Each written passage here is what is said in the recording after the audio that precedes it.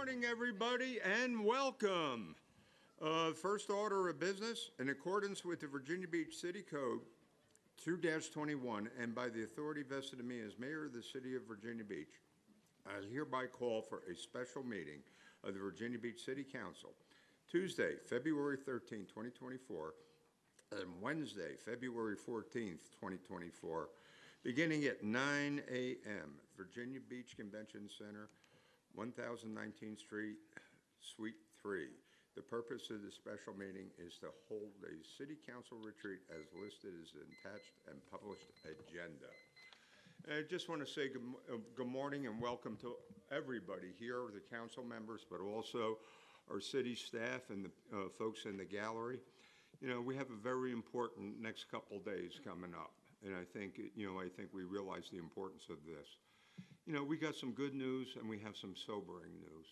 You know, the recent report from ODU on the quality of life in Hampton Roads really shows that Virginia Beach, over years, is very favorably viewed by many people as compared to other folks, in our Hampton Roads region. But that being said, you know, it's obviously that we're going to be confronting many, many challenges as we go forward. And, you know, as is noted, that inflation has reared its ugly head and affecting our ability to do capital projects and, you know, fund certain things. And we're going to have to find that balance along the way.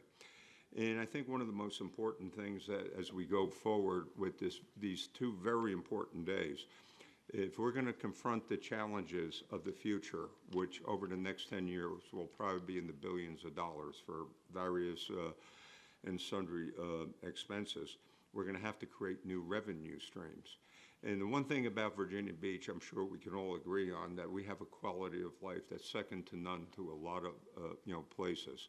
And we have to find that balance to keep that, to attract those new businesses, to attract the new people, to make sure that people that live here, you know, when they finish school, that they have a job and be willing to live here.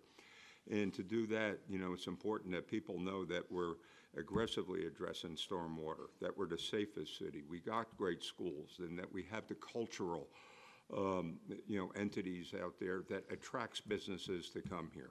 So once again, it's important that, you know, we really strive through adversity to find the opportunities that we need to maintain the quality of life and service to people in Virginia Beach in a very responsible way. So at this point, I'd like to turn it over to our city manager, Mr. Dehaney, for some opening remarks. Mr. Mayor, members of council, good morning and looking forward for the next couple of days. I just got a couple prepared remarks to say just to kind of level set on what we're hoping to achieve here today. But post-COVID, things are more or less back to normal from a public health standpoint. However, as the mayor mentioned, we're still on shaky ground in terms of our fiscal outlook. The majority of economic experts are no longer indicating a serious recession for our near future, but inflation and cost of doing business are still stubbornly high. At the same time, our revenues are plateauing. It is impacting the households of our residents and our taxpayers. And similar to running a city, it is more expensive to meet the needs of a household, and wages like revenues are not keeping pace with the increased costs residents are experiencing. Likewise, the national and international economic realities are hindering our abilities to compete and retain talent, deliver our essential public services, and also to deliver on our current capital improvement program. As you all know, following the 5-year forecast briefing, City Council expressed a desire to see what kind of impact a revenue-neutral real estate tax rate would have to city operations. As such, as part of the budget development process, we had staff from all of our city departments and the departments under the constitutional officers go through an exercise of applying a 7% reduction to their funding. I'm appreciative of the city departments and the offices of our elected constitutional officers and the fellow council appointees who took part of this exercise. They really took this exercise seriously, and I think we're able to give you a general sense of the impacts to the programs and the services that the citizens rely on that would be impacted should we go through this exercise. We also received a request from several members of council regarding the tax dedications that the council has previously put in place, in particular the origins of these dedications and what type of revenue they generate. We provided this information to you, as well as other information in your Friday package to help prepare you for the briefing and a discussion that you all will engage in today and tomorrow. As mentioned following the 5-year forecast, unless I hear something differently from City Council, I intend to submit a structurally balanced budget to you in mid-March for your review and consideration that focuses on keeping your policies intact, your tax dedications intact, and also maintaining our current services. Staff and I are look forward and are waiting any direction that you all may provide us today or tomorrow. Thank you, Patrick. Okay, at this point, I think we're ready for the review of the conversations feedback. Hey, welcome. Good morning. I'm happy to be back. I'm Julie Brenman. I've got my colleague Beverly Foster here from Fountain Works. And you all have your agenda in front of you. We've also got it up on the wall over there. So, Mayor, as you know, the next thing we will be doing is the community conversation review. We'll be talking about the budget throughout the day, criteria for how to prioritize. The outcomes we're hoping for the day is that you all have a better understanding of the budget, revenues, expenditures, existing policies. We want you to be able to provide feedback to staff for criteria for them to prioritize the budget that they're going to be bringing back to you. And then tomorrow we'll spend some time talking about capital projects and how to prioritize them. The actual decision-making on capital projects will be further out than the budget. You're going to have a lot of presentations to hear a lot of information about the budget, but Beverly and I are here to help facilitate your conversation, keep you all on track. You'll remember from when I was here in August, we have our little friendly timer over there. If we need to use that, we'll set that up every now and then. But looking forward to engaging conversations. Before we jump into the community conversation overview, we want to just have you think your mind a little differently. And in front of you, under the Post-it notes, you each have a set of some pictures. Patrick, you don't have them. I want you to choose a picture, stick with me right now, choose a picture and sort of set your intention for what you hope to get out of the next day and a half in this budget discussion. So use the picture as a way to illustrate what you're hoping to get out of the budget discussion for the next day and a half. We'll do that real quick, and then we'll jump into the nitty-gritty business, but just want you all to be able to share with staff and the community what you're thinking.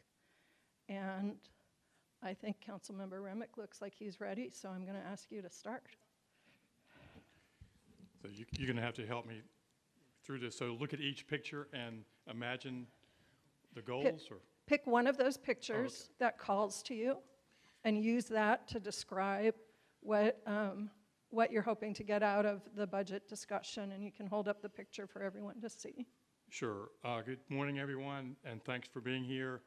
Fountain Works. So the 7 leaves on the clothes hanger, if that's a clothes hanger, they come from trees, of course, but that's 7 leaves together in alignment. So that could be 7 priorities. That could be 7 council members. That's passes for a majority. Could be 7 revenue streams. Could be 7 expenses. But that's what it speaks to me. There are good pictures though. The woman with the hands, that also speaks to me as well. So. Wait, and what is the hands and what is it telling you? So the hands with the woman looking to the side. That could be a hand up, not a hand out, as we say at Habitat for Humanity. But and the hand is facing up and not down, so that speaks as well. Great, thank you. Sorry. Oh, we each have different pictures. Yeah, you all have different pictures, yeah. I'm the guinea pig. All right. Councilman Taylor. Good morning. I have windsurfing with a picture of not the Atlantic Ocean, at least not Virginia Beach, and sand and tide going out.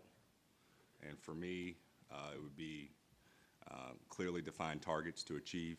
You don't go out windsurfing if there's no wind. And if you do, you might be in trouble. And we are in a position where the tide is coming in. The budget is tight. And if we don't set clearly defined targets and goals, we'll be in the same place next year. Thank you. Great, thank you. Councilman Berlucci. Thank you. Well, I have a card that has a little guy about to climb a flight of stairs, and it looks daunting, and I think for me, each of those stairs represents a challenge that we have before us, the budgetary limitations, the inflationary pressures, the experience that citizens are having in this challenging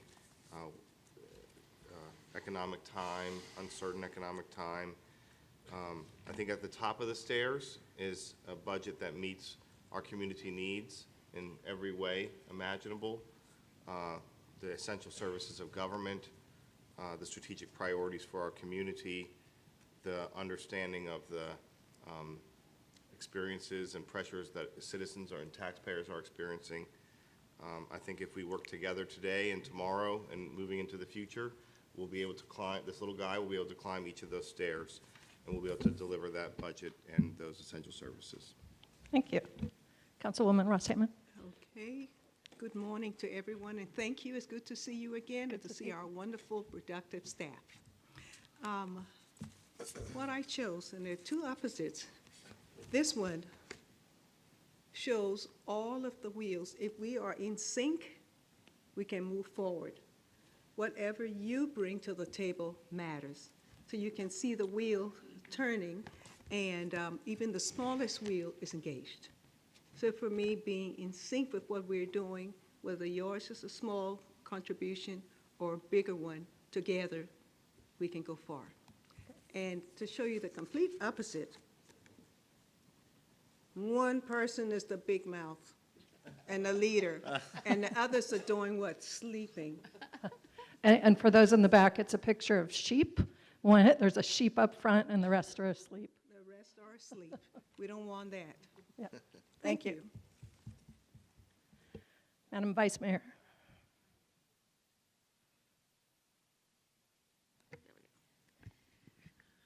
These are interesting pictures. I have one that's a group of pineapples, which is a sign of hospitality with sunglasses and balloons, and that would be good for tourism, but I don't think in this, I mean, we do live in a happy place, but I don't think that's where we are today with the budget.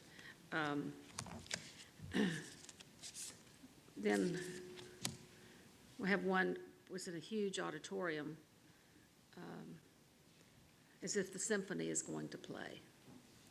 And I think we could be the symphony, and each of us has our own instrument, and we each, play to the audience, for the audience to hear. And when we get our budget, hopefully we can meet the needs of the people in the audience. And the people in the audience, I think, are our citizens of Virginia Beach.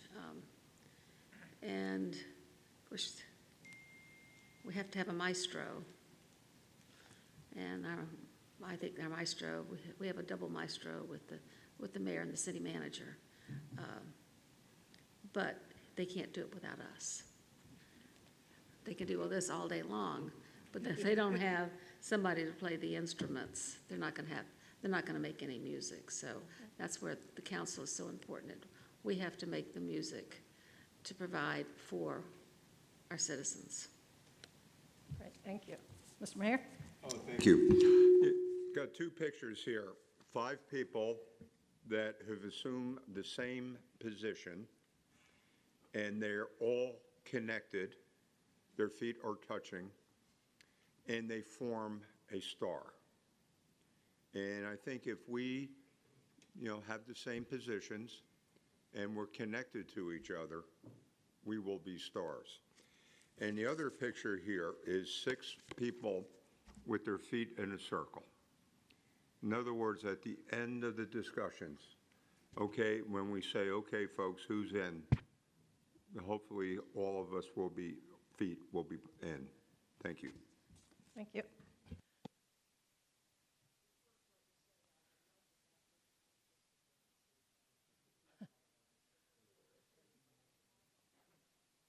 Okay.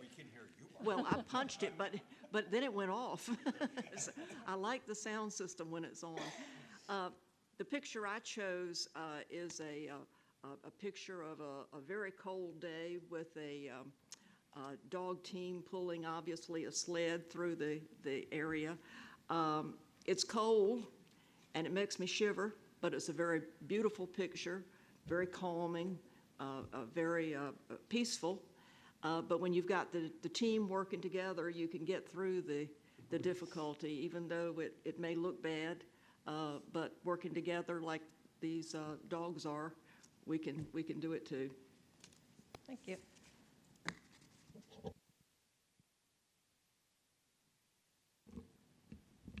Good morning. I have two pictures.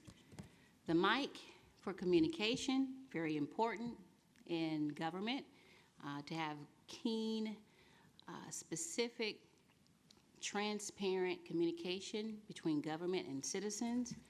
And the balloon certainly is important as we reach new heights. Thank you. Thank you. Good morning, everybody, and thank you to our staff for your efforts setting up this retreat today. I have chosen a picture with several ducks in a row. And they are floating down what appears to be a narrow channel. And I think that is our task at hand, is to get our ducks in a row for this budget. And, you know, I oftentimes describe this job to people, and one of the ways that I describe it is it's kind of like bumper bowling. And as long as you're moving the ball down the lane and avoid the gutter or bounce back to the middle, I think that's the whole kind of point of doing this job and keeping us moving forward. So I see these ducks moving down this channel as a way to just keep us moving forward and in alignment. Thank you. Good morning. Thanks for having me here. I picked a couple. It's kind of ironic. I don't know if this was planted on me, but it's a map, so kind of like the firefighter finding his way. But I look at it as on this one is we're here, Kevin and Katie and Patrick and everybody has put a lot of time into giving us something to form a map out of, and it's our job for the tourists and for our citizens to help make sense of this and move forward. The second one I picked was I like to hike, and this is up on a ridge looking at sunrise. And so I'm a firefighter at heart, and we have a working fire in front of us, and we got to put it out, right, KP? So the thing is that I got to be careful to not fall into that, but I am going to challenge y'all when it comes to some things about where I think things are and where the importance should lie, in my opinion. So let's get it on. Thank you. Councilwoman Rouse. Good morning, y'all. This made me think of what do you meme? And I was thinking we could go lots of directions with these cards.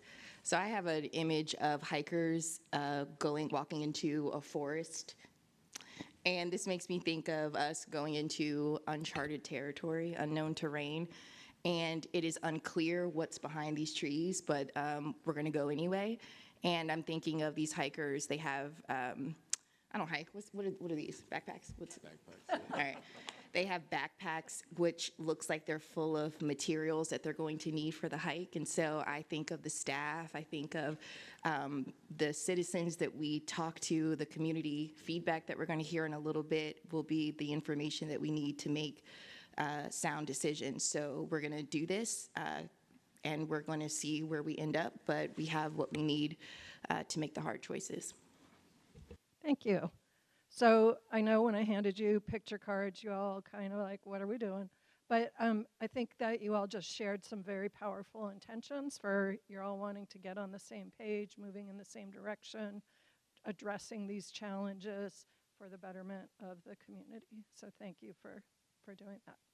And with that, we're going to shift. I'm going to go behind the podium for a minute and tell you some of the results of the community conversation session that you had, followed by Tam when talking about the resident survey.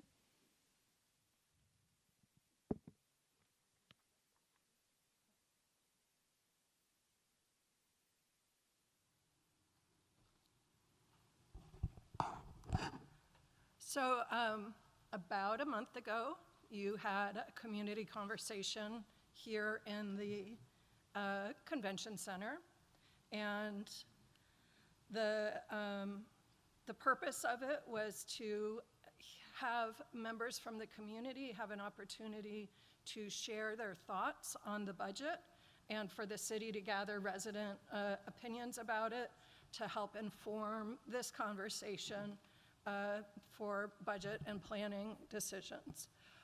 The process was about 145 people came. Many, if not all of you, were there to see some of the conversations. We were brought in so that there could be an independent analysis of what was said apart from city staff. And what people came and they were assigned randomly to different tables. Each table had the same set of questions. A city staff person facilitated the conversation at each session. We then took everything that was said, so it was all recorded on flip chart paper. We took all of that and assigned it to different themes and counted how many times different people said different things to identify themes, and looked at the frequency of those responses. And in addition to the conversations at the tables, attendees were also invited to leave comments in a comment box. Some people left comments spur of the moment. Some people brought in typewritten pages of comments that they had pre-prepared, but we also looked at what they left in the comment boxes. So big picture, what were people saying? The most common discussion was about economic opportunity and affordability. They were talking about things like wanting a living wage, having opportunities for businesses here, and talking about tax rates. I'll also say the staff has prepared a lovely binder for you. The full report's in the binder and a copy of the PowerPoint's in the binder as well if you want to be looking there. The next most frequent set of comments was about the environmental stewardship and preserving the environment. The most frequent comment in there was about stormwater and sea level rise and addressing that. The next biggest theme was about transportation, talking about a need for quality alternatives to cars, pedestrian bike path opportunities, as well as affordable, accessible, and dependable public transportation. The next group of comments most frequently heard was about adhering to comprehensive plans, following the plans that have been adopted, and avoiding overdevelopment. And then finally, there was the next most frequent was related to affordable housing and having a safe and clean community. In the comment box, so again, those were just individuals that left comments. That wasn't part of the group scripted discussion. The themes that we saw in the comment box, first most frequent was related to infrastructure. In particular, replace failing infrastructure, particularly the 7th Street corridor came up.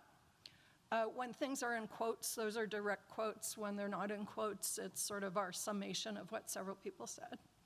The next theme was about the arts, continue to invest in the arts in the community with interest in the Vibe District and the Virginia Beach Symphony. Next theme was about nature, outdoors, and the environment, looking at development of green spaces, increasing walkability and bikeability, and cleaning up and preserving wetlands and the oceanfront. And then there were a number of comments about the city budget and taxes. This will come up in a minute again, but there were a lot of comments about explain what potential cuts are, how they would actually be impacting the different city services, and some comments about for the existing tax rate, city services seems reasonable. Like we're getting what we think we're paying for. And then there were a few comments about the community conversations itself. One frequent comment was about the diversity of the people that attended, in that it was not a particularly diverse group that attended, not particularly representative of Virginia Beach as a whole. And then the other comments were about the conversation exercise. Part of the exercise was showing some potential budget cuts and how that could impact services and individual homeowner tax rates. And for a lot of the public, that's kind of overwhelming. And so give us more specifics was what they said. As I said, at each table, there were conversations that were scripted. I'm not going to read as much on these slides, but just want to highlight some of the things that were said. Two of the questions were very positive and forward-thinking. What kind of city do you want to live in, and what should we be known for? The responses to those questions were very similar, so we've grouped them together here. There were a lot of comments about the community characteristics they'd like to see. It's safe, it's clean, it's friendly, it's civil, it's welcoming, it's diverse, it embraces innovation and arts. A number of comments were about the economy here. They want it to have affordable housing, living wage, opportunities, be responsible, have economic development, and be business friendly. A lot of the discussion of what we want the city to be known for and why do you live here was about the nature and the outdoors. You're in a beautiful area, and people want that protected. They want it accessible for everybody. They want the outdoor activities and tourism related to sustainability. And then finally, they want the city known for smart planning and development, that it's sustainable, well-managed, and it adheres to established plans. The next group of questions we've got here, what would be a top priority for something to change for the better? So they talked about you could change for the better your development and planning, particularly, again, related to sea level and rise and flood mitigation, adhering to existing plans. You'll hear some repetition in these themes. Supporting existing communities before building new things. Keep it clean, make it cleaner, and be aware of the diverse demographics and geographic features of the city. Transportation, make it better by extending light rail to the ocean front, having more public transportation, be more connected, more pedestrian bike paths. The economy, again, if you're asked what could make it better, people are going to say, oh, lower my taxes. So we heard lower taxes will make it better, but also support businesses. Oh, raise revenue to pay more things. So you're starting to see there's some conflicting messages from across the groups, and good paying jobs. And then again, what can you do to change for the better? More related to the nature, outdoors, and environment, stormwater issues, better stewardship of the environment and being sustainable, and more public maintained parks. The next question was, what is one thing we should avoid? So everyone was asked to share one thing we should avoid. Again, themes related to development and planning. Don't have overdevelopment or unrestrained growth. Don't ignore the plans that were already adopted. Fund the right things. Don't violate the green line. Don't work in silos. Work as a collective city. Have more public-private partnerships. Under the economy and taxes, that's again the mixed messages. Avoid raising taxes. Reduce wasteful spending or government waste. Don't harm small businesses. Housing and homelessness, they said don't ignore the homeless problem, but also don't have more shelters and don't encourage homeless migration. So again, mixed messages. On the nature and the environment, don't obstruct the ocean front for us. Don't ignore sea level rise or ignore natural areas. Don't let us not surf. And then infrastructure, don't neglect it. Don't put more toll roads in. Don't let our roadways decay. There was a question about when you hear the word core government services or the phrase, what does that mean to you? And these are the responses. So when people in the community are asked, what's your core services?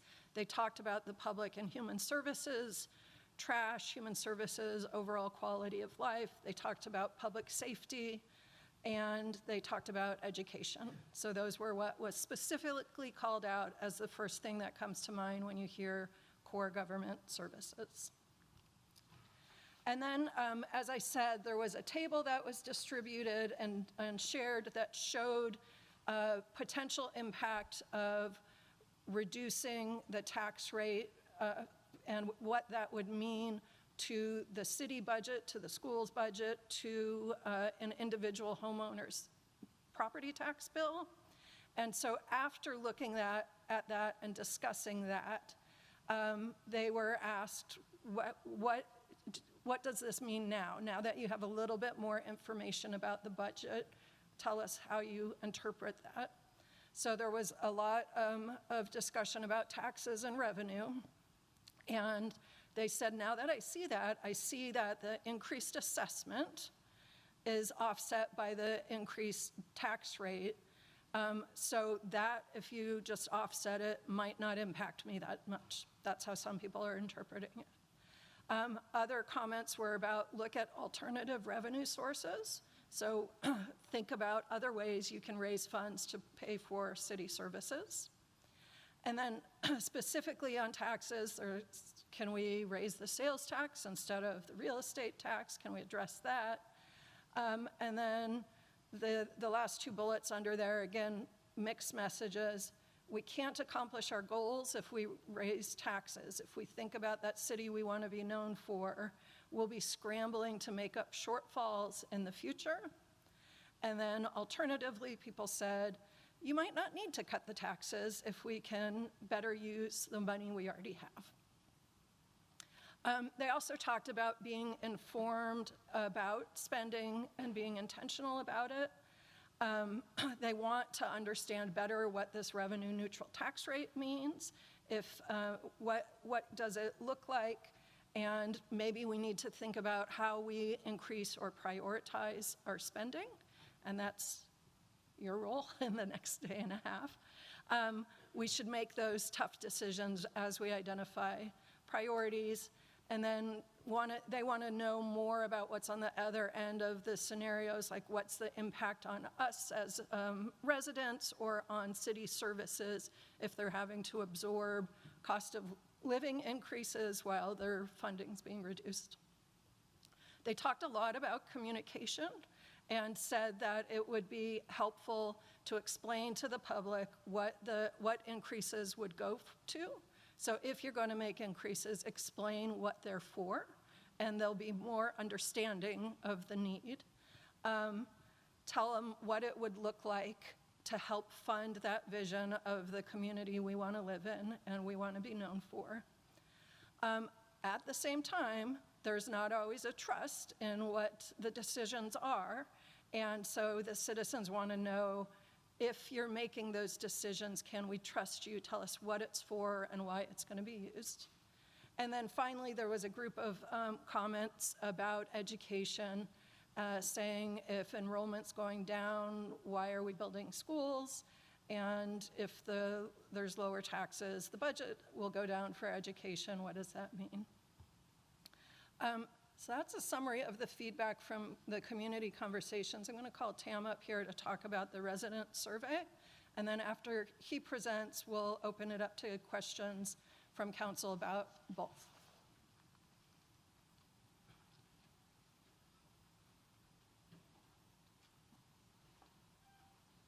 Good morning. Good morning, Mayor, Vice Mayor, council members. I appreciate the opportunity to be in front of you today. Change it. Testing, sorry. Okay, thank you, appreciate it. So for the next several slides, I'm going to walk you through the comparison of the community feedback that Julie presented and how that compares with the 2022 resident survey here in Virginia Beach. Just to let you know that This was actually administered back in 2022, in winter of 2022. ETC was the institute who administered it, ETC being one of the largest market research firms in the space, well-versed in community surveys, I think having conducted more than 1,000 surveys. The survey was a random sample, statistically significant as well. Equally important, the demographics of the survey respondents reflect the actual population of Virginia Beach in terms of key demographic areas like age, gender, and race and ethnicity. The margin of error was a little bit less than 3% at a 95% confidence level. So what that means is if the survey was administered 100 times, 95 of those times the results would fall within a 3%, 3 percentage points of the data that you found in the survey. So all of that to really emphasize the high quality set of data in the survey. The overall themes that Julie presented and recapped so well align with the key priorities in the 2022 resident survey, as you can see here reflected in the table.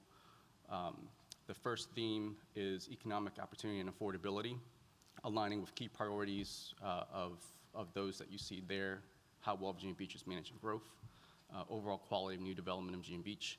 And just to kind of level set this before I go further, in the survey, residents were asked to rate the quality of city services as well as the level of importance for each of these key areas. Moving on to the second theme that you see there, environmental stewardship and preservation, aligning with resident survey themes of stormwater management and protecting natural resources, transportation, aligning with transit services and accessibility of sidewalks, and then affordable housing that you see there. I want to dive a bit deeper into the alignment of the themes, particularly focusing on economic opportunity, affordability, and environmental. What you see here is a snapshot from the resident survey findings report. It focuses, it's basically a tool that ETC uses so that it helps communities set priorities. It's called the Important Satisfaction Analysis Tool. Basically what it does is by identifying services of high importance with low ratings, the analysis identified services that would have the most impact on overall satisfaction with city services. So what you see here in this table in the red, those are what respondents rated as really important to them, but then had the lowest satisfaction. So this table, focusing on development services, you'll see that the top 3 priorities, affordability of housing options in the city, how well the city of Virginia Beach is managing growth, and overall quality of new development in Virginia Beach. Those, of course, all aligning with what Julie mentioned in terms of the overall theme. And all of the items in the yellow, those services are also mentioned in the community event as well in some regard.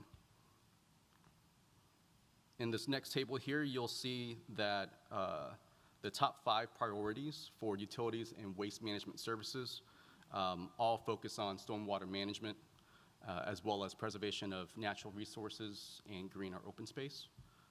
And just to keep in mind that this is a prioritization tool, so those items in green aren't meant to be ignored, of course, but those items in red and yellow are going to have the most impact on overall satisfaction. Throughout the community survey, there was recurrent feedback regarding public safety and human services, as Julie mentioned, I think in question 6 with core government services.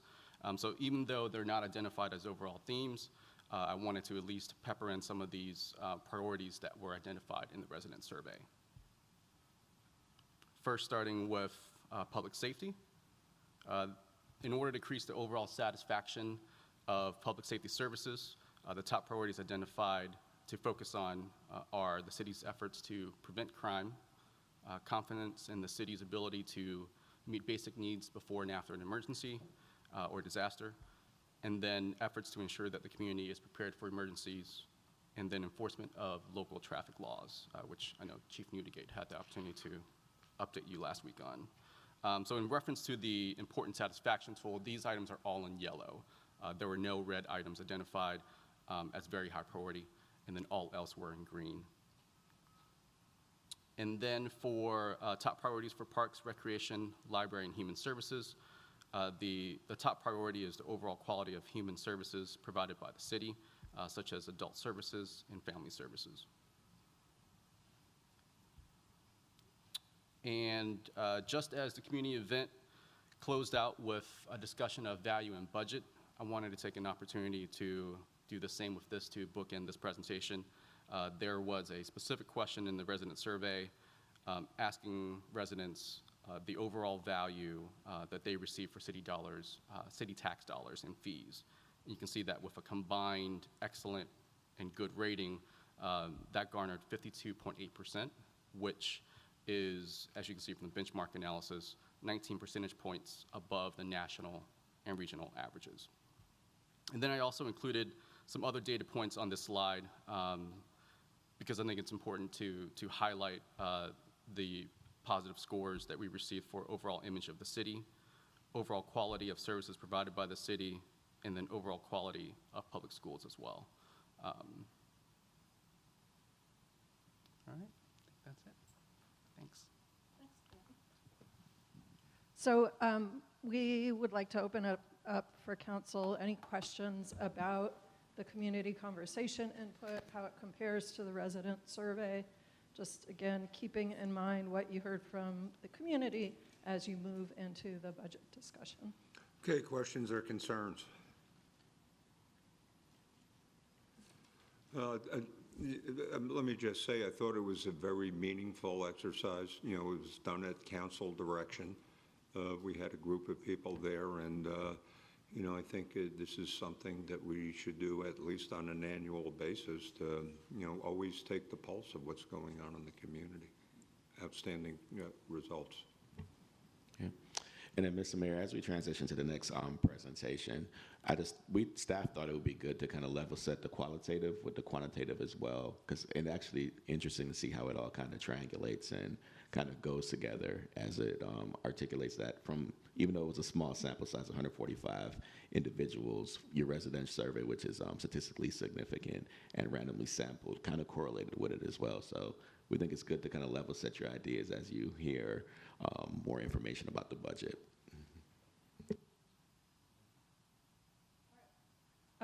With that, then we're actually going to move on to starting to talk about the budget specifically. Okay. All right, so Kevin, as you get ready to come on up, I'll start off a little bit. All right, so Mr. Mayor, members of council, Kevin's going to give you all a detailed presentation of the budget, the overview of the process, quick synopsis of the timelines, and then our revenues. And basically what we're seeing right now is we're only seeing around a $47 million growth in revenue across the city from a revenue standpoint. And from a city of our size, that doesn't go very far in terms of meeting the increased demands for services, the inflation necessary to keep the lights on, and to cover compensation for employees. For example, as I mentioned, we're seeing about a $47 million revenue growth, right? Then we all know we got the school funding formula, so roughly a little bit less than half of that goes to the schools. So 47 million, automatically $21 million are going to the schools. And then we typically like to do around a 3% compensation increase. And the reason why we're at 3% compensation increase is because council adopted a step plan, and the distance between the steps are 3% for 80% of our employees. So roughly we're programming right now, and obviously this isn't the release submitted budget, but right now we're programming in our baseline as we prepare the budget of 3% compensation. Health insurance increase is about 1.5 million, right? So 3% compensation, let me go back to that, is about 16.5 million. Kevin's gonna give more information on that. Health insurance, we're seeing about a $1.5 million increase. And then the city's VRS, which is the Virginia Retirement System, that's an obligation that the city has for being a local government and participating in the retirement system. That's going up 3%, $3 million. So roughly, we also provide tax relief for the elderly. That's $2 million that we take off right away. And then also the sheriff body worn camera. This year's implementation is $2 million. And then EMS half-year salary. So you remember council authorized us to bring on additional EMS staff. That's about 0.5 million. When you subtract all that out, right, 47 million, 21 million to the schools, 16.5 million for a 3% compensation reserve, 1.5 million for health insurance, the VRS rate going up $3 million, the tax relief for the elderly, $2 million, the sheriff body worn camera, $2 million, and then the EMS salary increase, it only leaves you about 0.5 million, right, that you could use for investing in your other priorities, or if you wanted to do taxpayer relief. So what we're saying with that, council, is it's really germane why I think you all kind of push us in this direction of looking to see what these impacts of a reduction can do to the city services. But we also kind of wanted to make sure you all understand as well, it's not just a municipal corporation, that if you all wanted to refocus on the priorities or tax relief that should be looked at, we might also want to have a conversation amongst the body as it relates to some of these dedications that you all have in place. That might be a place that you all want to look at if you all want to reinvest in priorities, or maybe you want to say, hold our priorities the same, or to look at those things for taxpayer relief. If you hit the municipal operations, it's likely means that we're going to have to change the service levels that we provide to our citizens. And all that is a fair exercise to go through and a fair discussion for you all to have. But we just got to make sure as we approach that, we're eyes wide open in terms of what it may mean to change some of our dedication priorities. For example, TIF fund, the TIF, or the ARP program, but also if we're impacting our municipal services as well, think about what that means to the residents as well, in Parks and Rec and libraries and human services and whatnot. And Kevin, with that, I'll turn it over to you. All right. Thank you. Good morning. So as a city manager, just covered, quickly, I'm going to provide a budget overview and starting with the timeline. So this is something City Council and the public have seen. We included this as part of the 5-year forecast to just kind of give a overall month-to-month play of where we're at in the budget process. So the November slide, that's when we provided the 5-year forecast, City Council, and you got to look at revenue projections.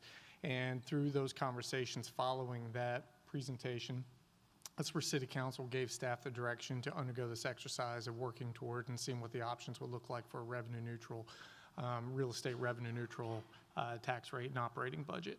So City Council had said they had wanted the information a little earlier in the year, so we tried providing that about a week ahead of schedule.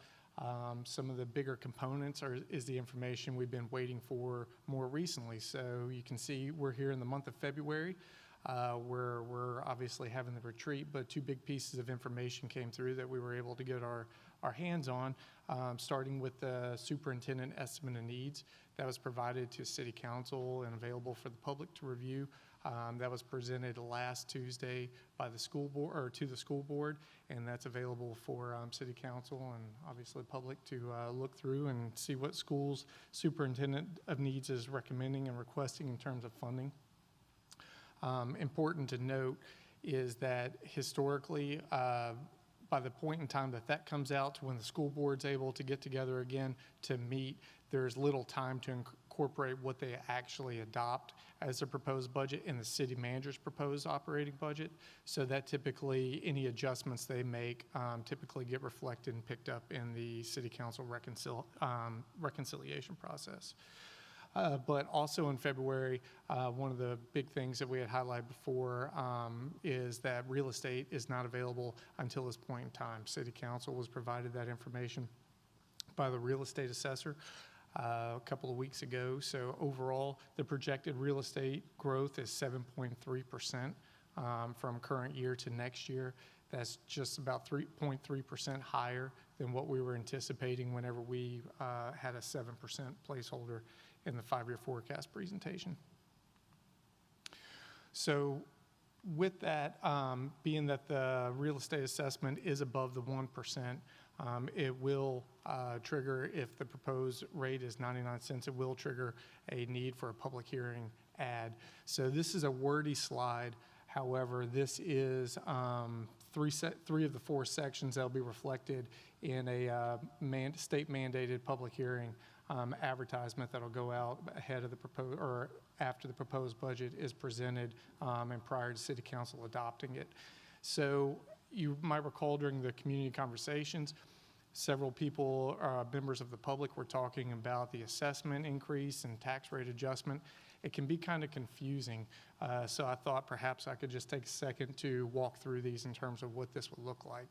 So this is actually populated with the numbers based on the information we got from the real estate assessor. So the first section is identifying and performing calculation in terms of what is the increase from assessment base of the current year to next year's assessment growth.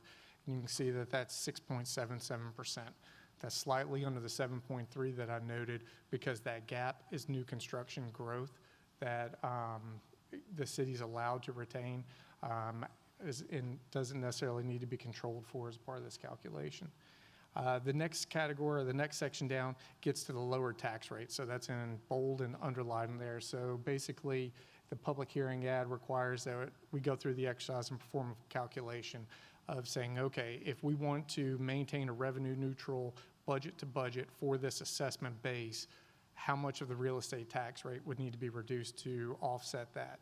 And you can see that there underlined at the 92.72 cents per 100 assessed value. So that's termed the lower tax rate. So then that carries forward into the next portion of the ad, which is to establish the effective tax rate increase as it terms it. So what this is basically doing is taking the difference between the proposed rate, which the current rate is 99 cents. So for the purpose of this illustration, I've put that in there. The difference between that and the calculated lower rate from Section 2, that establishes that difference of a 6.277 cent equivalent effective tax rate increase per the calculation, or 6.77%.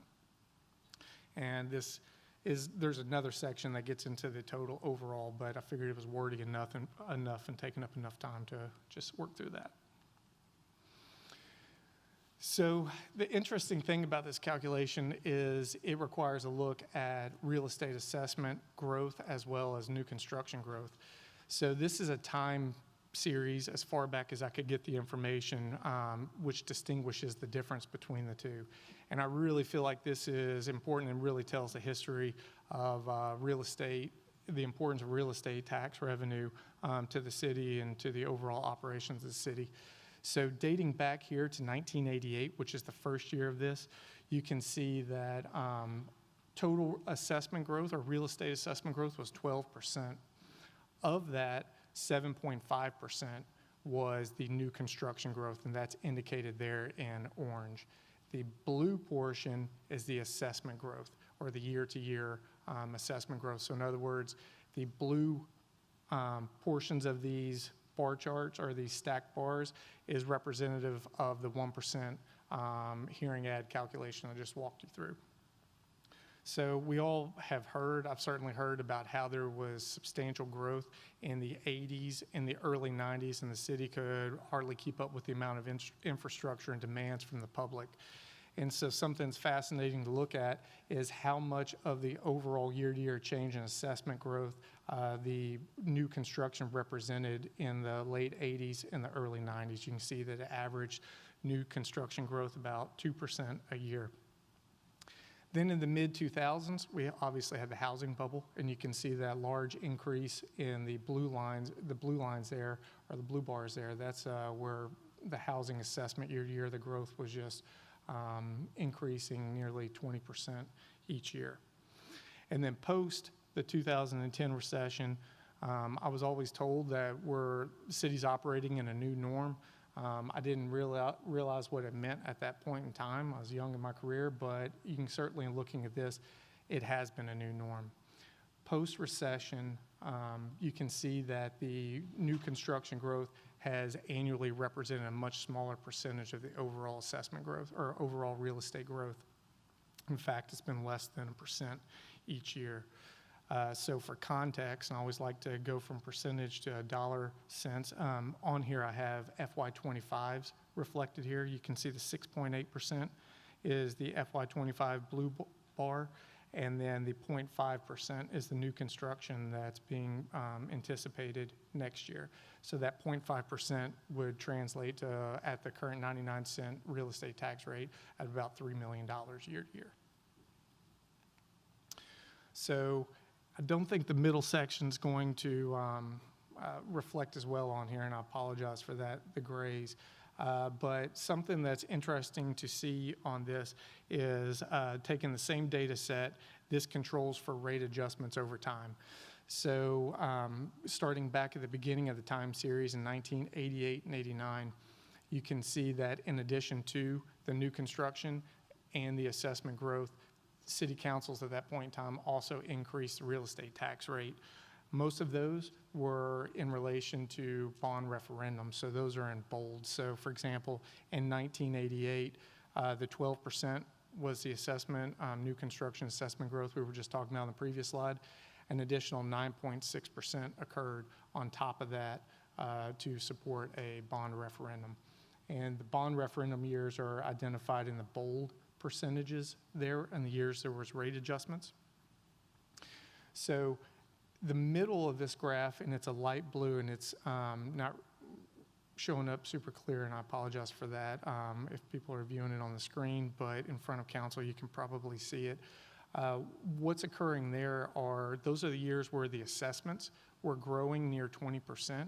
You might recall on the previous slide they were much higher. Well, this is adjusting for the rate reduction that City Council did. So you can see that City Council reduced the real estate tax rate in those years, offsetting a portion of that assessment growth, but not necessarily getting it down to the neutral rate. So going forward, continue on across to more present day. One thing I do want to note is that City Council most recently in FY22 there, you can see that there was little growth in the overall real estate assessment year to year. City Council got very close that year to establishing a revenue neutral tax rate, and whenever they last lowered the rate to its current level of 99 cents. And then you can see the orange portion of that is the new growth that was able to be accepted and not part of the overall calculation. So the important distinction between then and now is back then we were coming out of the post-pandemic era where we were seeing double-digit growth in some of our other tax revenue sources such as general sales, hotel, restaurant taxes, or tax revenue. That was occurring then, allowing for that not to be as material of an impact to establish that neutral rate. But in the current environment, as the city manager just had talked about, $47 million being the overall growth, 46 of which is the real estate tax, meaning that the other revenue streams and sources are pretty much a wash in terms of some pluses, some minuses. So it's real estate's primarily our only source of growing revenue going into 25. Kevin, I think it would be good if you go back to the previous slide and articulate what the red baseline is. I apologize. Thank you, Mr. Manager. So it was on both, and I can stick with this one. So that is just showing the historical average. So over this time series, the assessment growth that's been accepted through either rate adjustments up or down and the organic growth that's occurred is on average 6.1% from 1988 to the projected FY25. Okay, Chris and then Worth. Thank you, Mr. Mayor. Kevin, you just mentioned the $46 million in the real estate revenue growth, and then you said something after that in terms of the other revenue sources are flat. And we've heard so much about our economic development investments. Is that included in the real estate rate or those increases? So if the only thing growing is our assessments, can you articulate or help us understand other investments that we made? Are they not producing? So I would suspect it's baked in there, if you will. So any new assessment growth that's going to come online.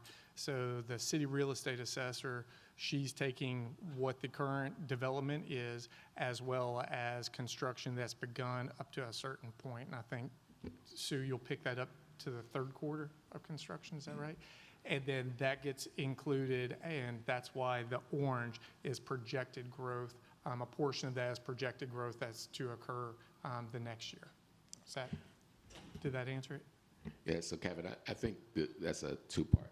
So Kevin, I think a lot of it you answered in the 5-year forecast where you showed council the performance or the underperformance or the break even of the other revenue streams. I would say for economic development on the city side, economic development just really drives the property tax increase, right? Primarily when the city does economic development deals, the big thing we go for is property tax, property real estate tax, because the rest of it we don't necessarily control. So if the real estate tax is going up, it's washed up in there in terms of economic development versus the natural assessment. All right, maybe I wasn't clear enough. How about investments in tourism, investments in festivals? Are those returning revenue enough to support the other projects? Because based on your performance, or based on your presentation, it doesn't appear those efforts are producing. And perhaps I don't have the overall year-to-year change in the revenues by source, but I can certainly provide that to you, council member, and you'll see that as part of the overall proposed budget. I'll be sure to include that.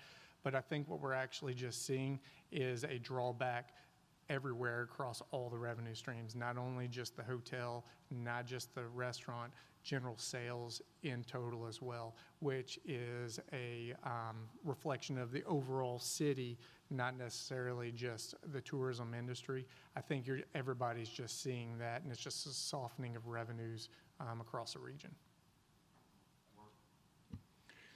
Thank you, Mayor. Thank you, Kevin. So two things. Number one, back on the red line. So on average, through the highs and the lows of the market, that's a little under 7% on average increase in tax assessments. Correct. Since 1988. Okay. Then second, is it fair to say, talking about new revenue streams, that the orange, the new construction, and that's partly residential, but it's also partly commercial, that that's actually new revenue streams added to our budget? Yes, that is correct. It's improvements, new construction, development of previously undeveloped property. Rosemary. So we get about $8 million per penny. Correct. We'll be getting about $8 million. And if it goes up 6.72%, when I do my calculator, it's about 53 million, not 47 million. So I must be doing something wrong. Can you tell me? You are doing it exactly correct, and I think this slide here could help facilitate that and get you to your answer. Mr. Mayor, Kevin has a couple more slides, and it may address some of the other questions and concerns council may have, and then we can open it up for question, if that's okay. Vice Mayor, to your question, this is the per penny. So for context, as part of the overall conversation, this is the information that was provided to City Council as part of the 5-year forecast, but also shared with schools. So each penny of the real estate tax generates about $7.8 million. So this is a sliding scale of going in 1 cent increments from 1 cent down to 7 cents. And then you can see that, so for example, the 7 cent scenario is the 54.9 million. And then per the revenue sharing formula, the negative on each side of that would be the shared reduction between both city and school. So, Vice Mayor, the 54 million is a reflection of the overall citywide real estate tax to be generated through the assessment increase and the new growth that you were talking about on the per penny basis. The gap of the 47 and the 54 million that you see here on this and that you got to, that's the growth that was allocated out to other dedications of special revenue flood, the flood protection program, ARP. And so those funds, Parks and Rec, Special Revenue Fund, those funds retain that growth in the general fund. They've been fenced off, so not Correct. included.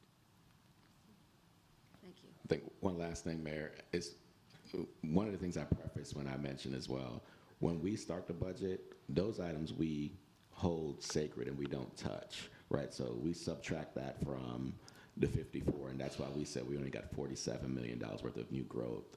to work with, because what you already passed as a policy and dedication, Kevin and I, as we put together a budget, we put that in a lockbox because you already took a policy position on those things. Go ahead.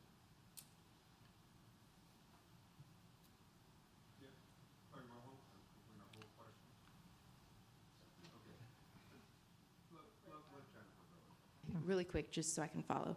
So the dedications, that's the TIP fund, TIF fund, ARP. EDIP, there's several of them, and Kevin is going to go more into that. Kevin's going to go more into that in the presentation, but there's several of them, more than just what you mentioned as well, but generally those are the dedications that council's adopted as well.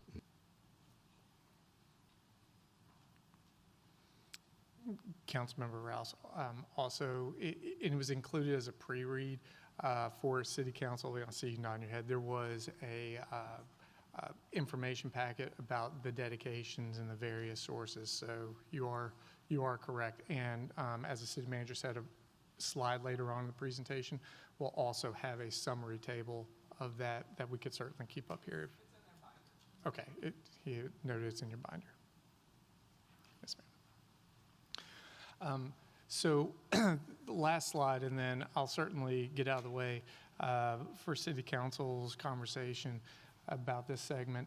So one of the things that I think I've certainly heard over many years, and I've heard City Council talk about and the public, is the total budget's $2.5 billion. Surely it's easy to find $5, $10, $15 million throughout the operating budget whenever something's of that size and magnitude. So I thought perhaps I could kind of work through it from a revenue standpoint to try to help it not be so overwhelming as looking at the $2.5 billion budget. So City Council recalls that recently there's been a lot of conversation and discussion about the Town Center SSD and how those revenues collected through that real estate surcharge have to be used for that purpose of that geographical boundary. Well, when you're talking about a $2.5 billion budget, those little lock boxes aren't necessarily being broken out. So the purpose of this visual is to try to help do a quick crosswalk of that. So starting from the top of the table, you see the $2.5 billion adopted FY24 operating budget. Well, within that, there's the enterprise fund revenue, so public utilities, the water sewer funds, the waste management, parking enterprise, and the stormwater fund. Those fees are established and collected for very specific purposes and based on bond covenants are not to be redirected for other general government services. So if we control for that, that's about $235 million. Then controlling for additional revenue sources, you have a state and then a federal. So city and schools both get state and federal resources for very specific purposes, not necessarily just to support general government services. A lot of times those come with match obligations as well. So controlling for the state and federal revenue, we get down to 1.47 billion local revenue.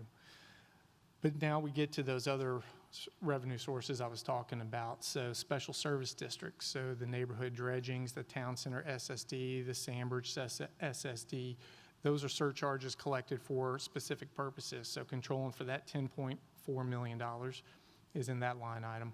Then there's the other dedications. So this is reflected as $189 million, and these are the various dedications. So the flood protection program, the stormwater general fund, I'm going to not use an acronym. I want to say EDIP, but the Economic Development Initiative Program, which gets a cigarette tax dedication, the ARP. Those are within that line item, and some of those are drawing on fund balance in the current year. So that's the reason that number is $189 million there. You used another one, ARP?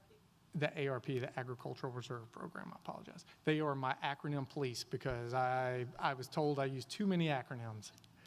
So then we get down to the schools local. So what this is, the school's operating budget's over $1 billion, but we've already controlled for their state and federal portion on the top of the table. So their local portion, including the revenue sharing formula and then other cafeteria fees and things that they get in local revenue source, it's about $544 million. So now we've worked this down to $728 million of local revenue sources. But then we've got some other things baked in there. So we've got the tax exemption for the elderly and disabled. So this is a long-term policy the city council's had in place to provide a partial or full exemption for qualifying individuals based on program parameters, age, income thresholds. That's $13.4 million. And then the department-specific revenue. It drives me nuts. I know things seem very general and vague whenever they're big numbers and it says department, but this $80 million represents department-specific fees. So looking at the former fire chief, the fire marshal's office where you have inspection fees, the police department red light camera, the planning department planning and inspection fees. So these are just the department-specific revenues that are supporting particular programs and services within those departments that are collected for that reason. So whenever you discount all this, we're down to that bottom portion, which is the $634 million of remaining undedicated, unallocated resources, which we're trying to allocate out to support general government services. And so as we continue to walk through additional segments of the conversation, the remainder of the day, I'll try to keep that 634 number in front of council so that way we don't go back up to the big picture and get overwhelmed. I think before, you can come on up and speak. The 634 is what we use to fund the general operations of the city. So the different departments, after you separate their other federal or state money, so roughly $18 million or something like that goes to public works and things like that, right? So this is the money that we use to run the municipal corporation and the city departments. Mr. Mayor, I know I'll let you lead the calling on people with questions. So just want to emphasize, Kevin and Patrick's, the starting was looking at the revenue. We're going to, after revenue, look at prioritization criteria and expenditures. So we're going through this in chunks, and we want to start capturing some of your questions. We also have a little bike rack over there for questions that you want staff to follow up on. Okay, Barbara. When you're looking at the dedications, what about the state mandates? I'm particularly thinking of the, I can't see from here, the veterans exemption, and that was a state mandate where you've got the tax exemption for elderly and disabled. There's a big one for the veterans. Yes, ma'am. That is netted out at the very beginning because it's a mandated program and it is about $27 million. You're correct. So that is a mandated non-local option, and that is netted out of the very top revenues, and it's taken out. It's growing about 24% a year.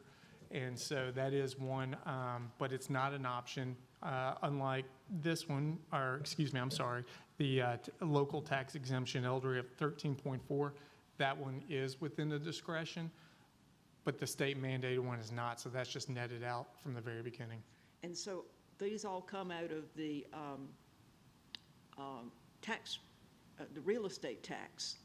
The tax exemption for elderly and disabled is real estate. I think there's also some personal property exemption there. And then the veterans tax exemption for real estate comes out of that too.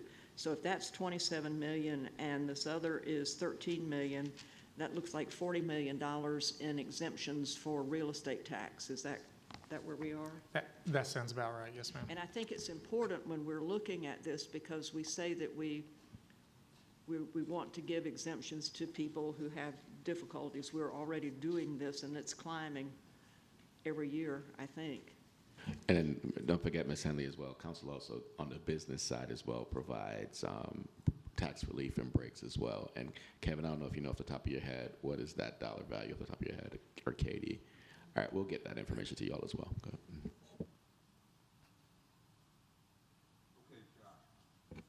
Thank you, Mr. Mayor.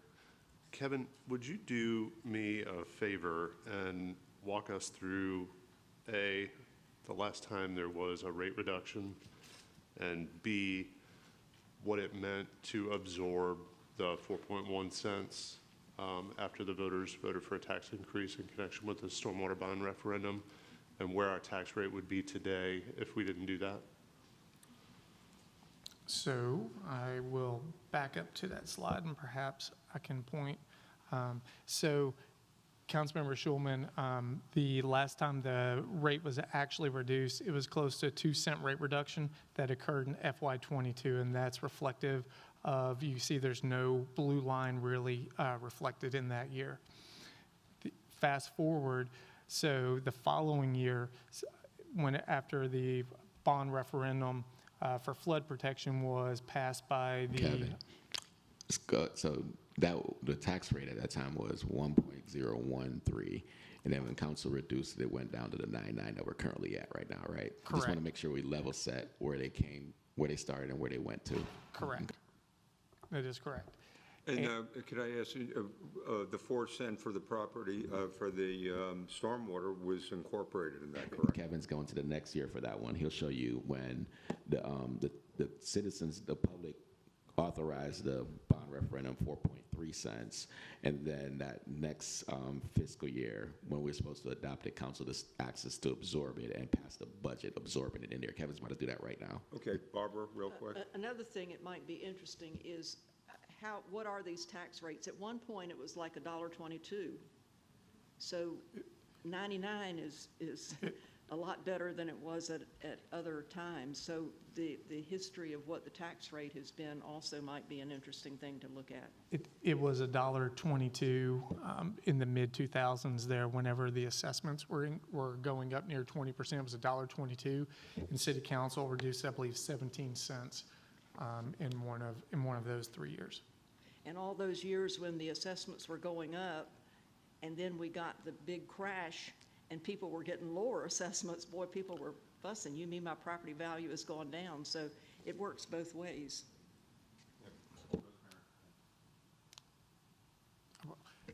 So going back to the new assessments, I wrote down that it was 7.3% that they went up Yes, ma'am. instead of the 6.72.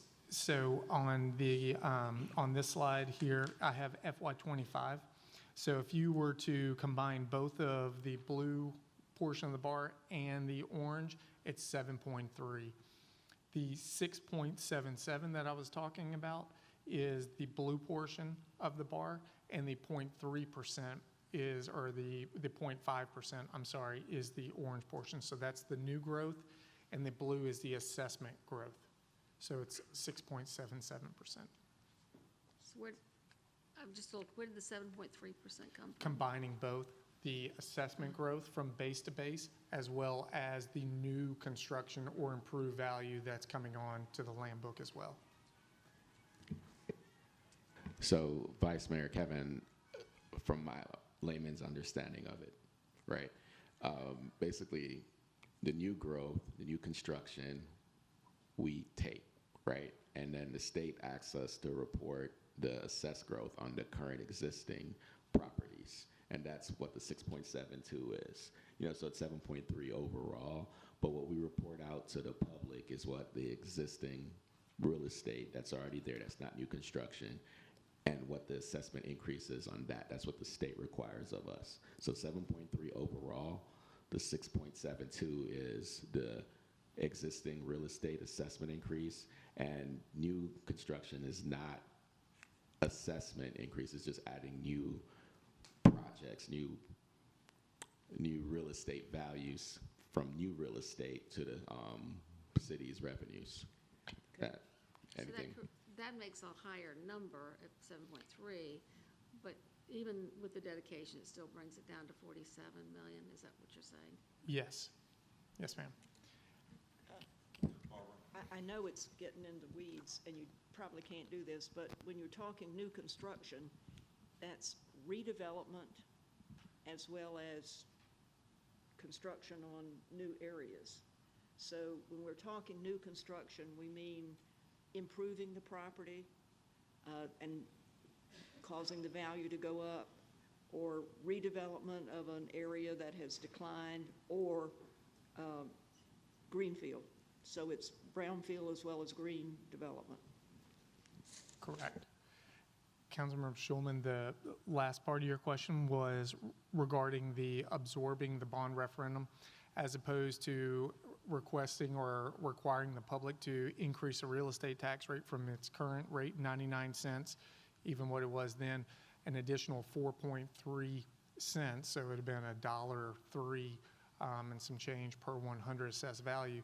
City Council decided to dedicate a portion of this blue bar here to the flood protection program, and that's in the neighborhood of about $32 million a year that is dedicated and redirected there as opposed to coming back to support general government services. So that was then put into this dedicated category here. Did that answer it? Yes, and thank you. And just a request for clarification, the year prior was a 2-cent reduction, is that right? Close to a 2-cent reduction. A little more than 2 cents. Wasn't it 0.01? You're right. Yeah, 0.013. It was I've got too many decimals in my head, I apologize. It was 1.0175, and so it has been reduced down to the 99 cents, so 2.75. 4.3 cents of that is for the bond referendum, which we really can't do anything with. It's dedicated for that purpose. So essentially, we had 2 consecutive years where the tax rate stayed the same, or was reduced by 2 cents, so roughly 6 cents. Roughly 7. Okay. Yeah, we articulated to you all in the last budget and the last winter retreat as well that prior to this budget, council in effect reduced the tax rate about 7 cents in those 2 fiscal years. Okay, thank you very much.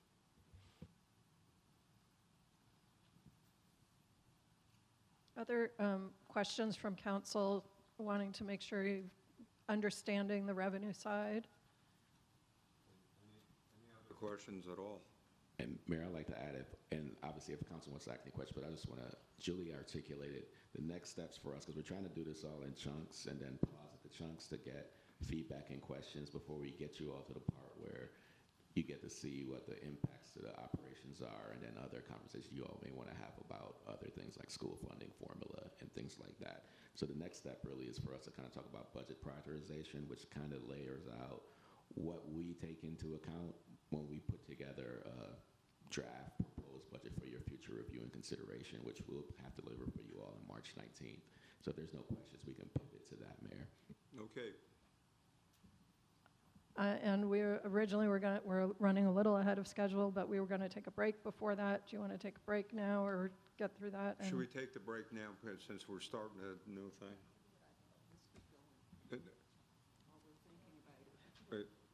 Okay, keep going, or I'm getting mixed messages here. Short break. Short break. So it's 10:22. Let's start back at, quarter, no, that's too long of a break. Let's say 10:35, so about. Okay, 10:35. Thank you.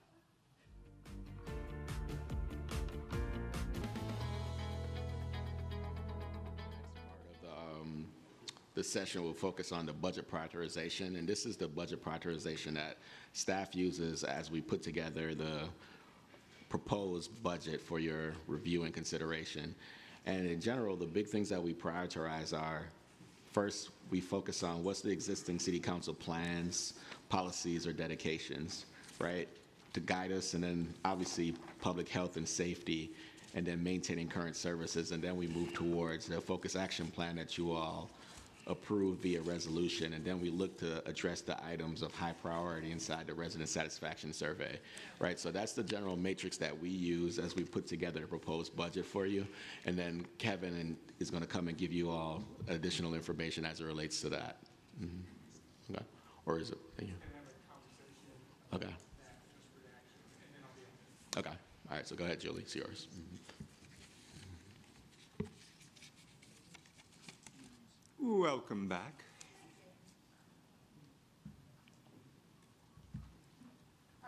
All right. So big picture, you've got the 5 ways that staff prioritizes the budget. We want to hear from you. If you were prioritizing the budget, is this how you would do it as well? What's important to know within each of these categories? are there other things that you want staff to be taking into consideration as they prioritize? And go ahead. I'm going to add one more thing. And those are in priority order, right? So obviously, I work for council. We all work for council more or less. So whatever you all say comes first, then public health and safety, which is our chief responsibility as a city, then maintaining current services. We're currently right now, as we kind of articulated, we got enough funding to fund 1, 2, 3, right? If we want to do investments into the focus action plan and some of the other priority areas in the resident survey, choices need to be made as it relates to possibly increasing revenue or not doing something that's important that we already do not do. And that's where the space we need council to provide us guidance. You know, some of the big things that is primarily my concern is the dollar doesn't buy what it used to buy 2 years ago, right? When council adopted a $567 million bond referendum, 567 bought us 21 projects. Nowadays, we need about over $1 billion to buy those 21 projects. When we froze the ERU, we were anticipating the ability to freeze it for however long we were able to do it because the dollar was valued at what it was at that time. Now it's getting hard for us to meet our dredging requirements, our stormwater requirements, and the staffing requirements that we're going to need to bring all these other stormwater facilities online, because holding it flat, the costs are exceeding what we're able to generate from a revenue standpoint. You know, so these are some of the things that we're challenged with, is that 1, 2, 3, we're able to do that. Last year, in order to maintain current services, we had to kick out 9 CIP projects, right? We're seeing a similar environment this year as well, and that's before we even get into new investments in the focus action plan or addressing some of the high priority areas in the resident survey. So with that context, we want to hear from council. Staff needs to understand, is this how you would prioritize? During last year's budget process, we asked the public, and I don't know what we gave them, and what I'm asking for you to do is to find that for us. But we had an exercise that we asked the public to participate in, that if we reduced it 1 cent, this is what we might cut. If we reduced it 2 cents, and we had all of those things. We didn't do any of that. We just adopted the whole budget. But I think that might be a starting point for us when we look and see what did the public say they would do without if we reduced it 1 cent. So could you find that for us? Patrick. Yeah, Councilmember Henley, we could resend that to you, but also Councilmember Henley and members of council and mayor, since council asks us to go through this exploratory exercise, you do have more contemporary information based on the exercise that we provided to you and what it means for the budget impacts for those reductions to the departments. We could, if council would like, do the exercise with that information this year as well, right? So like, you know, last year after the budget, you all asked us to see what a 4 cent reduction would look like. And then once we gave you options, you said take it to the public. We could take the budget reduction information that the city departments did and update that to make it more contemporary, if that is something that you all want.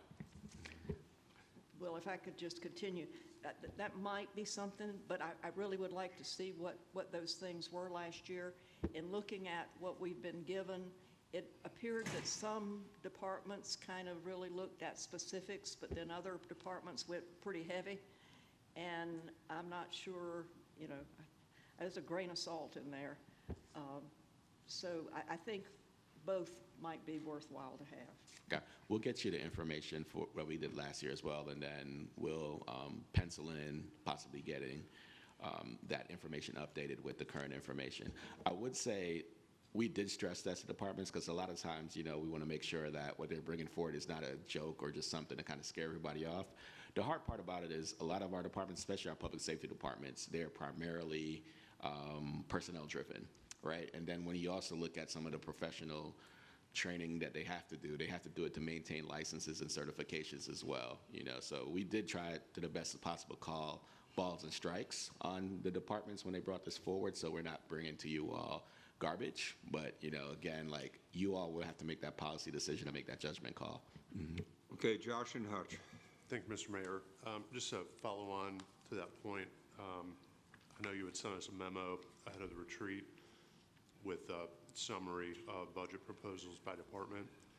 And I just wanted to say thank you to the departments for putting together that information. And I reviewed it, and I'm sensitive on cutting personnel because those are real people and jobs and families. And I'm also sensitive on cutting services that people depend on. And I would like to know, because there were several entries where, you know, FTE positions were mentioned, and I know that budgeting for a full FTE complement is important for a number of reasons, but I would like to see how many of these FTE slots are unfilled and have been unfilled for, say, in excess of 6 months or a year.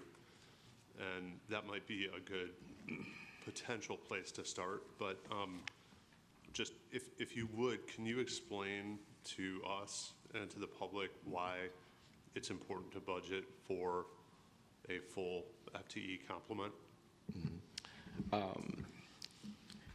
It depends on the organization, right? The organization I came from previously, we did not budget that way.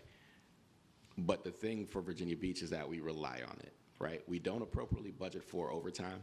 We don't appropriately budget for other things, because how we do that is we rely on the vacancy savings, right? So for example, the fire department, they traditionally go probably 2 times to less than 2 times over their overtime budget. We program probably about 4.5. And if we don't have the vacancy savings across the organization, then we may need to start budgeting appropriately for that. So it's like 6 or 1/2 dozen. The other component of that is that the vacancy savings do go into the CIP and fund things that sometimes aren't bondable. For example, beach replenishment projects. You can't bond sand, right? So those one-time cash things, it covers the cost of that. I would say our reliance on vacancy savings need to be tampered down, because we're in a place right now where we're better than we were before COVID, right? So for example, COVID years, after COVID years, we had about 800 to 900 to sometimes maybe even over 900 vacancies. Last vacancy report I got is that we're at 679. Traditionally, we're about 7,000 employees. We should be around 10%. We're below that right now. Yeah. Mr. Mayor, I just want to jump in for a second, process-wise. We're trying right now to talk about your criteria that you would use for prioritizing.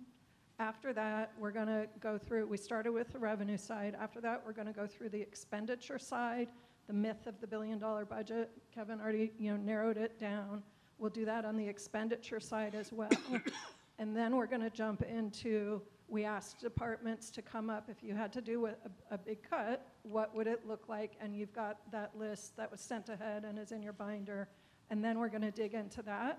So I know that that's what's in your mind right now, but I want the council to start big picture. If you're prioritizing, what criteria are you using, so that staff can understand that criteria as they apply it to these potential. Okay, Hutch.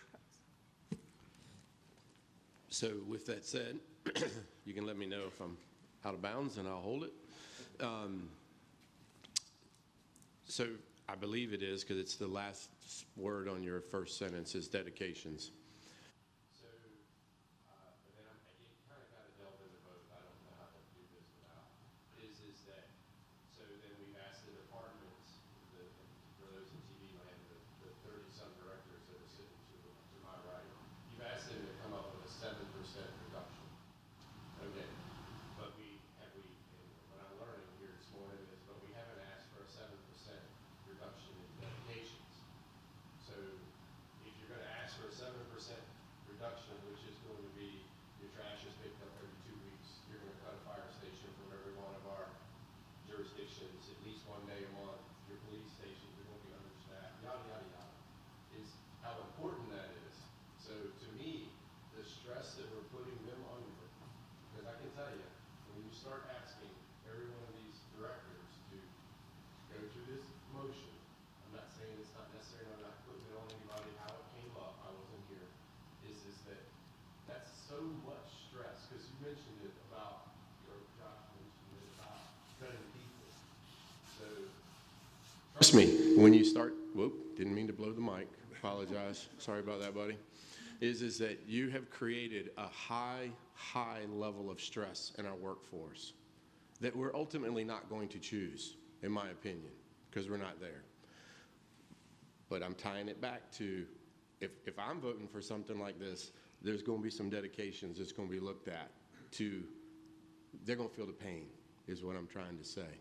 Again, I'm sorry if this is not the right exact spot, but I needed to get it out there. Well, and just for me, it is that point is the right spot because staff is using existing city council policy plans and dedications. And if that's going to change, then the staff needs to know. Okay, Chris and Jennifer. Thank you. So I think the resident survey should be guiding our priorities in terms of the policy and the plans. When I reviewed the documents that were sent, one thing I didn't see was any cuts in spending. It was, we're putting the staff in a position, and I won't go into the details until we jump in, but we have to get to the place where we, like in our homes, have needs and then we have wants and desires. We haven't talked about all of the spending, all of the new spending, the new dollars, and I haven't heard once the idea that we just commit to no new spending. If it's not in the budget, and it's not an emergency, then we don't have to spend those monies. And every time a new opportunity comes to spend, Mr. Manager finds the money. And then we come into this situation and we hear it's 46 million, there's no money, and the dedications are very clear. We could fund the positions at 95% instead of 100%. That's a 5% savings. What does that equal? We don't ever get into that discussion.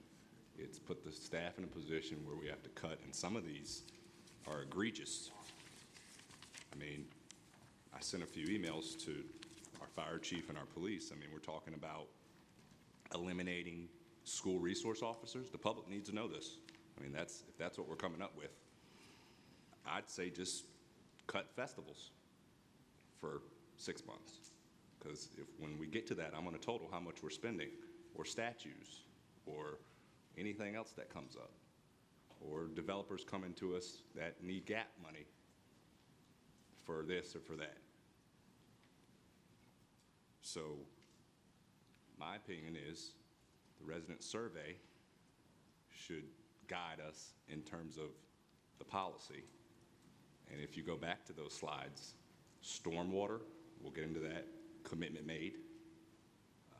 Stormwater, you guys see your neighborhoods the last 2 days? Water everywhere. We had a police car on Little Neck Road, thank you Chief Newdigate, because it was flooded. And we don't even experience flooding that way. You couldn't even go through Little Neck, and that wasn't torrential rain. That was light work. And so if we go to the survey, it should guide where we go. And I haven't seen that. So I'd rather look at our spending versus making our staff cut the clerk's office who does all our community events, or cut mental health.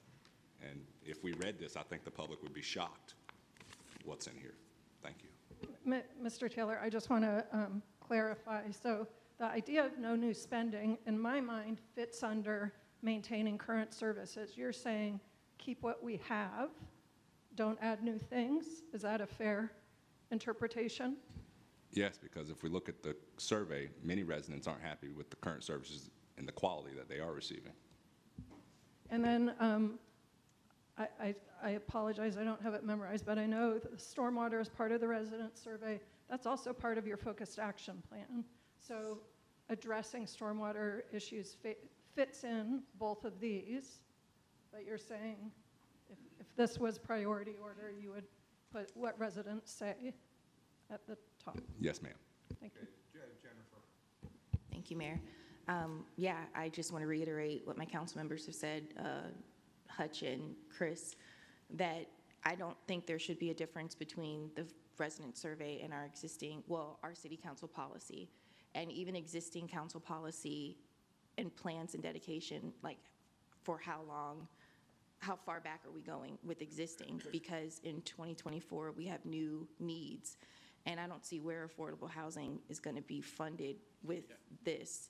So we have new and different priorities in 2024 than we did in 1990. And I think that the resident survey and the core functions of government, so maintaining these services, need to be the guiding priorities. And then from there, with new priorities like affordable housing and like good paying jobs, I am open to looking at having a conversation about dedications and ultimately, where do we get the most public benefit? So if we think about the diversity of our city, different issues in different neighborhoods, different areas of the city are going to have different needs. But more broadly, where is the most public benefit? And that needs to be the priority. Thank you. I want to, again, just rephrase a little what I heard. This right now says existing city council policies, plans, and dedication. And part of what I'm hearing is perhaps it was prior councils that set those policies. This council needs to decide if those prior council policies are still your priorities. Okay, Sabrina? I guess I would concur, but also take it a step further, because when I was going through some of the information on COGS and some of the dedications, I'm looking back at the years some of this stuff was allocated, like the 1990s or prior to, which is very interesting.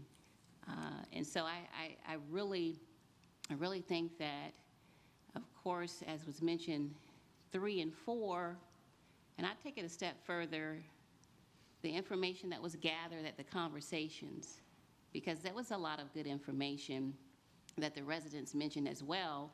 And several folks have said to me, are you all really going to use that?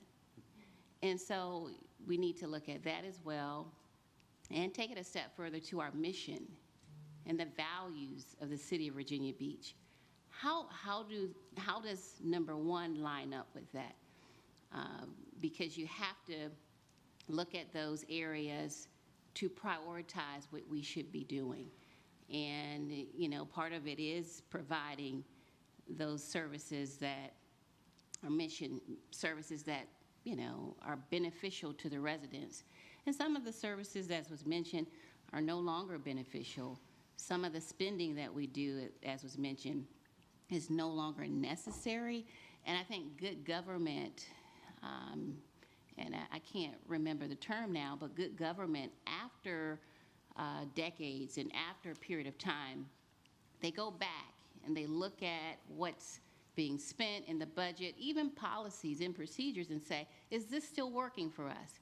And I think we need to spend some time on going back and reflecting, even as a body. You know, I understand staff has their part, but we have our part too, and we should be going back, looking at that and saying, hey, is this still relevant?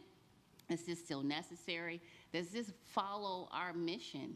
Does this follow the values of the city of Virginia Beach? Because some of it doesn't. Some of the spending that we do and the last minute things that we say is just out of whatever necessity people think is appropriate at the time. And that's not good government. And so I think we need to go back to the basics of what good government is. Okay, Barbara? Well, I think then it's really important that we know for each of these dedications what was behind the dedication. In some cases, it was a referendum. I think, as I recall, when we had one of the Parks and Recreation referendum for building recreation centers, we continued the money even after the centers were perhaps open because we knew the operating cost was going to be high. And so that was a part of the referendum background. So when it looks just like Parks and Rec, it's not general. I mean, there was a specific thing. So I think if we're going to re-examine these, we need to know why these things were done and under what circumstances, because particularly if it was a referendum vote, I think that's important.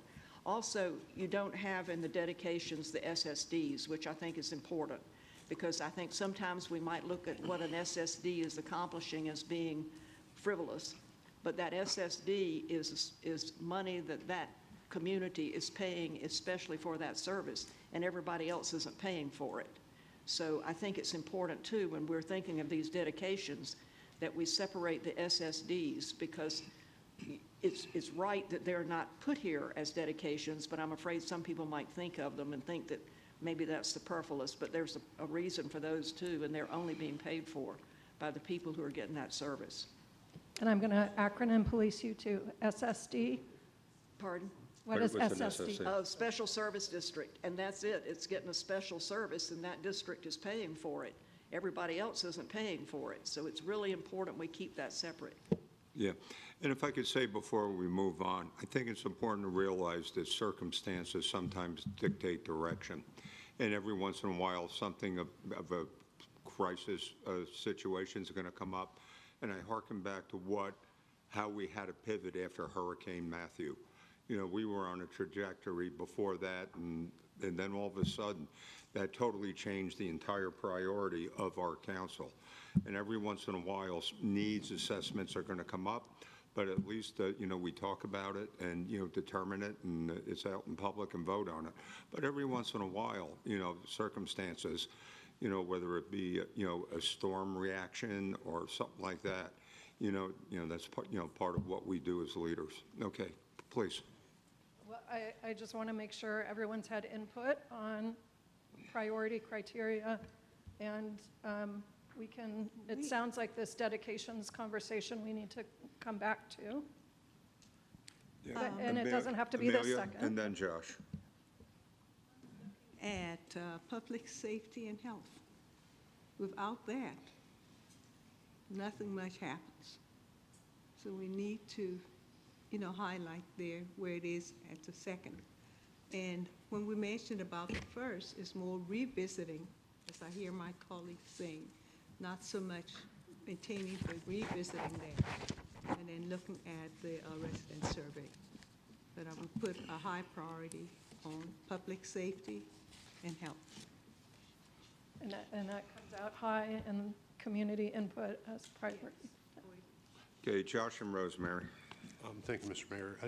Just a general query. Where on this list might capital investment, capital reinvestment fall? Because, I mean, just like any, again, household budget, I mean, you spend some and you save some or you invest some for the future. And I understand the desire to tighten the purse strings, certainly. But I don't think we should do that without examining the importance and recognizing the importance of investing in our future. It's a myriad, right? It could fall in 1, 2, or 3, but if for example, if Ms. Henley's point, if like Parks and Rec Special Revenue Fund, the public said X amount of a cent should go towards recreation centers, right? You know, so we don't touch and pull from that because the public said it, then council reaffirmed it by authorizing it. So that will cover the maintenance and the operations and capital repairs and renovations of those facilities. When those revenue sources can't cover the full cost about it, that's when it kind of falls into the other bucket, right? So for example, we all know that the rec centers, we need a significant amount of investment there. You know, there's a long-term plan to get to them, but we may end up needing to do additional work in order to get there. So they may need support from other parts of the revenue. Then if it's not a public safety thing and there's a tight squeeze for public safety stuff, that might fall to number 3. You know, so like it depends. So it's like if a public safety building may take the place of, may supersede maintaining current services, you know, and then maintaining current services at that, it could fall in 1, 2, or 3, sir. Mm-hmm. Yep. Okay, that was it, Rosemary and then Worth. I just kind of want to circle back to talking about our employees again, that we sort of started at the beginning of this conversation. Having longevity on the council, I've seen ups and downs and ups and downs, and when we were down and our revenues were way down, other cities across the region and probably other places, they were laying off people. They were laying off their employees, and we never did that. We felt it was very important to stand by our employees because they stand by us, and we never, ever laid anybody off. Now, we had a hiring freeze, and maybe some people might have gotten moved around, and maybe they didn't get they might not have gotten a raise that year, but they had a job.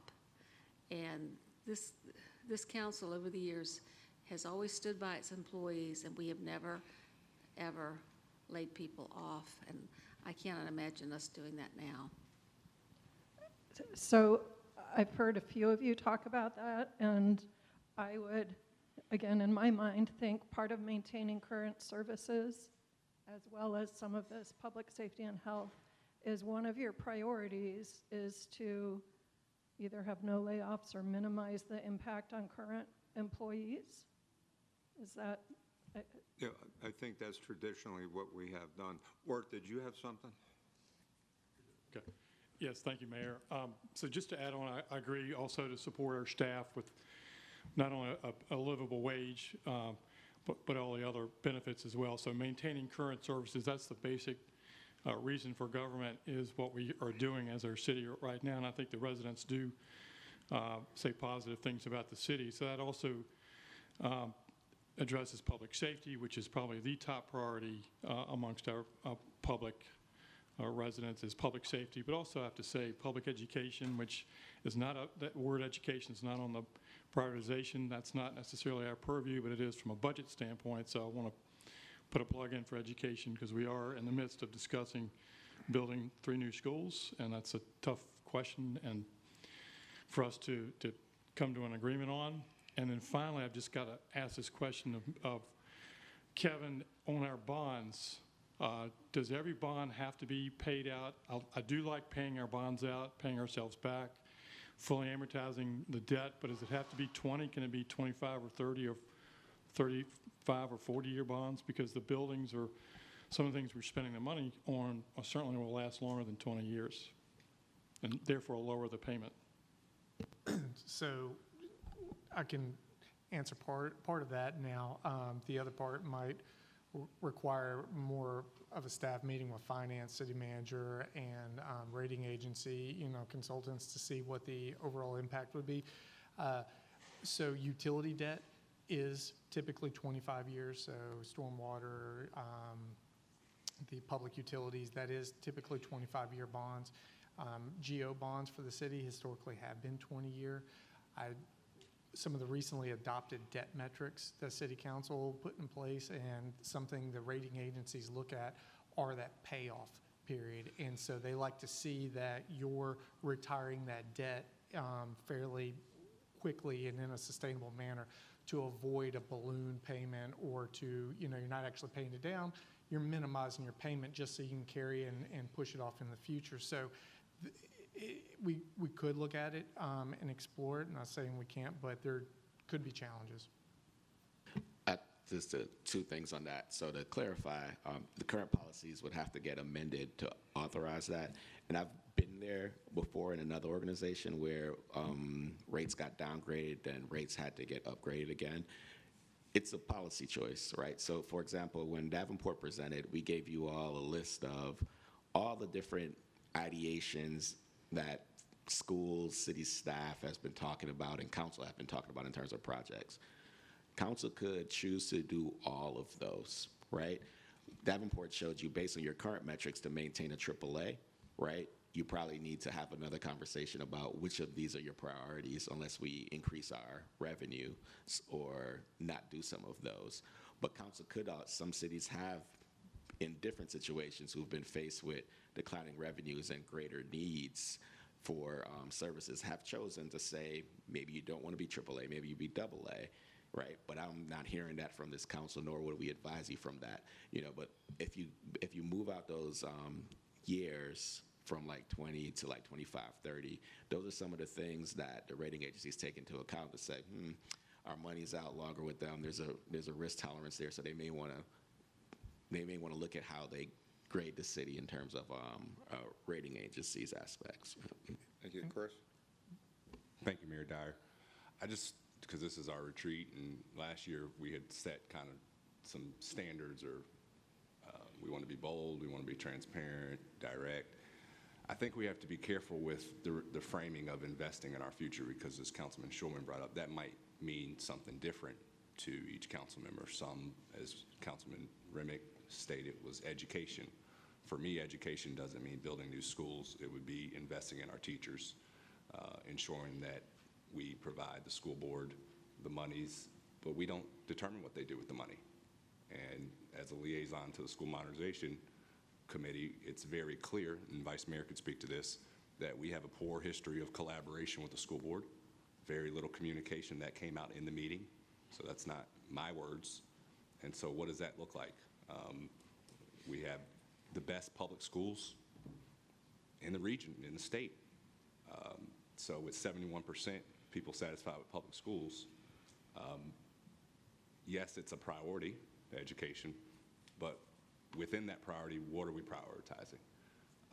When you look at public safety, it's one of the safest cities of our size, Mayor Dyer. I believe our police department has a $100 million budget. Not saying reduce it, but where's their opportunity there?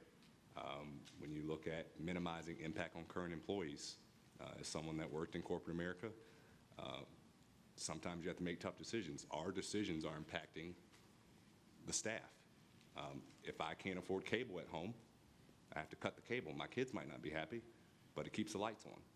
And so we have to have some real discussion about what these circles mean, other than just the words, because ultimately every decision we make, every vote we make, there's a consequence or a reward.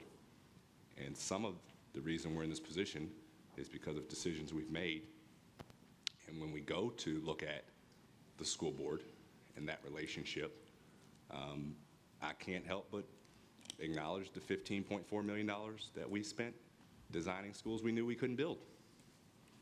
That doesn't seem like it's that was a wise decision if we're so concerned with the dollars. And I don't have an answer for why we would go through the process of spending that type of money, real dollars. I mean, that equals 2 cents in reduction. No, we haven't discussed the impact of that $15.4 million. Thank you. Okay, Sabrina, and then Amelia, and then Michael. I just want to follow up on investing in our future. One thing I would say about that is we have everything we need. I'm a firm believer we have what we need to do the job. So investing in our future, if we go through that process of reflecting and reviewing what we have and changing things that we don't need, or tightening our budget, or addressing some excess spending, that excess spending, that surplus can go into investing in your future. But you first have to do the work and look back to see what needs to change based on 3 and 4, the feedback from the community, the mission. And then also I would say, which I thought was very interesting, I was listening to a report about the economic forecast from ODU. And one of the things they said, which was interesting about preserving the economy, was cutting taxes and addressing excess services, making sure all of the services that are being provided, pretty much they don't overlap, they line up and align with what's needed. So in essence, you're cutting the fat. That's what you're doing. And when you cut the fat, you find out that you have what you need to invest in the future and do the other things that you need. Okay, Amelia, then Michael. Just speaking back on where I've mentioned about public safety and health, another part that can be added is our culture and arts, because they impact how you feel and impact the entire economy as well, because there's a lot of funds that come in to our culture and arts. So let's not forget that. Okay, Michael? Thank you, Mayor. Well, I certainly agree with what Dr. Ross Hammond just said, but the point that I really want to make about this conversation is I've been sitting here, this is the first time I've spoken, I'm kind of depressed. And this conversation has taken a turn that's incredibly tense and pessimistic in my mind. I'm much more bullish on the future and optimistic about the future of our great city of Virginia Beach than I think has been characterized in this conversation. First of all, we know what kind of incredibly strong and connected and creative and amazing community we're fortunate to have here in Virginia Beach. We have a strong economy. We have a budget that other cities in the region and the state would be envious of. And we know what we have to do. I just pulled up our focused action plan. And we've worked very hard to identify a number of priorities for our community, and those identifications are based on citizen feedback. They're based on the information that we've obtained by talking to our neighbors and to the people we serve. We know what we have to do. We already know it. We've identified it, and we're working on it. At the same time, I think our focus as part of this conversation should be to help to grow our economy, to reduce the impact that real estate taxes particularly have on the Virginia Beach taxpayer and citizen by increasing the commercial and that tax base so that it can alleviate those pressures from the homeowner and from the family. But I'm just not as pessimistic as I'm hearing as part of this conversation. We're going to have to make choices. We're going to have to obviously be considerate about the issues related to affordability and inflation and all the experiences that families are having in this environment. But at the same time, if we are transparent and we are responsive to the pressures and to the feedback that we've received from the community, we'll be able to step by step address the needs, and maybe we'll have to say we can't do that this year, but we'll look into the future. But I think that we really should be careful about setting a tone that we've gone off the rails or that something is fundamentally wrong with the system we have, because we have a very, very incredible workforce, a strong city.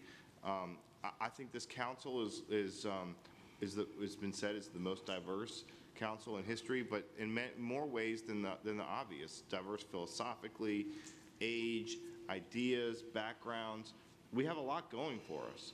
And I think we need to just maybe pause for a second and check ourselves and remember that and have some confidence and faith in the people who will continue to work together to drive us forward in a positive direction. So anyway, I just wanted to kind of pause. I know we have to make tough choices, but it's not all doom and gloom. There's a lot to be excited about. There's a lot on the horizon for Virginia Beach in terms of new economic opportunities. We heard that as one of the top issues in the citizen feedback, is they're looking for economic opportunity. That means support for entrepreneurs. That means support for small businesses. That also means attracting and retaining large businesses and opportunities so that there's a diverse portfolio of economic opportunity available for Virginia Beach citizens, and that will drive revenue and help meet our goals for the future. We're going to have to take it one step at a time. We're going to have to be smart and strategic and have responsible land use decisions, but at the same time, we can expand our revenue by supporting our citizens, and I think that should be our focus. Barbara. To follow up on what Michael was saying, I tend to be optimistic, and I think we've got a lot of opportunities. And I hope we don't look at each of these things as being separate things, because a lot of our programs have multiple benefits that help in several different areas. And, you know, if we can spend some money and we're achieving things in several different ways, but I think we really have to look at this whole situation of the multiple benefits. It might get us this primarily, but what does it also get us? And I think that's what leads us to having such a strong city, because we are diverse, and when we do something in one place, it's going to help somewhere else as well. So I tend to be positive and very optimistic, and I think we can do some great things, and I hope we won't take this day and a half as being a time of hard decisions, but opportunities. Yeah, and if I could say, I think it's important, based on what Michael and Barbara said, that we have to play chess, not checkers. The economy is an anomaly. We got to deal with it. We got to deal with reality. That's a fact. But the point is, though, we got to look to the future, because ultimately, over the next decade, we're going to be looking at billions of dollars of obligations, whether it be stormwater. And granted, the PPPA did not pan out at this time, but doesn't take away from the fact that over the future, we're going to have to look at school modernization and/or replacement, along with the school boards. And I was talking to the superintendent the other day about some reorganization and things. Our own infrastructure needs. Our needs are going to be in the billions. And so the thing is, we have to look at today, but we also have to have an eye of looking forward to meet these future obligations. And, Worth and I talked a number of times about creating new economic wealth, bringing new corporations in. But once again, that's going to involve a whole myriad of things about affordable, attainable housing, making sure that we maintain our quality of life that makes us the livable cities that attract people. We got cables coming in, we got broadband coming in, we have a plethora of opportunities. So I don't think why we have to focus on today. And today, every city in this country is in the same conversation. But I respectfully maintain, in a term of optimism, that we've done pretty good. We came out of the COVID better than a lot of cities I am aware of, and we came back strong. We were open when a lot of places were closed, and a lot of people helped out with that. We have a strong community. We have a strong business community. We use the CARES Act money, appropriately. So once again, let's be realistic, and I agree with that. We got to deal with the time, but let's be optimistic about the future. Thank you. So I think on this note of being realistic but optimistic, we'll shift to the next conversation about the myth of the billion-dollar budget. So again, looking at the expenditure side, level setting for all of you. Okay, great. Thank you.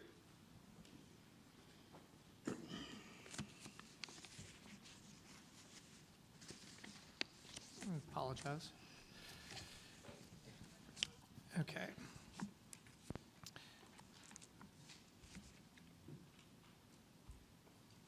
All right, so members of City Council, Mayor, Vice Mayor, so previously, I'm going to switch away from a PowerPoint presentation and switch over to Excel real quick, but just to get everybody familiar with the numbers. So if you recall last time, I had the table working from the net budget of $2.5 billion down to a $634 million number. So when I get over to the Excel spreadsheet, the top of it will start with that $635 million number.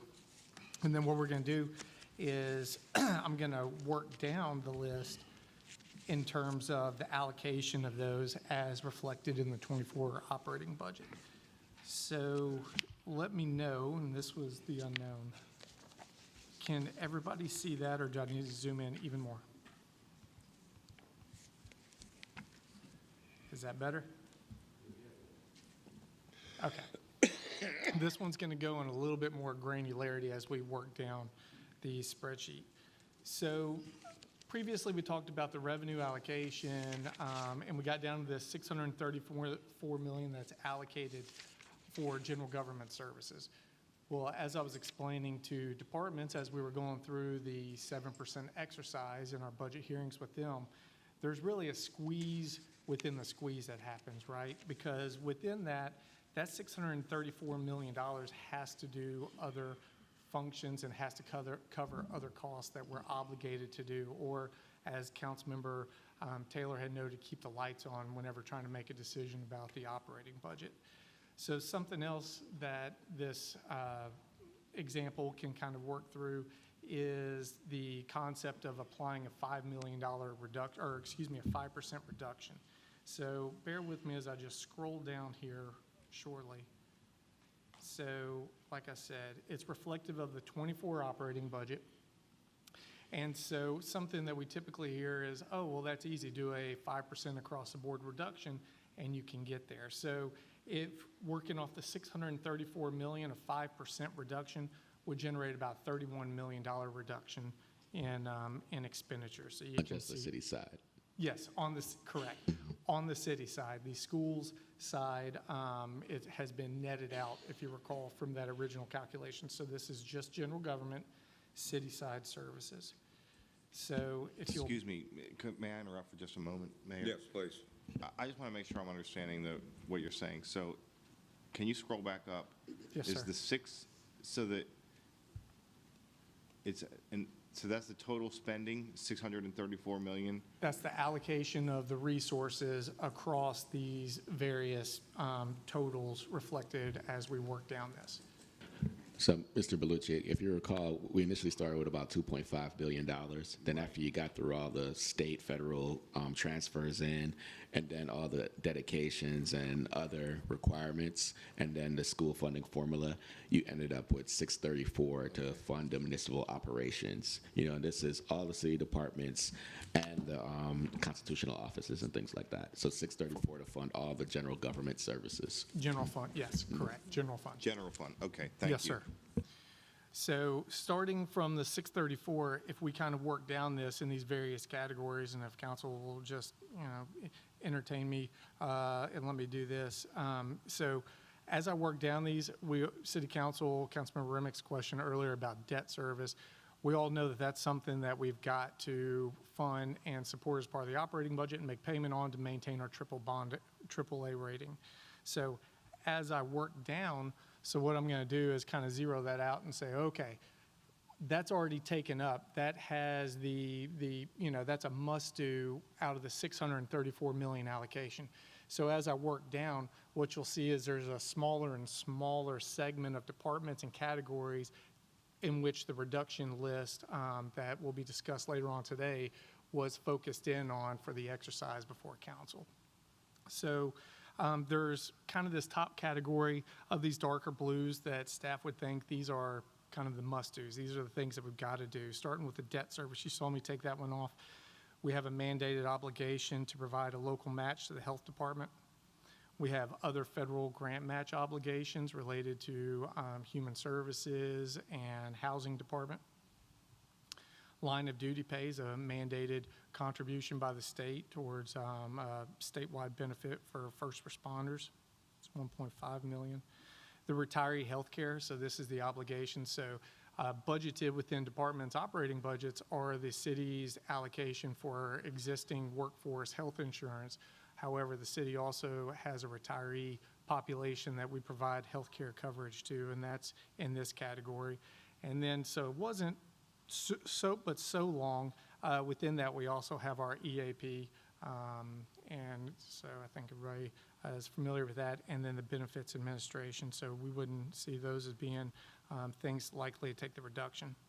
Then this next category are areas where there's priorities established by council, or it's kind of maintaining the existing past policies, and these are the grants, contributions, and arts and humanities grants. So we'll have an opportunity to discuss these a little bit later on, but for the purpose of this, those three are $6 million of general fund resource allocation, or $6 million of general fund resources allocated towards that. And I think what Kevin's trying to articulate here is that these are council policies and council dedications, so we don't touch them unless council tells us to make adjustments to that. So council could adjust pretty much anything in the white that it desires, you know, and Kevin probably clarify if I'm wrong on some of those things, you know, but we don't touch those. So it's not that you cannot, you know. Correct. So public transportation, so this is the city's contribution to HRT, the regional provider of mass transit services. We typically don't make a reduction of that. In fact, that typically goes up just to maintain the existing services by about 7% a year. Then we get down to this next category, and so Councilmember Taylor, to your point earlier, these were the things we would consider keeping the lights on, right? So we have to pay our utility bills, we have to pay our lease obligations, where we have staff located throughout the city. We have to put fuel in the vehicles, police trucks, fire trucks, EMS vehicles. City garage has to be able to maintain those vehicles, and we need to maintain a healthy amount of vehicle replacement funding, which as far back as I can recall has been $6 million, a flat amount each year. We certainly know vehicle costs are going up, so it could be argued that we're losing the ability to replace our fleet. Kevin, utilities and leases, of that 24 million, do you have a breakdown of what's leases? 8.5 million is leases, and 16.2 is utility, and that's all utility, so electric, gas, water. So $8.5 million per Correct. year is what we spend to rent out office space? So Or multiple? that's all leases, so that would include leasing of equipment, that type of stuff as well. But yes, office space certainly is within that number. Okay, thank you, sir. Working from the city garage, so risk management, that's the equivalent of the city's insurance. We're self-insured. That's a need that we have to include in the operating budget. Telecommunications, so this is, it says there in shortest, simplest, desk phones, communication devices, offices, desk. Back up on the risk management. For a time, we felt that we were pretty low in what we have. Are we reasonably at the right place for that now, or are we still at a risky place? I would need to reach out with finance and see what the liability and the unfunded portion is within the risk management fund. I do know that they closed that quite a bit over the last, I believe, 6-7 years. I know they've been making an effort on that. I don't think it's grown any in the last year, but I would need to get with finance to get a better response to that. This residual payroll, so keep in mind the operating budget had to be balanced. So City Council authorized a pay raise for city staff. Majority of it's been allocated out to departments' operating budget. We've held a little in reserve. I assure you this will be allocated out before the end of the year, likely to the fire department. As the city manager said, they're the department that typically utilizes overtime and they exceed the budgeted, and we use attrition savings for that. So this would be the equivalent of the attrition savings being allocated for that, but this will be utilized. The regular reserve, this is something we start each operating budget with. It's a reserve for the unforeseen. In the current year, a good example of this was allocation from the budgeted reserve for the voter registrar's office to have special elections. So there's some things that just come up, and this is a source utilized for those unforeseens. Licenses and computer replacement. So this is, again, a combined category here. So the general fund computer replacement program is just over $3 million a year, and the $9 million residual in this is for licensing of software and computer equipment. But again, certainly a contractual obligation. This next category is PAYGO, the city manager. So PAYGO, pay-as-you-go financing to the CIP. It's an allocation of the current year's revenues that go to the CIP, and the city manager said earlier, there's a need to keep cash within the CIP because you don't want to debt finance everything. Sand is a perfect example. You don't want to debt finance sand for it to only wash away and not be there over the 20-year term. So to keep the CIP whole, the purpose of these next categories, these are the residual, right? So these are the remaining departments that we have worked with to generate the list before you all, the budget proposal reduction list of what the exercise would look like should there be a 7 cent reduction in the real estate tax rate. So if you recall earlier, when I had a 5% on the overall operating budget, that generated a $31 million savings. But now going through the exercise of a 5% for these departments, it's now only going to generate $21 million if the reduction were to be taken across these. But historically, I can tell you, and I've even heard from council members around the table, some of these are not popular reductions that are like to be considered. So the police department being a $110 million operating budget, over 85% personnel and less operating accounts, it's certainly going to translate to a 5% reduction exercise or 7% resulting in FTEs or reduction of personnel as a part of their consideration proposal. But being what it is, and my 15 years with the city, it's typically not very popular to make reductions to these public safety type departments. So what's typically happened is the public safety, such as police, fire, not always, it has occurred. They don't typically take the across-the-board reductions, EMS, emergency communications, Commonwealth Attorney's Office. And with the Commonwealth Attorney's Office, it is a mandated department, which we have to have, and we have to provide them with resources to staff and do the work per the state and the comp board.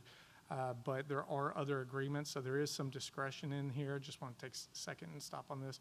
There's some discretion in here because the city has agreements with the Commonwealth attorneys to, for example, prosecute misdemeanors within the city. And years ago, the city provided additional staff and city FTEs and resources for that to take the burden off the police department or the city attorney's office. So just wanted to talk about that. I'm not saying it can't take a reduction there. It just historically has not occurred. Then the others, so the courts, there's various courts, juvenile probation, general district, juvenile domestic relations, circuit court clerk, and the magistrate. So then you get down to this next category, and these are the remaining constitutional offices, city treasurer and the commissioner of revenue, and then city council has a small operating budget, which typically doesn't translate to a whole lot of savings if reductions are made there. So then what you end up with are these forward-facing departments, which based on not just the staff criteria, but the previous that FountainWorks was sharing with the community conversations, human services is typically one that the public sees as a core function of government, as well as public works, general fund operations. So certainly the waste management and enterprise fund are in a separate category than this. However, Public Works does have forward-facing services, engineering services, and they're right up there with public safety in terms of making sure that bridges remain structurally sound. So housing and neighborhood, everybody's certainly familiar with the need in that area with the city and national issue with homeless services. The planning department, again, a forward-facing department where when reductions are made, it has an immediate impact in the timely processing of permits. So, and then the health department. So this is the local portion of the health department, which previous and prior city councils have approved as a good policy for various programs above and beyond the state mandated requirement. So, and I'll get to the end of it with all this. What you typically end up with are all these departments, starting here with agriculture, budget, city managers, finance, economic development. You typically end up with these departments being the ones taking the brunt of the reduction as at the end of the whole exercise. And as you can see here, that 5% that we started with across the board when you talk through those various categories, if you apply a 5% to these departments, that actually only reduces $6.1 million. So what you would actually have to do to get back up to that $31 million number, if you want to reduce it, is look at a 25% across the board for all those various departments. So that's just trying to explain the like I said, I've been telling departments, the squeeze within the squeeze and the exercise before you. What we've asked, and whenever we started this, it was all the departments in green, including the public safety, the city treasurer, or the elected offices, the larger departments, knowing that between all those reductions on the list, should it be the appetite and the will of council, not all of them are likely to occur, and there's going to be a need to likely go deeper within another department's operating budget or elsewhere within the operating budget to make that level of reduction. Kevin, articulate in a quick synopsis. Don't get down in the details. VB, the sheriff's office, is not in here. That's a good point of clarification. So the sheriff's office is a $62 million operating budget in a special revenue fund. So meaning that the general fund transfers over about $37 million a year. And so since we're working with the net budget transfers, trying to keep everything simple and high level and not get into nuances into technical, transfers are netted out of that. But we have asked the sheriff to go through this exercise as well. So you'll see on there that there is a proposal from the sheriff if a portion of that $37 million from the general fund were to be reduced, where he would make the reduction in the sheriff's special revenue fund in his operations. Mr. Manager, Kevin, if we were to shift policy as it relates to dedications, could those monies be used to either provide relief or, as Dr. Amelia Ross Hammond said, culture is an important piece. So that wouldn't be new money we have to find. It would just be creative work amongst the council to relook at our policy related to those dedications. Yes, sir. I think basically, and not saying anything you don't know, because I mean, you look at P&Ls all day, sir. You know, it's either you reduce something that you're already doing or you find new revenue. And our side, raising revenue is typically raising taxes, right? So basically, in order to address taxpayer relief or to invest in new priorities, and we don't want to raise revenue, we need to look at either the municipal operations or consider adjusting your dedications. So you're correct, sir. So as an example, and again, this is just an example, I had emailed Kevin a few questions. And so if we were to reduce our dedication in the hotel tax 1%, and move that to the general fund, that's $5.7 million. If we were to a 2% reduction in the amusement tax, which businesses all across the city participate in, that would equal $1.56 million to the general fund. If we were to take the 5 cents in cigarette tax, not just tourists and people at the oceanfront buy cigarettes, but it goes to tip. That 5 cents is $518,000. That is almost $7.5 million. This council could go in that direction. And if it was in the general fund, we could use that either towards relief or funding other opportunities. Yes, sir. Well, I hope we'll have a chance, I think, later on this afternoon to talk about what Mr. Taylor just brought up and examine more closely the dedications and how they can be adjusted appropriately if needed to provide relief and also to fund the emergent priorities that have been established by this council through the public feedback process. I also want to raise a question, a rhetorical question, actually not a rhetorical question, a serious question, not directed at any one person. But as we're talking about these general fund expenditures, I heard in our previous conversation a reference to unnecessary spending, to waste, and I would challenge those members. I'm not saying that unnecessary spending doesn't exist or that there's not waste within municipal government. I think we all know across the board, across the country, that there is waste and there is unnecessary spending, but where does it exist in Virginia Beach? Please, I'll be very curious, instead of speaking in platitudes, if those people that raise those, and I'm not saying it doesn't exist, but identify it, so that as part of this budget process, we can examine it closely to meet the needs that exist for the community. Because broadly identifying unnecessary spending or waste doesn't help us actually sharpen our pencils and meet the needs that we have to with our budget. So where in these, if you go back to the previous slide, where in these expenditures does unnecessary spending exist, or does waste exist, or where is the fat? Please identify it, name it, so that we can fix it. Okay, Sabrina, then Chris. I accept the challenge.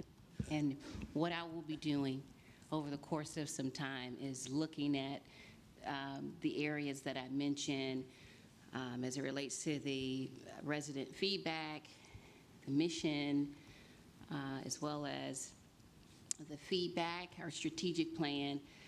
For me, it will take some analysis, and I'm happy to look at some analysis, ask some questions, see what, there are a couple things I made a note of to kind of see if some of these things are necessary, to see if there are things that we can reduce. And I think that's just something that you do in every budget, personally, corporately, and as a government. And so that's something that I will certainly accept the challenge to work on as time goes on. So thank you. Thank you, Mayor. I want to frame it as a challenge, but a little pushback from Councilmember Berlucci. It's a great question. Is LJ here? Could he come up? I'm going to give Councilmember Berlucci just one example of a little waste, a little fat. Good. For the public. Name it.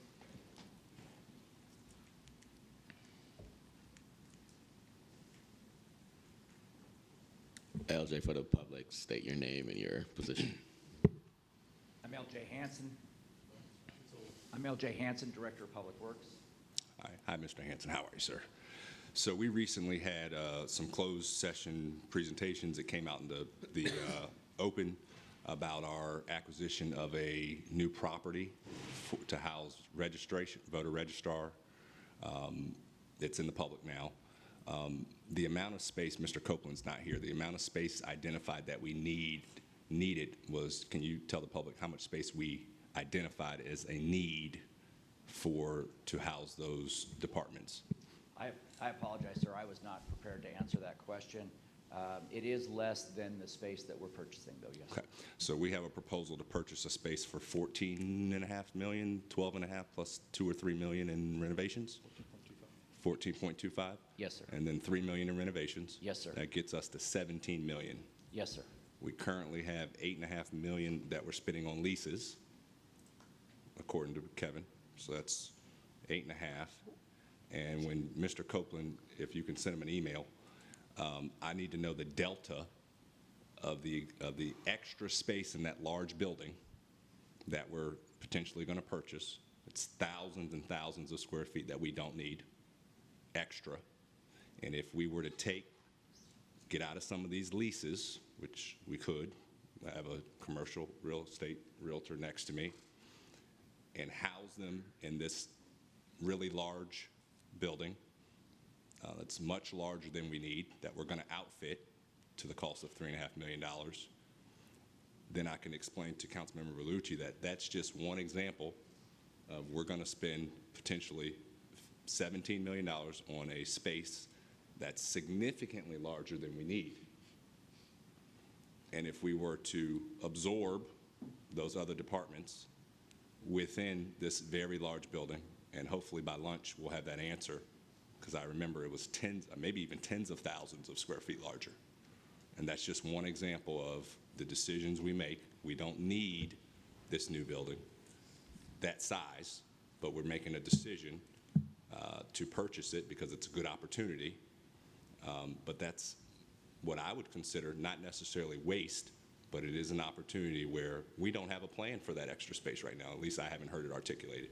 Yes, sir. If you recall, in our presentation to council, we did identify that there was additional space that could be utilized for compatible purposes, recognizing that the registrar's office has some specific needs as it relates to their privacy and their ability to operate independently.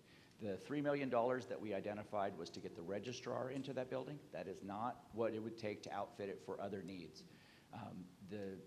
In my department, the city architect is identifying other compatible needs that are in lease spaces that we could potentially locate in that space should the opportunity come up. So yes, sir, we are working to that end. We don't have a plan for you at this point because the goal that was stated for us at that time was to identify the emergent need of the registrar. So yes, sir, to answer your questions, that is a potential avenue forward. But I just want to convey that the $3 million was what we needed to get the registrar in there, and that does not include any additional modifications for any other agency that might move into this building. Okay, thank you. And if you could reach out to Mr. Copeland, because I think the public, when they realize this is significantly larger than what the need which was communicated. Yes, sir, will do. Thank you. Thank you, Mayor. Well, I just want to take a chance first to thank Mr. Taylor for really revealing the types of efficiencies that we should be examining and that we could examine. But I'm sure Mr. Taylor isn't suggesting that we shouldn't be acquiring that building because, of course, I remember during the conversation that we identified the really incredible need that we have for that building to maintain the security and integrity of Virginia Beach elections moving forward. And I'm sure Mr. Taylor is also very well aware, as is Mr. Remick as a commercial real estate professional, and anyone who pays attention to commercial real estate transactions and operations in the city of Virginia Beach or elsewhere, that there's a very limited a pool of buildings that could have been compatible with the use that we had here and that we needed. And so I don't want anyone to think, based on Mr. Taylor's comments, that there's fat or waste in the acquisition of the building, which is really essential to the operations of municipal government and a core essential service of providing fair and elections that are conducted with public trust. And so that is an essential core function, and we conducted a very thorough and very complex analysis of available space and identified that particular space as the best fit and the necessary fit. And so at the same time that it's true that the square footage of this building is larger than the square footage that was identified by the Department of Elections, it's also true that that was the only and best use for, that we could identify at this time. And so, and we had an essential need. However, I applaud Mr. Taylor for encouraging the city, and I join him in this, to use that square footage to create efficiencies within our budget. And we should be doing that everywhere. I don't think as council members we're always in a position to be experts on the finer points of these individual departments and their expenditure needs, but we have to rely on department heads and on city management to identify those efficiencies for us and to help to close those gaps. And that's one message that I hope will come out of this retreat, is that we're asking you to do that.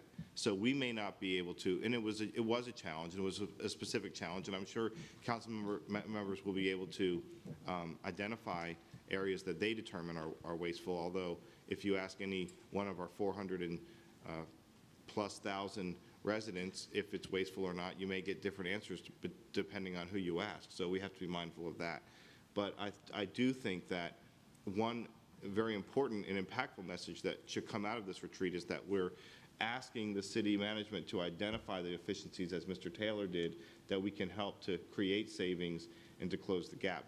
But just to repeat myself, I don't want anyone to take away from this conversation that it was wasteful or is wasteful to acquire that square footage. It was the best decision that we could make for the public and to ensure fair and true elections. So thank you. And Patrick, if I could ask a question, once the prior building 1 is repurposed and finished, aren't you going to be bringing back departments that are currently being leased maybe? Yes, Mr. Mayor, as you recall, after the horrific incident of 531, the city council made a decision at that time with the city management at that time that employees who were in Building 2 wouldn't have to go back to Building 2. So the city ramped up significantly on leases to find additional space for those employees, while the 3 buildings that are currently in the municipal complex get redeveloped, so we can shift and move employees, so that employees who worked in Building 2 won't have to work in Building 2. So we should see a significant reduction in our leases after the move-in is complete, and we anticipate we should be able to get everybody all moved in towards, LJ, I'm gonna speak if I'm wrong, towards the end of 2025. Yes, sir. Mm-hmm. Yes, sir. Okay, Barbara, do you have something? Yes, kind of a different topic, if it's okay, unless somebody had some more on this topic. We've been concentrating on the real estate tax. What about our enterprise funds? How are they looking? Are we looking at needing to increase any of those funds, such as solid waste? I think we really need to look at the whole picture. Yeah, Councilmember Henley, I'll try to tackle this, and then Kevin's going to have to back clean up for me because I'm certainly going to miss some details. So as you recall, the Waste Management Fund, last year, City Council authorized a rate increase for the municipal trash needs. We did articulate to City Council that there was an unknown out there because our recycling contract was set to expire towards the end of summer this year. We've been going through a community engagement process and an RFP process to get a sense of what it would look like from a recycling standpoint. Remember, we signed our recycling contract before the market on recycling tanked, and everybody's been seeing almost double the cost for recycling. That's going to be one of the items that we're going to have to take up as part of this budget. So likely, if we are to consider continue recycling, we're probably going to need to ask for a rate increase on the Waste Management Fund specifically for recycling. We mentioned that to you all for the past couple of years and also the 5-year forecast. So that's one that's probably going to need to be revisited. I think public utilities, they're going through an ongoing rate adjustment. That council authorized one last year, and then there's another one programmed as well that we'd have to consider as well. Is it for this year as well? Mm-hmm. Okay. And then Councilmember Henley, the other one, and the one that's probably of more concern, all of them are of concern, but the biggest concern to me and you is the commitment we made with the bond referendum that we're going to hold the stormwater fee flat. And we articulated to you all in the 5-year forecast that we're seeing the costs increase dramatically, that we may have to come back to City Council and ask City Council to revisit that. We're going through a rate study for that right now, which will better look at the costs we're seeing, the projects we're seeing, and the revenue coming in to get a sense of when that actually breaks so we can advise you all. I don't think that's something that y'all need to do in this current budget, but it's probably likely something that we're going to have a tough conversation about at next 5-year forecast and next budget guidance for you all to give us direction there. But those are the big three that I know of. Kevin, is there any other particular ones that you want to cover? No, that was those three. Yep. Okay. And anything else? Yeah, Hutch. Again, if this is not the right spot, I'm okay with it. But if, kind of with Michael playing around as far as the challenge and everything, is that I think we all have what we are perceiving as some challenges. And it may not be that we're finding, as Councilman Taylor did, as far as some numbers, but there are numbers out there that we think need to be looked at to be maybe adjusted. I would go with what Ms. Ross said. Ross said, sorry. But my one question is and I came up again, sometimes you got to feel the pain. I don't exactly know. I'm going to find out more. The $15 million for the 3 schools. Are we going to build one of them? Are we going to build none of them? If we build one, then I guess it's 10 million, not 15. If we're not, is the school going to feel any of this pain, or is it just us? And has that pain already been swallowed? And if that's what it is, okay. But that's my thought. Is running a small business and everything else. Is that if you have something like this happen, it's got to come from everybody. So that's I was going to. Yeah, go ahead, Rosemary. The $15 million, the school board paid that money. Okay. That came out of their budget, and they were very insistent that even when we sort of gave the green light, the permission to, and we put a lot of things in our resolution, with, we need scalable options and, where are you going to get the money and, there's lots of different things. But they assured us that at the end of the day, everything that was done would belong to them that could be used for future projects. So what I'm hearing is they're probably only going to move forward with one school at this time. Just one. Okay. I mean, I don't know that that's an And official. I'm just trying to clarify, so Yeah, no, I understand. I don't think that's an official statement yet. I think they've narrowed it down to Betty F. Williams and Princess Anne. So, and most likely they're going to go with Betty F. Williams, but I don't know that that's an official statement right now. Yeah, that's fine. But they have the funding is in their budget to go ahead and move forward on that project. Okay. Does that help you? Yes, ma'am, it does. Okay, Patrick, and then Josh, and then Worth. To further finish answering Mr. Hutchison's question, schools released their superintendent proposed budget to the school board last week or 2 weeks ago. We gave a copy to council. It's verbose, a lot to read, so I wouldn't expect y'all to get into it. We've scanned it a little bit, and then tomorrow we're going to touch on some of the CIP things that they're thinking about bringing forward. We did ask the schools as part of this exercise, because council did ask for us to reach out to schools, to ask the schools to participate in this reductionary exercise. They did include a brief squib inside their school superintendent's estimate of needs on what they feel like what a different penny impact would have, but it wasn't necessarily super detailed on actual operational impacts on that, but they have been asked, and ultimately if council decides to go down that path, council has a decision in terms of a reduction path. If council wanted to go revenue neutral, council has a choice of making that across the board for the city and the schools. And when I say the city, I mean all the city departments, including the constitutionals and the courts that are underneath us, and the schools. Or council could say they want us to absorb it on the city side. It's council's discretion how they want to go about it. Okay, Josh and Worth. Thank you, Mr. Mayor. Just to follow up on the design money that we approved the school board to spend, and I did ask through the manager to ask the superintendent whether or not those designs would still be of use to the schools. And the response that I got through you was, yes, they would. And I know that the designs were intended, or at least the one for Bayside was intended to be a model design for schools moving forward. And certainly, those were, I think, 30%, were they 30% designs? So they could be rescaled, reworked into something a little bit more affordable. And while it may be attractive to look at that $15.4 million and translate it into 2 pennies on the real estate tax, that is one-time money. So if we were to reduce the real estate tax by 2 cents, that would be a recurring revenue hit that far exceeds the $15.4 million. Okay, Worth. Thank you, Mayor. 2 things. If I could go back for a minute for the voter registrars, the potential purchase of the property on Studio Way. I'm very well aware of the process that staff did to locate this facility across the city. At first, we looked at leasing space, and the market is so tight right now that we could not find compatible space. And so the reason for the purchase really is that the need for the protection of our voting system and the need for space for the voter registrar and the city clerk to be satisfied with running elections in the city.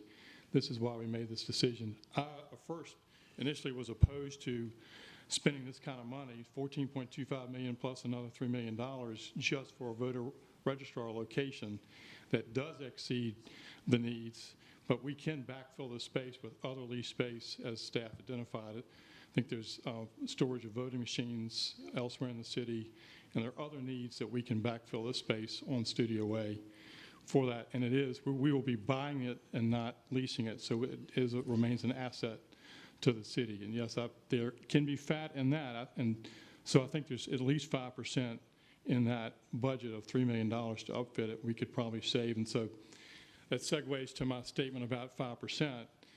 5% really is not that much money when you come down to if you don't reduce staff, full-time employees, you keep everyone's salary, increase everyone's salary in accordance with CPI 3%. It's the difference between that and the overall budget on each one of these line items that I think perhaps we could find. We could, and I think we should ask staff to look at 5% somewhere across the board. And if you can do it, great. If you can't do it, that's probably okay. Thank you. Oh, Chris? This will be last comment before lunch. Thank you, Councilman Schulman, for that comment. Yes, it is one-time funds, but I want the public to be clear. The school funding formula, the revenues included that we send over there, and Kevin, I know you're going to deal with this after lunch, is real estate, personal property, general sales, B-poll, hotel, restaurant, cigarette, Virginia Telecom, automobile, bank net, tax on deeds, and wills. So it is the citizens of Virginia Beach, and we have a responsibility to be wise in our decisions. And I want to just be clear to the public, because Councilman Schulman brought up Bayside, and we can use it in the future. The school board did not do what they were supposed to do in terms of the commitments, Councilman Schulman, that they made. They did not provide scalable options. Instead, what they provided through this 30% was a 140, I'm sorry, let me get this straight, 136,000 square foot in additional space for Bayside. And we're going to use that as the model. And I want the public to also be very clear. This was an unsolicited proposal. We had an opportunity to weigh in. We went in the direction. I proposed a resolution. It was voted down and deferred indefinitely to put some guardrails up. And in further research, because we didn't do any due diligence, Mayor Dyer, we just trusted, I guess, the school board, even though 5 members didn't know what the PPEA stood for when they were getting ready to vote for it. The cost of J.R. Tucker and Highland Springs, one of them was built by the same builder, Mr. S.B. Ballard. 350 square foot, $1 a square foot, 369. 2 years ago, talk about inflation, $98 million. We paid $15.4 million to design 3 schools, all over 100,000 square feet larger than the current. And the square footage per price came in for the public. Betty F. Williams, declining school population, $624 a square foot. Princess Anne, $710, double what was just built in Henrico. And $767 million, $767 a square foot, coming in at the grand total $258 million. So the fact that we can use these designs in the future, we can't use the designs unless we're going to build schools that are significantly larger than the current ones with declining school population. So that's not a good value proposition for the taxpayer. After lunch, we'll deal with the reversion funds and that policy decision that we have access to make, because I think the public needs to understand that of the reversion funds that we're sending back, and I asked the vice mayor, as we both sit as liaisons, why we continue to do that, and she said it's just what we do. It's the norm. Well, maybe there's some norms in this culture that we need to change, because when Kevin deals with this after lunch, we're going to find out that much of that money that we sent back over, not state funds, not federal. So although it may be one time, Councilman Schulman, we could have made the one-time decision to do it. And again, as Councilman Berlucci challenged, where's the waste, where's the fat? We continue to do things that maybe or may not make sense out of norm, because that's how we've always done it. And that's why we're in the position. And that's not a pessimistic standpoint. That's a reality, that we're making decisions that have consequences. And the school board did not do what we asked them to do. And I'm the liaison, along with Rosemary. They did not provide what they committed to provide. That should be a problem. Thank you. Okay. Yeah, Rosemary. About the reversion funds, we made it very clear to the school board about 3 years ago that a lot of that money needed to go into school construction. And they started changing the way they allocated where that money was going to go. So it's time to get something built. We had this backlog of schools, and we didn't need and I used the word frittered away and all this little stuff. The superintendent didn't like it when I said it. But since then, that money is going to pay-go to school construction, which obviously we really need. So that money at least has been going into something that we all stand behind. Okay, thank you. Okay. All right, thank you all.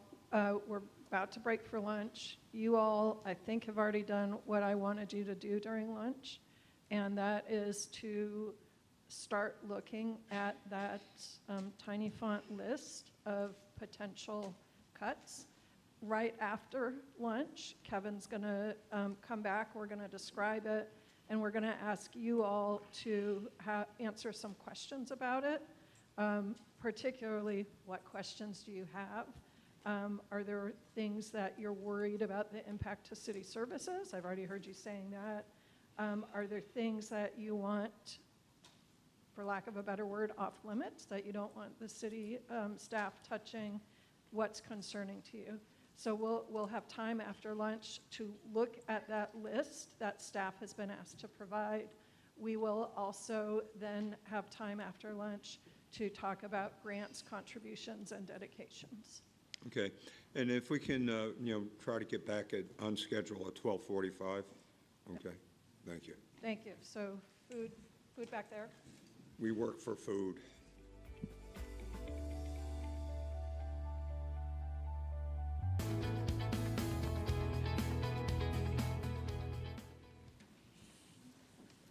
On me?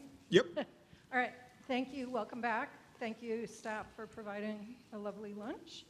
I want to, again, just recap big picture what we've been hearing from staff in terms of dollars. When Kevin walked through the revenue, you've got almost a $2.5 billion budget, but you don't have that much discretion over a lot of it. So he broke that down to a $634 million of revenue that you have more control over. And of that $634 million, there's another $31 million that isn't really very discretionary, another $21 million that is set by prior council policy. So to get to the kinds of cuts you would need to have a revenue neutral budget means very deep cuts to the general fund departments. So, the community conversation, one of the pieces of feedback was about communicating to them. What does it mean? You've got that big budget. What does it mean in terms of impact? So the staff was directed to present some draft budget reductions if they were asked to make a 7% cut. And we want council to provide feedback on what that looks like. So as you're thinking about what you have control over and don't have control over, we want you to provide feedback. Kevin's going to just highlight the direction staff was given. You have the spreadsheet in front of you with all the lists. You also have some questions in front of you that are also up there. So after you, Kevin talks about what the direction staff had, what's on the list, you've looked at the list, we want to hear from you about the list. So I'll turn it over to Kevin. Okay. Welcome back, Kevin. All right. Okay. Sorry.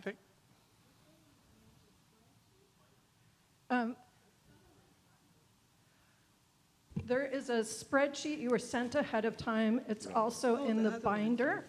And while Kevin's talking, we can open your binder to that I page. think Anyone it's else this need one. help finding the list? It's this. It's, yeah. I've got some reading glasses if anyone needs to borrow reading glasses. Yeah, yes. No, we'll talk about dedications after we talk about these proposed cuts. Anyone else?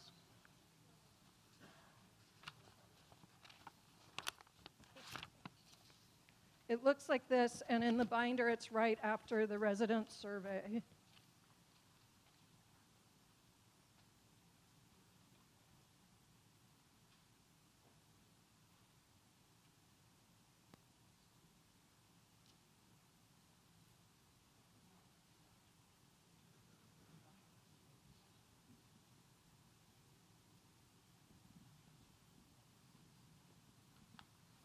Okay.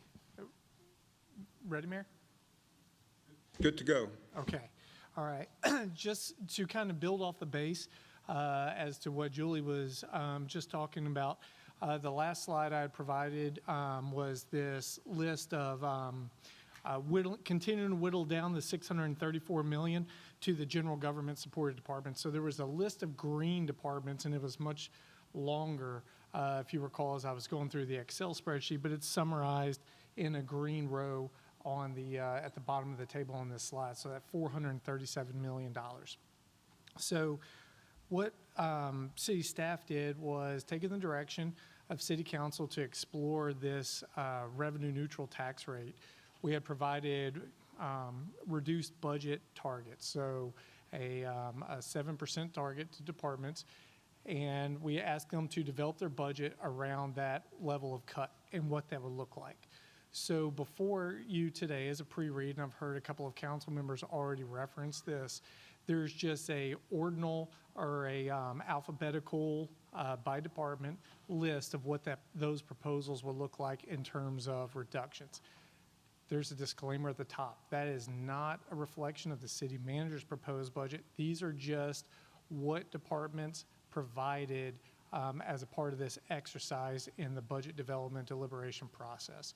So not all of that is fully baked. It is just the proposals put out there. We rely on department heads as subject matter experts as part of the annual budget process. They certainly know better than me and my staff in terms of their allocation of resources and their decisions and more importantly, what the impact of those reductions of funds and reduced services will have on the public. So the list is before you, like I said, just by department. On the slide here is just a summary of that list at an incredibly high level. Just at the top, the prioritization that we had previously talked about as how staff would begin to review the proposals. And then down below that, just a reminder of the 7-cent reduction or a reduction of $54 million, what that would look like on city and schools. And you might notice that the amount there is negative $29 million. So that would be the reduction of that reduced revenue. Whenever you look at the end of the summary list in front of you, you'll notice that it's 392 positions or $38 million. So part of this overall exercise is also understanding and knowing there's a need to make a reduction, knowing that not everything that's on the list is likely going to be eliminated, but also something that's not on this list, because this is just a potential reduction, are the additional resource needs for, I don't even want to call it expansion of services, but kind of, back up in that must-do category. An example of that would be a plus up to the General Registrar's office for the upcoming presidential election. There's a need in presidential years to upstaff more mailings and operational needs. So there's other requests out there like that, but right now before you is just a list of service level reductions that are being considered, or if they are reduced, what the potential impacts might be on the public. So with that, I'll get out of the way for... And I just want to clarify one thing as well. The departments are here, so if you have specific questions on any of these items, most of the departments have leadership here that can speak on it if Kevin and I can't get into it. So I don't know how many of you had a chance to review it ahead of time. I know several of you did. Do some of you need a few minutes to be able to read through it? Nope. All right. So with that, we want to open it to questions. Feedback for staff, questions about the impact that you're concerned about, things that staff is applying this criteria to get to this, and it's still clearly painful. So just want to open it up for questions. Josh, and then Hutch. Thank you, Mr. Mayor. As I had mentioned earlier, I would really appreciate having the proposed FTE reduction scrub for positions that are currently vacant and have been vacant for either 6 months or 12 months. And that should help a little bit in terms of trying to evaluate some of these proposed FTE cuts. Okay, anybody else? Hutch? Hey, just for, again, clarification for the new guy. Kev, how do we, and I think I know from being over, sitting on the other side of the aisle there, is 7%, why did we not choose 2, 5, 7? Is it because it's 7 cent? Is that what we're? The revenue neutral rate that's basically what it would get to a revenue neutral budget, as if there was no growth in the budget. Yeah. Okay. And Hutch, if I can say, I think, this is kind of, just setting the bar a little Yeah. bit, and then certainly open to negotiations going Yeah, forward. thanks. Just, the revenue neutral rate would require a $29 million reduction. The 7% reduction comes up to 38. Yeah, I saw that, but just in the year, I mean, Yeah. I've been doing this for 15, so I just had never really put the two together, that's exactly why we come up with that number. I just thought it was something arbitrary you picked, Kev.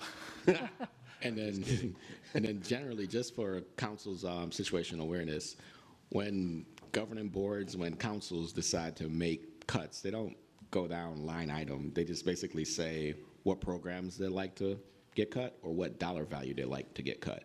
For example, I think the last example of this that Virginia Beach went through was during COVID, when they gave the city manager a direction to cut X million from CIP, X million from operating, and then let us know what you decide to cut, manager, right? So council doesn't particularly go down line by line and cut. You basically would say, hey, we want to see a 3%, a 7% reduction, or you want to tell us, hey, we don't feel we need to do X program or X department services to that effect. Your governing body, you legislate, you give us direction on where you want to land or where you want us to ultimately get towards, and then we will work on getting there with your direction.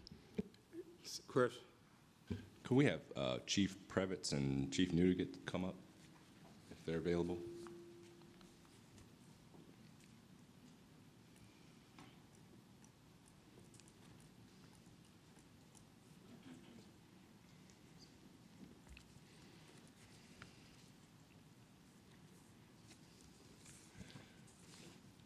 Do they have?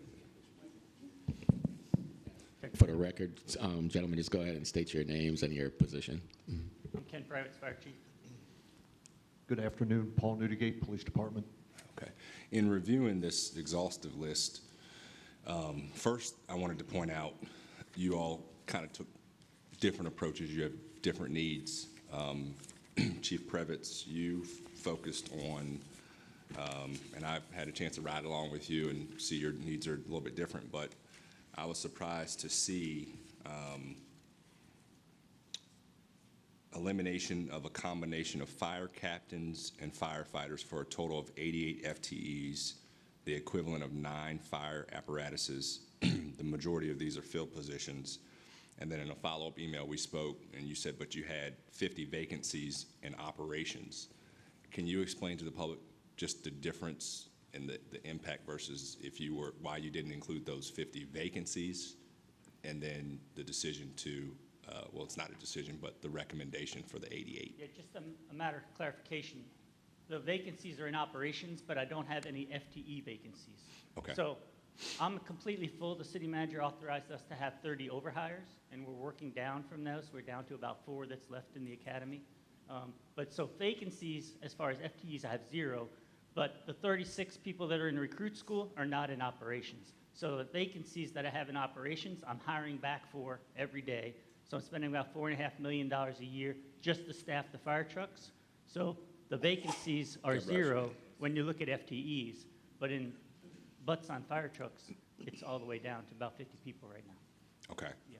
All right, that makes more sense. Okay, and then Chief Newdigate, and If you wanted me to speak to the 88, yes. my budget is predominantly staffing. So in order for me to reach the 7%, it's 88 bodies, and I have to just take that, and what we'd essentially have to do is close fire stations. So if I'm asked to do this reduction, I will have to close fire stations, change our staffing models, and reduce service delivery. Pretty doom and gloom, pretty scary. Hi, Chief Council member. In yours, you were a little bit, it was a little more broad. You kind of touched on a few areas. And for the public, this is really why it's so important for us to collaborate with the school board in Virginia Beach Public Schools, is sometimes these requests come up, and I've asked in our open sessions when individual organizations have come before us, have you talked to the school board? The answer is always no. For the position elimination of 30 school resource officers, which would impact our students and our educators, have we historically received any funding from the school board? I mean, this is a program that really benefits the schools. It is my understanding that we are supposed to receive funding for one position. The rest are all budgeted through the city's general fund and the police department's budget. So, no, they do not pay for those other existing 29 positions. Chief, you already clarified. I was going to ask you to state the number of positions, but you clarified it. Go ahead. So from the standpoint of and this is not for you, Chief Newdigate, our funding formula, make sure I state this right, because we do have a formula. And what percentage do we give them, Mr. Manager? Roughly around 48%. 46.7. So in the current year, 512 million. Okay. In the last budget cycle, we did not hear back from them in terms of what reductions look like. We didn't get an answer. They touched on it in a paragraph in the school estimate of needs of what a reduction could look like in terms of the amount of revenue they'd have to cut or expenditures they'd have to cut, but they didn't go into detail on operational impacts, sir. And this is important for the public because we are sharing taxpayer revenues with the school board, but in some of these instances, the weight or the burden of, let's say, the SORs, it's not a budget constraint on them. It's coming from our side. Chief Newdigate, in an email exchange that we had, I had asked you, because I was surprised to hear from Chief Previtz to see the cutting of top-tier captains. Chief Newdigate, I asked you how many captains. You said you had 12. And then I didn't know the rank underneath, which is Lieutenant. And you have 26 of those. Correct, sir. I don't know how many are retiring soon. I don't know where they're at. But for the public, because I don't know, what led you to the decision to leave kind of those two ranks alone in terms of your operations? So, I'm sorry, Chief, I'll step out of the way. I should have provided this level of context, council member, and this might help with some of your questions as well. The direction we provide departments every year as part of the operating budget process is to think programmatically and strategically in their reductions. So the submission by the police department is that mounted patrol, things of that nature. So there are segments and sections that you could truly reduce, and it's an option without necessarily trying to impact the boots on the ground, the service level. So there are vacancies, and in the past, there has been a point in time in 2010, I think it was, or 2011, 10 police officers were cut as part of the operating budget.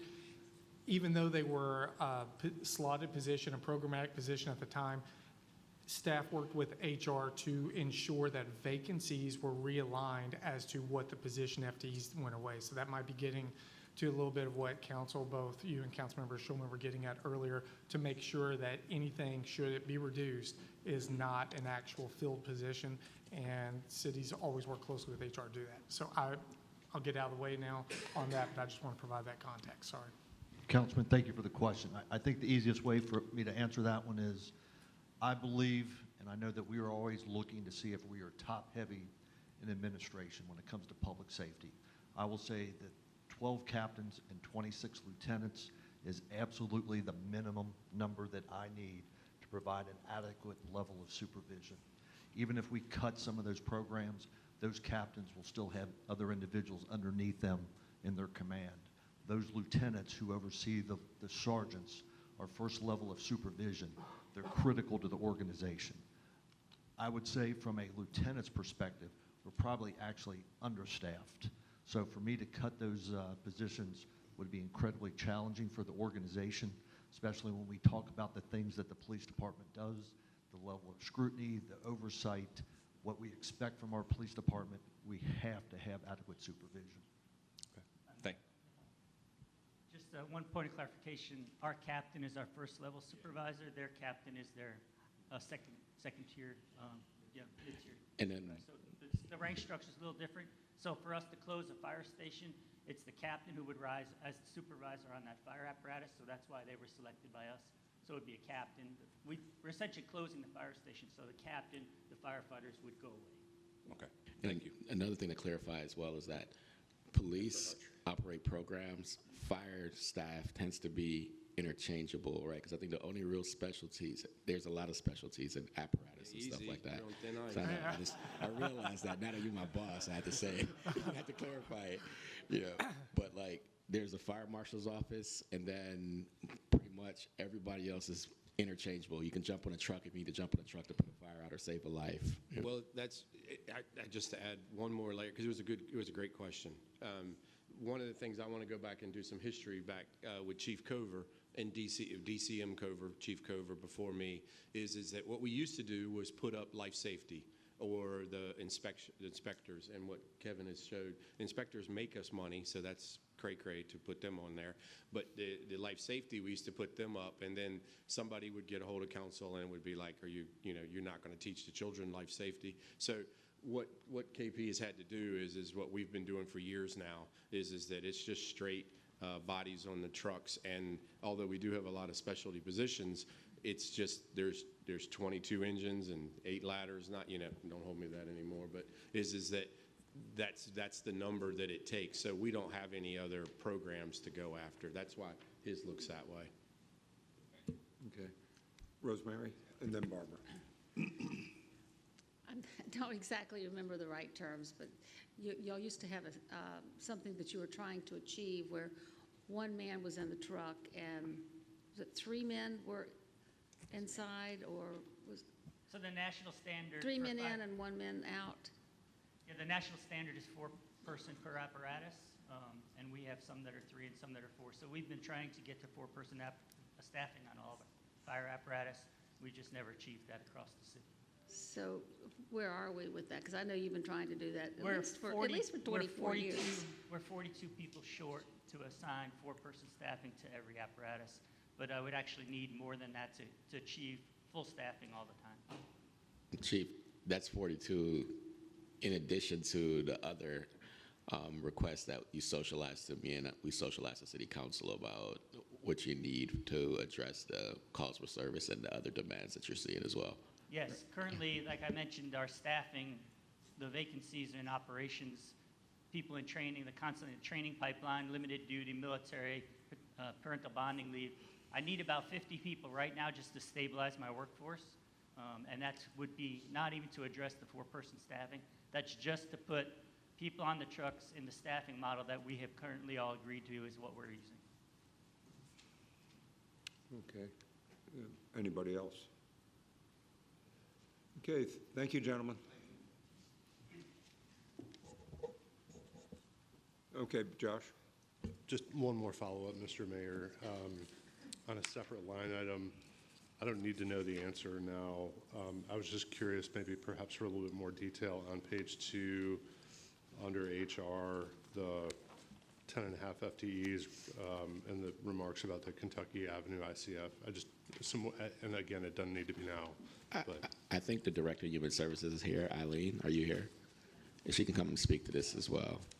Mm-hmm. I think as Eileen gets up, there's been some efficiencies that she's been able to identify through chaos, and just the limited ability to find all the staffing. And she's found a new model that could work, and this may actually possibly be one that we bring forward in the city manager's office as well. By not having enough resources, they've been figuring out ways to do the job, and this is an opportunity that we may want to actually take advantage of. Go ahead, Eileen. thank you for coming by the way. Sure. Eileen Smith, Department of Human Services. So your question was about the Kentucky Avenue ICF. Well, over the past few years, ICF, what does that mean for the viewing public? Oh, okay. Intermediate care facility. So over the past couple years, we've been downsizing just slightly. And the reason for that is actually trying to be able to get the staff to staff these 24/7 programs. It's been very difficult, especially in the medical arena, trying to get nurses and even direct support staff, trying to get them in place. So with this one, we decided what we would do in this exercise, and also it had to do with staffing, is we would move those 5 individuals to one of our other ICFs that had vacancies. So we were able to move the 5 individuals, work with the families, of course, and make sure that they were comfortable with it, move them over to another facility, and with that, we were able to downsize the Kentucky, temporarily, and then what is now turning into a little bit more of a permanent situation in order for us to just achieve our staffing. Just like the chief was saying, it's very hard to get to the staffing levels after the pandemic, and even before the pandemic, but even after the pandemic, it became much harder. So that was one of our choices in this exercise. Okay. Mr. Mayor, could I ask Eileen a follow-up? No, please. Okay. Eileen, also, you're one of the largest departments. You are the largest department, Human Services, in the city. I think you got complement about 1,500 staff. You have the most vacancies of all the departments as well. Can you typically let the council and the public know what you use those vacancy savings for in your operations? Yes, sir.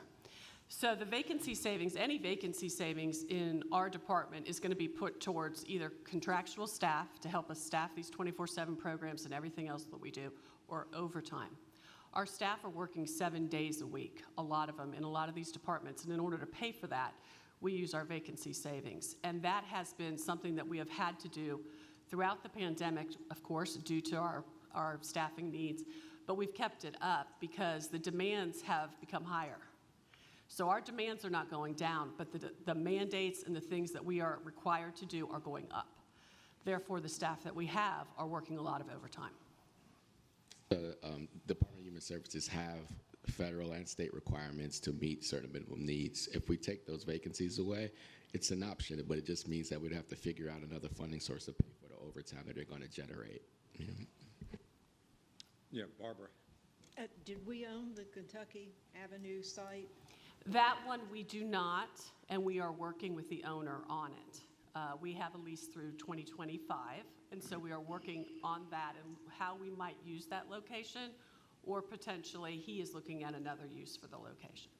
And to clarify that, so basically what Human Services have been able to do is that they've been able to take the staff from one facility and stabilize another facility and move those the patients in there, so the clients in there, with the support of their families as well. That likely probably would be something that Kevin and I are going to consider bringing forward in the proposed budget that we bring to you all as well. And we could see a reduction and some savings there, but then obviously we'll try to negotiate a way to get out of the lease if possible. Okay, any other questions?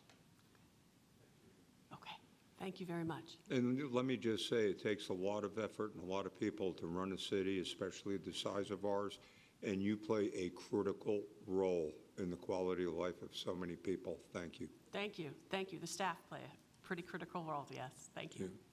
Okay. Other questions or feedback from council about the potential 7% across the board? Any other things that you're seeing that you want to avoid?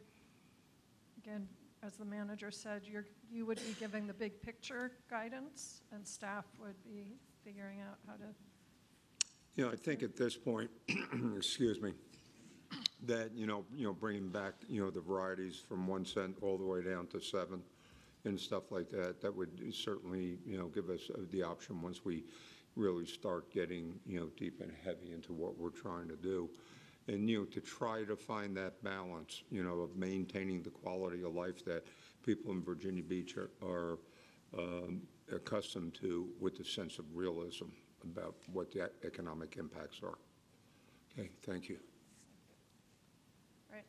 then we will. Oh, yeah, Hutch? Well, again, I just want to make sure, so that the last word on that prioritization is, so we are going to look at what it looks like for dedications as well. That's direction, correct?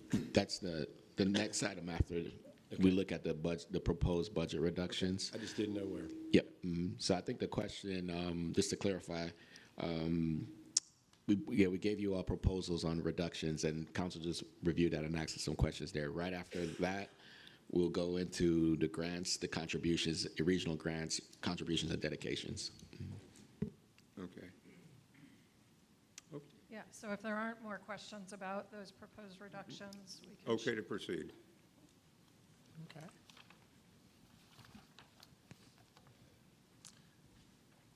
All right. So something that's certainly been a conversation piece amongst City Council for at least the last year or so has been the budget allocation to grants, contributions to organizations, and the dedications within the operating budget. So just a few slides and a little quick recap, and then I'll point to some pre-read material that was provided to City Council to be able to reflect on to help facilitate a portion of the conversation. So if Council recalls, in September, I believe it was, I provided a combined briefing. Is the information there?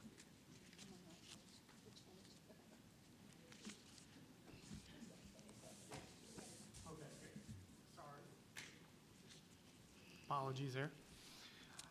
So in September, we have provided a pretty detailed briefing and presentation in terms of the type of grant organizations and processes or paths that the city has to award grants to nonprofit and agencies and organizations. So this is just a one-slide summary of the grant program name and the dollar amount approved in the FY24 operating budget. First one being the COG, or Community Organization Grants Program. This is a competitive grant process. As a pre-read, City Council got a update in terms of the FY23 last year awards by organization, as well as the year-to-date award. City Council might recall direction was provided for the COG committee to do a two-part process this year. So they've had an initial award occur the first part of this year. They're undergoing another process right now for the other remaining portion of the COG grant funding. So the next one, next category are regional organization grants. So this in the FY24 budget was a little over $4 million. So when we're developing the operating budget, there's a lot of these that have been ongoing in nature as far back as the 70s, I believe, for some of these. And so annually, as we're developing the operating budget process, staff seldom touches these or makes reductions to these. We forward to City Council requested increases by the organizations if we receive those. Those were also provided to City Council as a pre-read in terms of the regional organizational grants. There's a quick recap of when it was first established, the dollar amount in the current year by organization, the next year ask in funding, and a quick summary as reported by the organization as what the funds are utilized for and how they're put to use. So also worth noting on that is that third bullet point there. This is also the category where City Council might do mid-year adjustments or decide to make an award to an organization mid-year through a standalone council action item. So those aren't typically included annually as part of the budget. City Council in recent years has been pretty clear whether it's one-time in nature or meant to be baked into the ongoing. So the dollar amount there is the adopted amount, not necessarily reflective of the mid-year adjustments. And the last column, or last bullet there is the arts and humanities grants. Again, a competitive grant process administered by Cultural Affairs, Emily LeBeau's, and the allocation was $765,000. And it's for arts and humanities organizations and nonprofits within Virginia Beach. So to quickly move through as we're moving to this council policies and decisions. So we've certainly talked about the revenue side. There are some other ongoing that are on the expenditure side that city staff doesn't typically make a reduction to or make modifications, and we keep them in place at the prior direction of city council. And so for information on that, this slide includes a few of those. So for example, the court salary supplements within juvenile domestic relations, or JDR, general district courts, and the magistrate's office. There's some salary supplements to these state employees. I know it can be kind of confusing sometimes, the city's relationship with state organizations.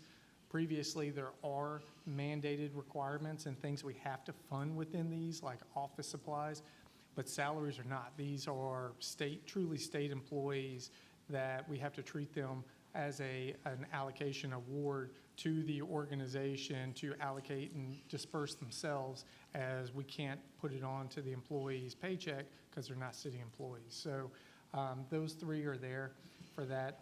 Also worth noting, the magistrate's office, that's a supplement that's been in place for many years, and it's no longer, the individuals that receive this supplement are grandfathered in.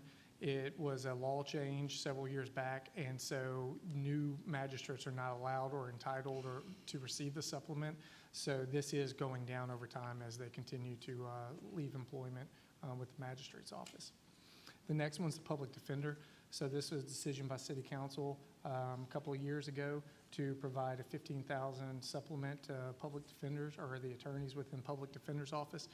Again, it's an organization that's outside of the city's control, so these employees are treated in the same manner. The $500,000 is awarded to the organization, to the public defender's office. He disperses it. That's the reason that the public defender comes and provides a report to council once a year on how the funds were used.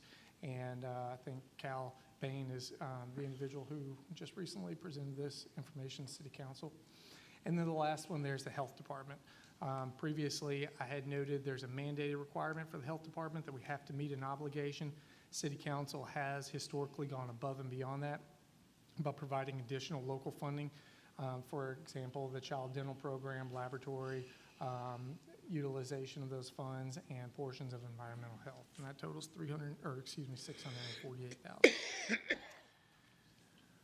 So the last thing I was going to talk about, and I think this is what Councilmember Taylor was asking earlier, was about the school funding formula. So earlier I had talked about this on the revenue side, but this is a dedication or expenditure that acts as a transfer out of the general fund that we typically work around in our budget development process. So for context as to what consists of the school funding formula, you can see there the revenues are made up of various local tax dollars within the general fund, real estate, personal property, BPO, hotel, general sales. So with the general sales, worth noting is it can kind of be confusing. The city receives 1% of sales that occur within the city of Virginia Beach, and it gets remitted by the state. It comes in the general fund. We share that with schools based on the formula, 46% split. Schools, in addition to that, they receive a direct allocation from the state for general sales. And that's typically about the same dollar amount for the current year. I believe it's about $92 million. So they get that. That's not baked into that. So I just wanted to be clear about that in case there's any confusion about, well, the general sales, the city gets a 1%, which we share with schools, and then schools, per their funding allocation direction by the state, they receive an additional general sales allocation on top of that. And then just for context, the table here reflects the current year's funding formula number that are shared with schools, $512 million, and what the FY25 estimate is of $533 million. So that's that $21 million the city manager was talking about earlier. And that is to be used, I believe, as the vice mayor was talking about earlier, within the school's operating budget as well as the CIP. And then the last is... Chris, you have a question right now? Kevin, the last slide. In an email that I sent to you, can you explain to the public, because Vice Mayor Wilson mentioned it earlier about kind of the norm that we were sending the reversion funds back. And I think there is some confusion. I've actually heard one or two school board members say that's their money. So when you look at the reversion funds, I asked you a specific question. First, can you explain what the definition of the reversion fund? And then I'll let you do that first, and then I'll have a follow-up question. Okay. So the policy, the school board, school funding formula policy with the city, it's fairly straightforward in talking about that. So it's a process of which at the close of the year, the city finance staff provides an information to school in terms of a true-up calculation, whether it's overperformance of local revenue or under execution on the school side. They provide that to schools, which then schools takes before their school board for consideration of a recommended allocation and use. Once we have that, the direction is per the policy for us to go to, for the city manager to go to council at the next available meeting or as soon as possible to get that for consideration. The reason for the funding formula, or the funding formula addresses the reversion calculation is because by state code, the schools are not allowed to maintain a fund balance. So the practice has been anything underutilized in the year or overperformance of revenue is then communicated, and then schools, per the policy, put forward a recommendation and use because they can't keep it on their books. So at the end of the year, it comes back to the city, and then we communicate what that was. All right, a key component of that is overperformance of revenue or underperformance. Okay, so for fiscal year 22, 23, 20, and 21, I asked you what was the total, and your answer was City Council approved $54,938,822 in school reversion funding in FY 21-22. Of this amount, 0 was state and 0 federal, and $34,432,182 was local funding. Is that was based on overperformance on our side? No? For the 23, it wasn't due to overperformance. For the 22, part of that was related to the overperformance, where we were seeing some of that double-digit growth in general sales that we weren't anticipating. So a component of that 54 million for 22 was a combination of overperformance of revenue and under execution on the school side within that fiscal year to make that. If I'm not mistaken, I believe in the most recent, the FY23 closeout period, there was actually a need to pull more back from the schools because of an underperformance of overall revenue. So I think at the end of the year, whenever finance received the closeout financials of schools of where their execution was on expenditures, there was another need to go back and bring down the reversion amount to them on that by additional $5 million because revenue underperformed. Okay, and then in fiscal year 22-23, 48 million of this amount, 5 million was state, 0 federal, and 35 million was local funding. So you work closely with their side in the budget. Are they budgeting to expend, because over 2 years, this is almost $100 million. I don't know if you can answer that. Are they expecting this? Are they, in their superintendent estimation of needs, is this 100 million in, is that kind of baked in there? They certainly have it programmed out. They don't have a reserve, an operational reserve that they just leave there for the just in case. They have it programmed out and they have intentions on utilizing it, but the school staff is very particular not to over-execute their operating budget. That happened in the late 90s, and there were very serious legal consequences as a result of that. So it's a policy that they have to try to be very mindful, and I think at the end of the day, that reversion amount, roughly of about 30 million, equates to about 2%. So they're, to hear them say we're executing 98%, and then this is like a 2% under execution, but they would rather be that direction, on that side of it, as opposed to breaking the law and spending too much. Thank you. Okay, Barbara. Haven't they used as a policy that was recognized as one-time money and would normally be PAYGO capital improvement program money, essentially? Typically, they do, yes. Typically, they will give a recommendation to utilize it towards one-time thing. For example, I think within the last couple of years, they allocated a good portion of it to replace their payroll system, and that was about $7 million at that point in time. I think it's since gone up, but yes, they typically do try to put it towards that. I think they put it towards bus replacement in the past, but they try to put it towards one time as opposed to relying on that fund balance for their ongoing operations. Right. I think bus replacement has been this has been one of their primary sources for replacing buses over the years. But we also have some approval over how that's used as well, don't we? Yeah, Patrick. Go ahead and answer the question. I'll follow back. Yes. If the school board approves it and they pass a resolution to send over to City Council, it's the decision of City Council to reappropriate and send the funds back over to schools for the things that they listed.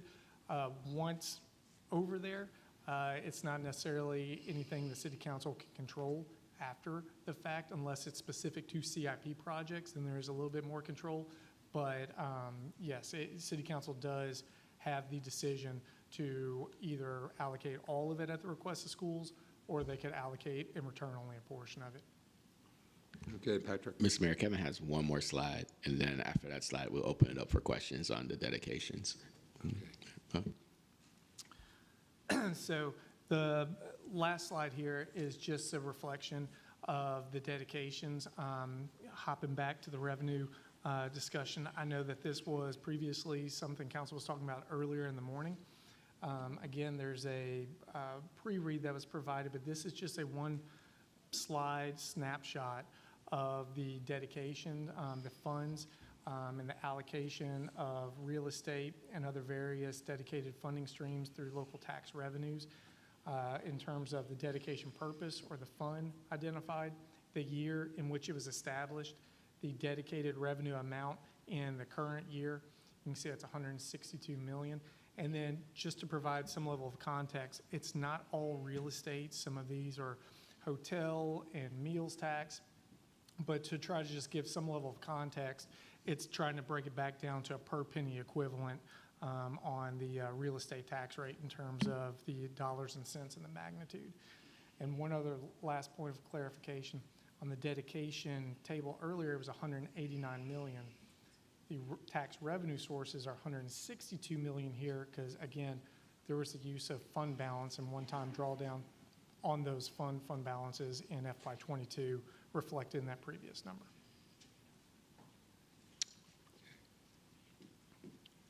And that's okay. The last Any slide. questions? Rosemary.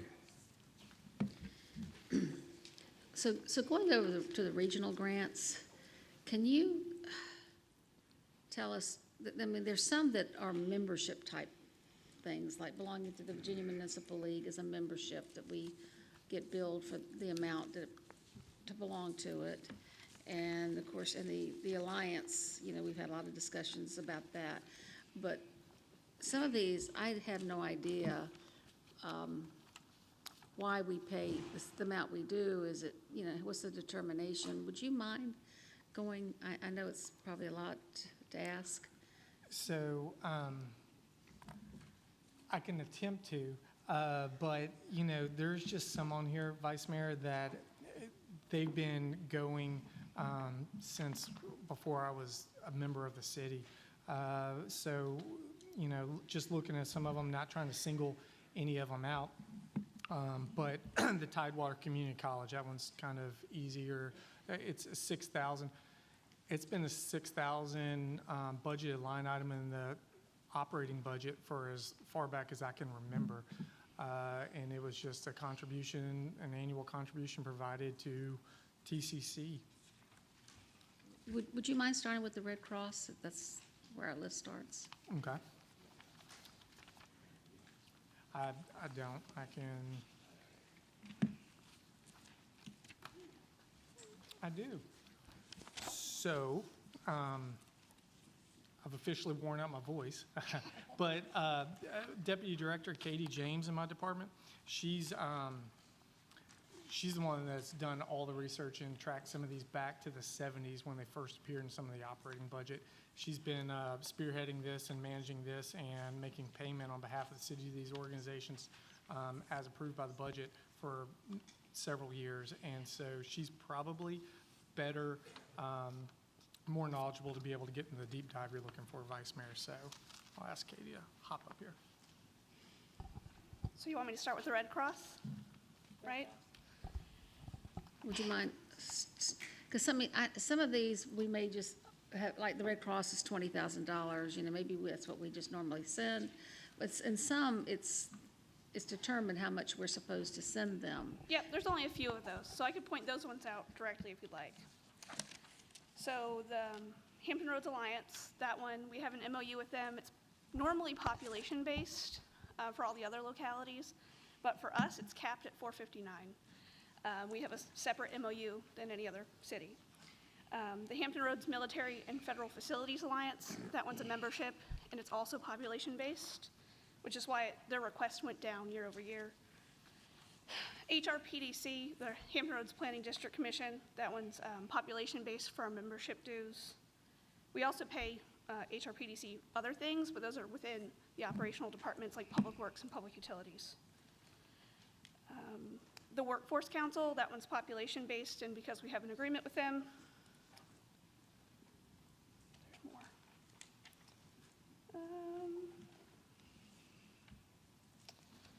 And those are all the ones that I would consider membership dues on this list. The rest are completely at council's discretion. I guess the dues are at council's discretion as well, but a little different relationship there. Right, if we don't pay our dues, we don't belong Then you're not a to- member anymore. We're not a member Yeah. anymore, and so we have no clout in that organization. So it was really interesting, because I wasn't sure what the relationship was with all of these, because there's a lot of them. There are a lot. Thank you. Okay, anyone else, Sabrina? You know, and I saw this last night when I was reading over some of this. Number 21, Virginians for High-Speed Rail. Amount requested 10,000, current year awarded 10,000. So I'm just wondering, why are we still funding this if light rail is off the table or has been, the referendum didn't pass? Are we still keeping this because of what? Virginians for High-Speed Rail isn't light rail. It's for high-speed, like Amtrak rail. Okay, But so, it's a regional grant that we've just kept in the budget because it's been prior council's direction. okay, so it says Virginians for high-speed rail, but it's not light rail. It's not light rail, it's Okay. high-speed rail. Okay. They're talking about rail that goes from here to Richmond, Baltimore, you know, up north and that. Yeah, well, she's clarified that, and I appreciate that, because if reading it, it doesn't appear to be that way. But thank you. You're welcome. Okay, Michael? Thank And you. Patrick first, if you don't mind. Mr. Belushi, let me just get one thing. We left a document out that had a couple more dedications that we didn't include, and I'm gonna pass that out to you all right now. And just to clarify one thing as well, all these grants, they're just in there because council told us to adopted them in previous budgets, right? You know, so unless council tells us it's a one time, and since I've been here, we've been working to get clarity on, is this ongoing or one time? You know, so we can make the decision on, is it supposed to continue or is it just a 1 year thing? These are things that's just been in the budget for multiple years, and we don't touch them because the previous council policy was to put those in the budget, right? So now what we do as part of your reconciliation letter is whenever new things are added, we specifically ask, is this a one-time ask or is this an ongoing ask? So ideally, if council feels like some of these things are things that we should no longer be a part of at the current value or a reduced value or just eliminate altogether, that's the kind of guidance that we're looking for. Okay, Jennifer? Sorry, Mayor. Oh, Mayor, I'm Mr. sorry, Belushi was- Michael, then Jennifer, and then Josh. Not to, but thank you. I do have a few questions. The first one, going off of what Councilmember Wooten said, that appropriation stuck out to me as well, Virginians for High-Speed Rail, because I've served since 2019, and I don't recall ever receiving a report from them or a presentation from them. I'm not familiar with the organization, and if we're funding that organization and participating in their efforts, it's, I think, incredibly important that we hear from them about what value the citizens of Virginia Beach are receiving for that investment and what type of work they're doing, and even where I understood the meaning of high-speed rail, but I'm not really familiar with where that stands today and what this organization is doing to advance that. So that one really stuck out to me as well, and so I'm in agreement with Councilmember Wooten. And I think we need, and I think that's an example of an exercise that we need to take, and frankly, let's do it tomorrow, or let's do it later, where we go through each of these and make some decisions about, do these continue to be the right fit for our needs? Let's look at this list with a fine-tooth comb and a sharp pencil and make some decisions about, do these investments meet our needs in 2024 and moving forward? Because previous councils may have dedicated them, but I think we all agree, it seems like we all agree, that it's in need of review and we should take a look at it. So I'd like to do that. But if you could go back to another slide, I want to ask a question and also make a point, just share some information and background for some new council members. This slide, just after this, slide 17, you'll see that there's $500,000 dedicated to the public defender, and that was, I think, created in 2021 or 2020. 22? Yes, sir. I'm actually, maybe, yeah. Just as a way of background, the reason that contribution exists is because, and I know you heard from Mr. Bain a few weeks ago, there's a disparity between public defenders and the Commonwealth's Attorney's Office that results in people who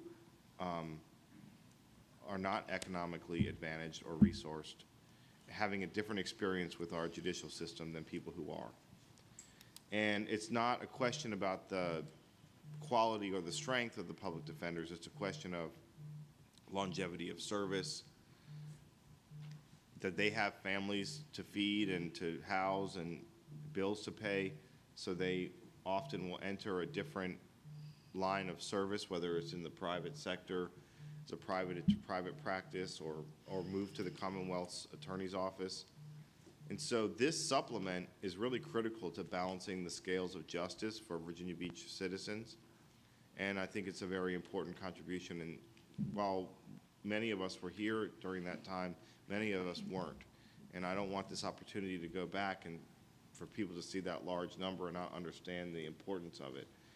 Many of us who were here before, we all worked very hard together to establish this move toward parity that does come closer to balancing the scales of justice. It doesn't do it entirely, but it comes closer.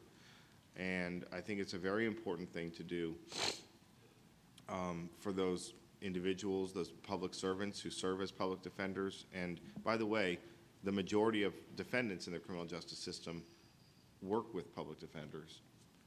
And I'm I feel very passionately about this investment in our judicial system to ensure that every citizen of Virginia Beach has a fair, a more fair experience with our criminal justice system, which we know objectively is unfair in some cases.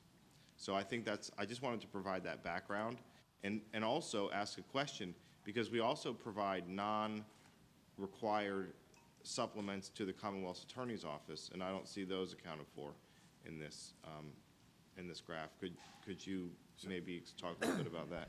Yeah, so earlier whenever I was going down that exercise in the Commonwealth Attorney's operating budget and the general level of general fund support it gets. So the way constitutional officers are handled, they are each locality's required to support, to some extent, a portion of their baseline operations. So for example, we only get 10% reimbursement from the state for the fringe benefits. Well, we know there's health, higher fringe benefit requirements in that. So that comes on the back of the city. But then also, whenever you're looking at the operational budget of the Commonwealth Attorney, there's additional programs, I guess, that City Council has requested or asked the Commonwealth Attorney to do over the years that's above and beyond the mandated requirement, and the city provided FTEs for that. So that's part of the overall local support that you're seeing in there. I mean, that could be considered as a part of the overall reduction. In fact, that is one thing that we put this out for the Commonwealth Attorney, and he participated in the exercise. And that is what it is if there's if he has to take a 7% reduction, it would be reducing attorney positions. But then that means he would no longer be able to prosecute the misdemeanors, and that would become a function of the city again. So we have put him through the exercise. And I'm not suggesting that I'm advocating for cuts in that area. I don't think that that's what you were suggesting either. But a couple of things. One is I support the additional support we provide to the Commonwealth Attorney's Office because I think it's essential to maintaining a safe community, which was one of the things that we're the most proud of and grateful for. But I do think as we're looking at a graphic that says and I'm not being critical, Kevin, but non-mandated city contributions to state agencies, I'm not seeing that reflected here. And while we're being asked to make difficult decisions, I think it's important we really are level set in terms of having all the information in front of us. So perhaps apologies for that labeling. The intent here is these are things that staff, as we're developing the budget, we're working around, and we didn't ask for the Public Defender's Office to take a 7% reduction against that. We did ask for the Commonwealth Attorney's Office to take a 7% reduction, so that's the reason for the context. I apologize for the labeling. No apology needed. I'm just trying to make sure I'm drawing out all the relevant facts and information. No, Michael, I think you make some good points. We're a Dillon Rule state, but a lot of times we get the unfunded mandates that, we are not compensated for, or we may be compensated for a year or two, and then it becomes a legacy expense for us. And, and much to your thing about the public defenders, I remembered an argument justifying this back then was the fact that they were only able to hire new graduates at the level, and they were going against experienced prosecutors. So what you're saying is 100% correct. It really levels the playing field. Okay. Mr. Mayor, yes. you can still ask questions, but I just want to provide context for where we're going. We're hoping you ask clarifying questions now, and then we do have time today to talk through some of these school funding formula, revenue dedications, the regional grants, and have council provide very concrete feedback for staff about what's in, what's out, things like that. Okay. Jennifer. Thank you, Mayor. So I do have a clarifying question on the regional grant application process, because there are quite a few of these that date back to like 2003, 2005. And are they rollover, or are these organizations submitting new applications each time? And I ask because if we, and I think we should be doing this, go through and make cuts or make reductions, these are decades-old allocations, and I'm assuming these organizations are factoring these into their budgets, so we need to let them know sooner than later what our plans are. Yes, Councilmember Rouse, you're correct on if council want to make cuts or make changes, we need to let them know as well, because we do think a good proportion of them are factoring it. For TCC, $6,000, they may not necessarily be worried about that. But the other organizations, they probably do take those into account. Let's not. Yes, ma'am. Yeah, okay. Yes, ma'am. But just to clarify, there isn't a traditional application process. These are things that tend to be included as part of the project because the budget, because council asks for it. We do ask them to submit clarification on what they're using the funds for, and then we do report that out to city council. But we will be looking for council direction on whether they stay in or not. you know. And Katie's looked at me like I said something wrong, so she probably wants me to clarify. So the FY24 budget did require for the first time that they submit an application and year-end reporting. That year-end reporting won't be due till May, and we do tell them when they apply that it's contingent on city council continued funding, but some of these have been in place since the 70s, so. And then to clarify one thing, this is the ones that we don't have the ability to kill these or say that they can't get the funding anymore because they're not like city staff driven applications or grants, right? So this is where we need council's guidance to say, do they stay in or stay out? Like any grant programs or contracts that staff lets and staff contracts for, you know, within the appropriation that you all give us, we make those decisions, but these were a matter of policy adopted by council, so council needs to let us know where it wants us to be on these. Okay, Barbara? My question's along that line about just clarifying these regional grant requests are, I'm trying to determine where you get the follow-up. Sometimes they give you how they spent the money and sometimes they don't. Is that and the difference between these and the community organization grants that go to COG? Right, these are staff determined and the COG grants are determined by that committee. So regional grants are not staff determined. Regional grants were approved and put in the budget by council specifically for a specific amount of funding for these specific agents. And staff, we really don't weigh in on that other than can they receive funding legally in the Commonwealth of Virginia and what amount does council wants us to put them in there for. We typically don't call balls and strikes of what their mission or their fit is as it relates to what they're going to accomplish with that one, right? Last year, Katie articulated that council acts, now we require them to put through an application of what they're going to use the money for, and then we present that information to council for council to let us know where you want us to be. You're right on COG grants, Councilmember Henley. COG grants, they go through a competitive process with the COG board that council appoints, and they're not guaranteed funding year after year. They're not necessarily, each year they compete for their allocation based on mission, fit, and a community need to the residents and taxpayers. Okay. I guess I was just confused because for some of these regional grants, there's an amount requested and a current year award, which is different. So who decided that they were not going to get the amount that they requested? So typically what we do is whatever amount council said to give them previously, we hold them at that amount that they initially got from city council, and then we share with city council what they've requested. So basically in the report that we sent you, we said, council, you fund them at $50, they've asked you for $75. We're going to keep them at $50 in the baseline budget because your previous policy guidance to us was $50. And if they want to get $75, then council probably have to take that up in reconciliation or tell us some other kind of way that they want us to give them additional funding. Okay, thank you for clarifying. I would make one note to that. The one probably exception to that would probably be the EMS Rescue Council, because as we all know, they provide probably as much, if not as overabundance of the emergency medical response needs to the citizens of Virginia Beach. And they did receive a regional grant last year, and they're seeing incredible cost increases for medical supplies and for EMS equipment and for EMS vehicles and transport vehicles. If their costs increase, we probably weigh that a little differently because they're literally a public safety department. Yeah. Okay, Rosemary?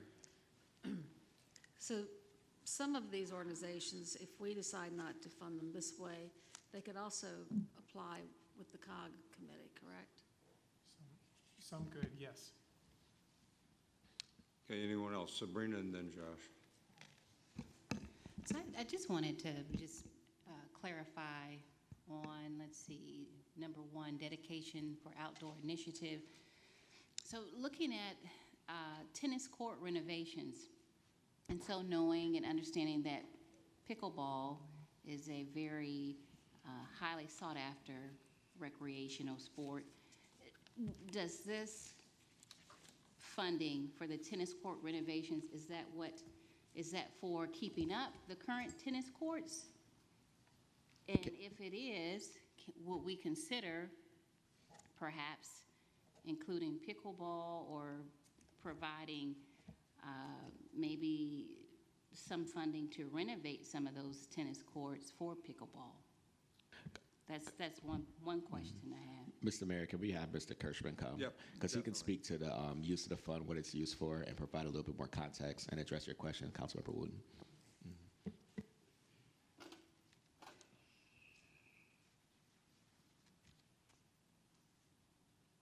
Give us the good news, Michael. Good afternoon, everybody. I'm surprised the word pickleball came up today. This is 10 years ago, you never would have heard this word come up. So yes, this funding does go towards our CIP, and it's for tennis courts or pickleball courts. Currently, at the level of funding we receive in this, our strategy is to renovate the worst of the worst tennis courts as funding becomes available. And where appropriate, let's say we have a tennis court where there's 2 tennis courts. Where appropriate, our strategy now is we'll take 1 tennis court out and put 2 pickleball courts in its place, because 2 can fit, as we renovate the courts. This funding gives us enough funding to do maybe 1 court per year. So we're adding maybe 1 or 2 pickleball courts per year over time at this funding level.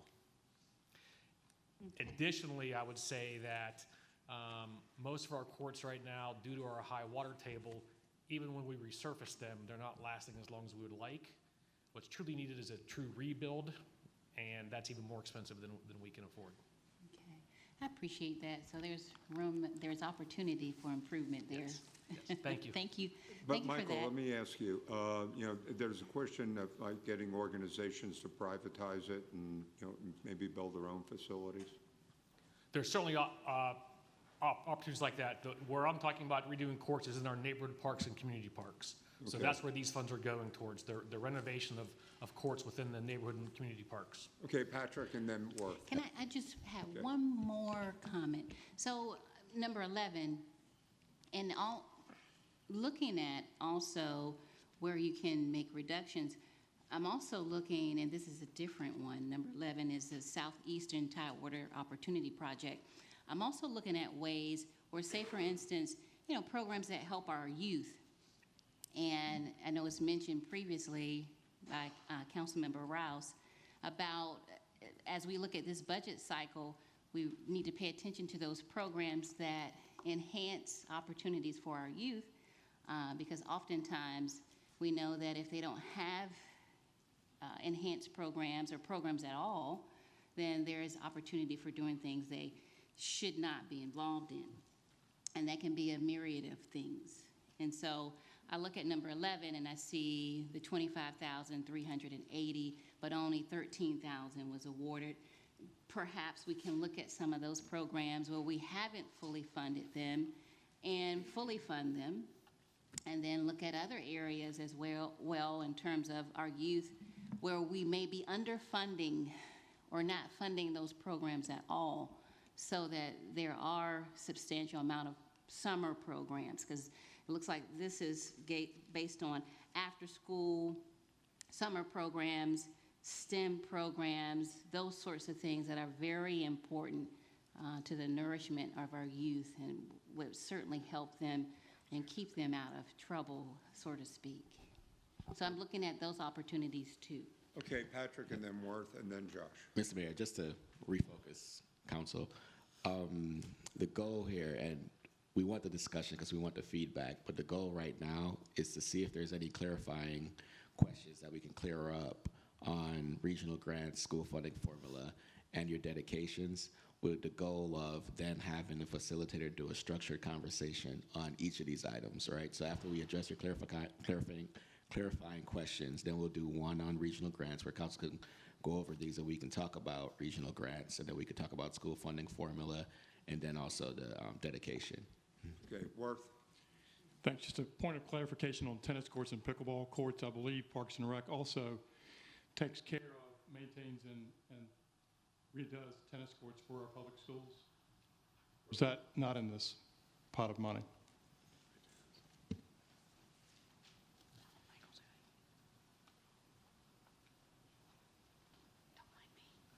We cost share with the high school courts on a 50-50 because those courts are available to the public on the weekends and evenings and summertime.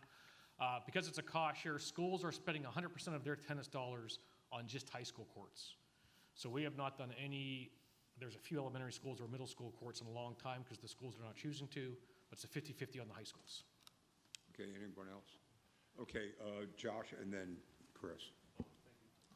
Thank you, Mr. Mayor. I just wanted to follow up on the Vice Mayor's question, comment about, some of these regional grant recipients might be eligible for COG grants, but some, I guess, may not be, and I don't know why that is, and if there is a difference in that regard, it would be nice to know which ones wouldn't be eligible for COG so that we could, maybe deal with those in isolation.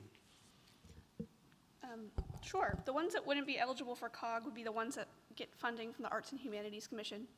The way COG's rules are now, you can't do both. And then it would also be nice to know which of these we have agreements with, like the Alliance, for example. So, I mean, and those that are population-based and, some of these are kind of government, quasi-government organizations like the Workforce Council and, EVMS and some of the schools. So I don't want to treat those differently, but I think in a sense they kind of are different, and we probably ought to view them that way. So. And just to clarify, we have agreements with all of them, right? No, some of we just do purchase orders? Okay. So which ones do we have agreements with? I'll do it again. Good. Let's see here. Hampton Roads Economic Development Alliance, Hampton Roads Military and Federal Facilities Alliance, the Planning District Commission, the Workforce Council. And I think that's it. And then Virginia Wesleyan currently. No, what about EVMS? No. That one's existed, I think, since the 70s. And just to clarify, this spreadsheet, this one, is their 24 award and their 25 request. It's not comparing what they asked for in 24 compared to what they got in 24. It's comparing what they got in 24 compared to what they asked for in 25. Which is why there's a couple that went down because they're population-based, and they used the Weldon Cooper Center's population figures. Okay, Chris? Clarifying questions so we can, I guess, get to the meat and potatoes. When did the Tourism Investment Program Fund sunset? So previously, prior to the last budget process, the dedications were to sunset in 2028. They were lifted as a part of that adopted operating budget to go on in perpetuity based on a phased plan and additional CIP projects being added to the CIP fund to be backed by long-term TIP fund debt. So there's a list of projects, and I can certainly get to those to you. I apologize for skipping my brain right now, but they were recent plus-ups, and I think, for example, it was a sports tourism project and a couple of other CIP projects, but they were the sunset provision was lifted at that point in time. But do you have the expiration date? Wasn't that 2 years ago, recently, a year ago, where it was? It was not this budget, but the last, so FY23 budget is when they were extended. And I'm clarifying because we're going back to the norms and how we've been doing things in previous councils, so I'm trying to. All right, Tourism Advertising Program Fund, is there any sunset there, or is that just ongoing? I think there might be a sunset provision on the dollar per room night that gets renewed every 5 years typically. There was one at one point in time, it might have been lifted, and I apologize, I'll get the answer to that. Okay, and then the Central Business District TIF, sunset expiration, no, just no. Perpetuity. There's no sunset.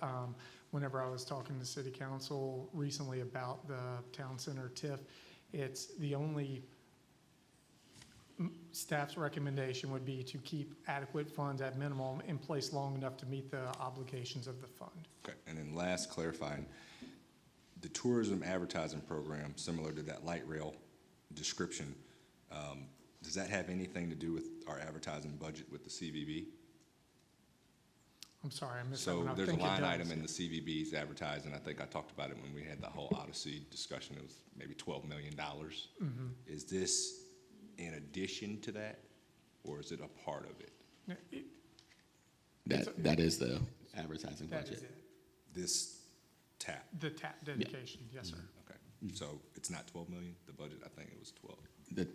The TAP appropriation, that is what CVB uses to market a destination. Okay. Yeah. All right, thank you. Okay, Barbara. Didn't the tip sunset issue from a couple of years ago come from the fact that the hoteliers agreed to continue to collect the $1 a night room fee? Because that was supposed to stop. But they agreed to continue collecting that, I believe was what the sunset, because that was, that collection of that $1 a room night was what was set to sunset. So it was supposed to sunset, but I think in the 23 budget, City Council removed that sunset provision. So unless City Council says otherwise, those taxes that go into the tip do so in perpetuity unless Council changes its course. The hotelers, they acquiesced to it, but Council has the ability to lobby the taxes. So even if they did not particularly want it, then Council could do it, but Council did seek concurrence with them, and they did concur with extending the taxes so long as they got those elements that Kevin mentioned, including in the budget, like the Sports Tourism Fund and a couple other items as well. Right, because I think we have to go back to what created that to begin with. And it was a very voluntary request for projects that allowed it to be put on. And so they agreed that they would continue to collect it voluntarily and everything would be agreeable, provided that even after it was set to sunset. So I would really like some background in that whole $1 a night room, because that was an additional tax that council put on in agreement with the hoteliers when it occurred.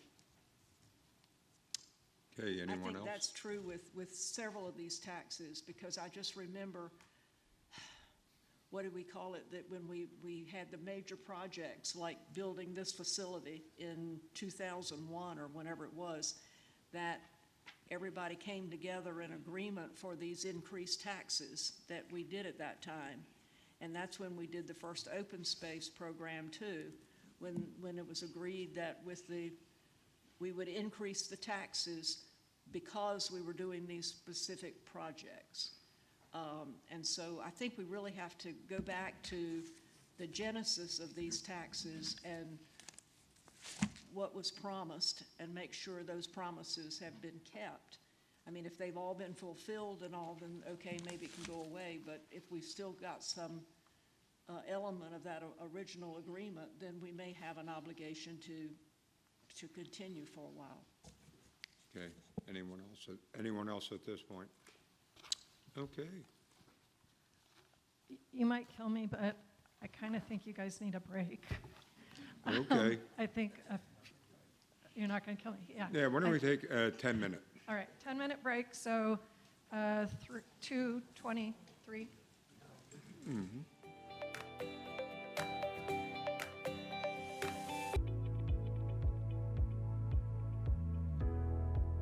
Hutch, did you want to, if we could go to Hutch right after you welcome us back. Thank you. So a lot of information you've gotten, a lot to think about. We want to focus in for the last hour or so today on these three topics that we've been hearing you all touch on. What is it that this current council wants to advise staff in terms of what prior councils have decided related to the school funding formula, regional grants, and dedications? So we're wanting to hear from you, what is it that staff should be looking into, what is still untouchable, and what do you want to reconsider?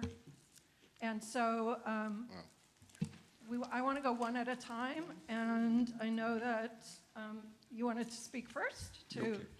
Well, I don't have to speak first, but I just wanted to get on the roll. But since the light's on, so I just want to be clear because it's my first time, and I want to make sure that it gets accomplished, being on this side of the table over here. I really wanted to say to Ms. Henley as well is that understanding that we're just looking.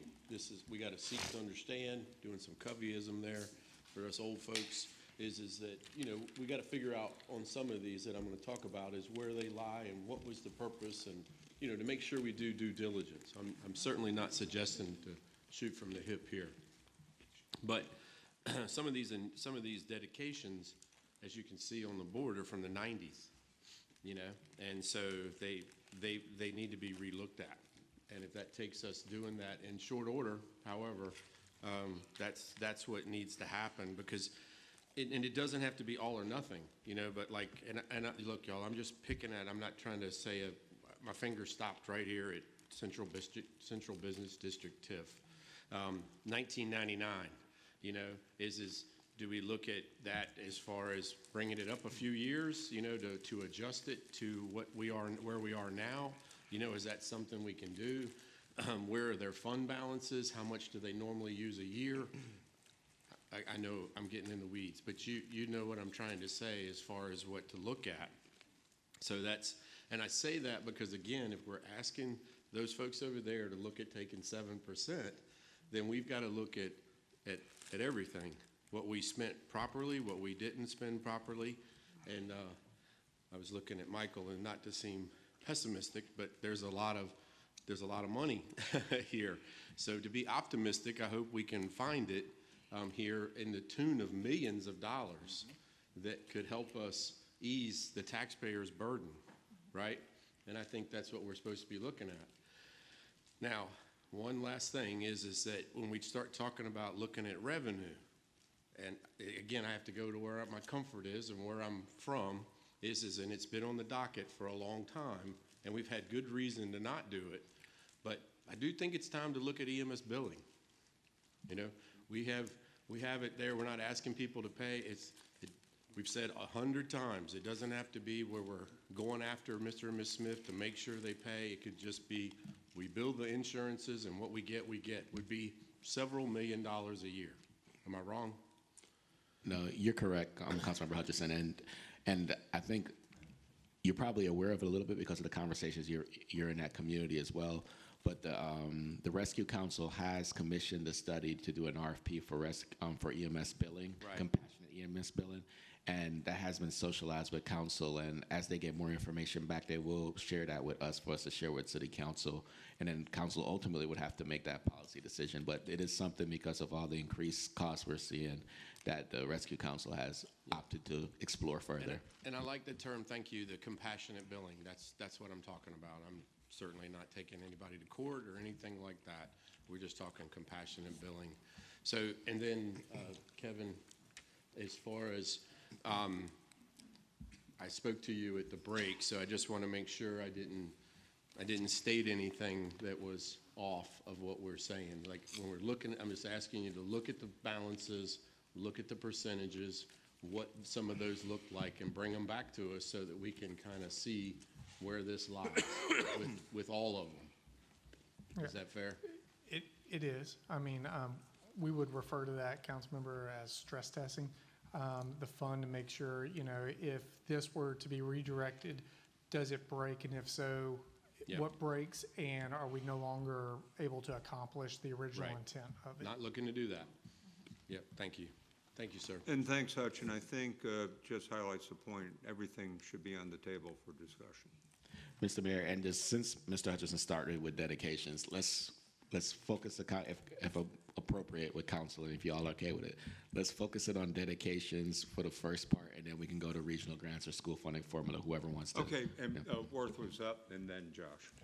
Thank you, Mayor. So I know all of our eyes are looking at the fund balances on these dedications, my eyes included. However, let me clarify one thing, sir. That's not the fund balance. That's what they generate annually.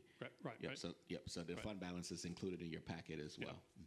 fund balance is in the packet, but also, right, for this year. So especially on like the tourist advertising program fund, I mean, that does pay for advertising for promoting for the city, not just at the resort, but across the city, economic development, the brand of Virginia Beach.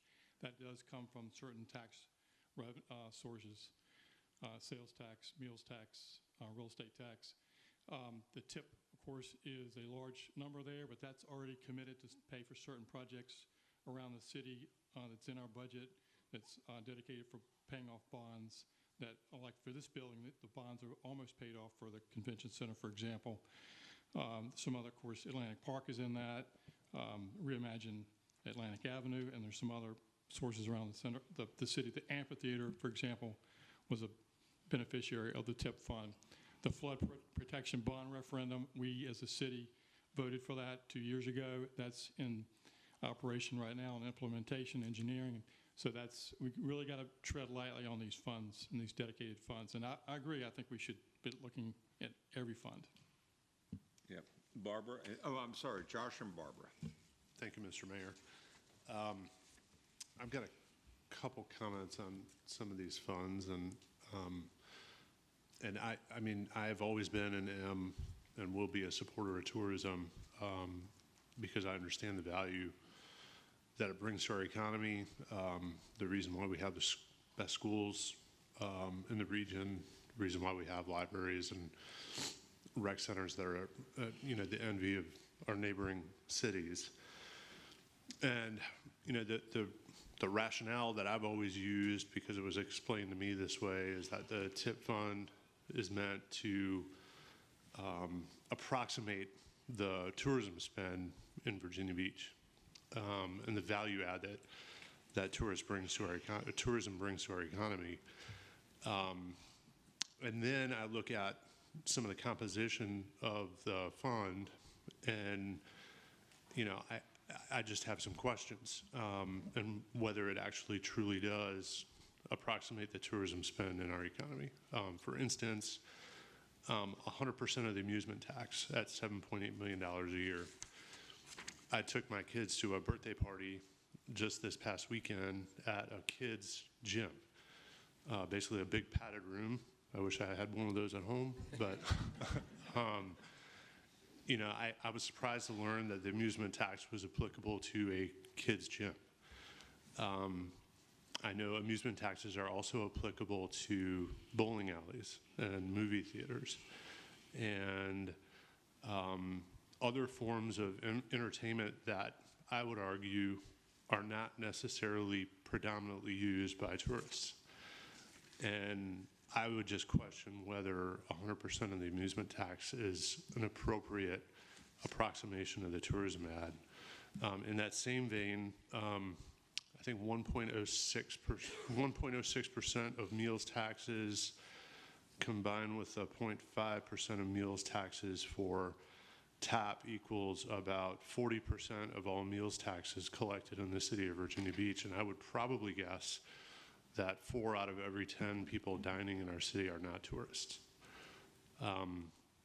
Again, I am a supporter of tourism, and I understand the purpose and intent of the TIP fund and the importance of investment and reinvesting in infrastructure. But if me, you know, if I as a supporter of tourism can't go out and explain to people who are asking me why this is supposed to approximate the tourism spend in our economy, I think we need to take a look at that. And as far as the Central Business District TIF, as you all know, I've worked in and around Town Center for a very long time, familiar with the TIF and the SSD.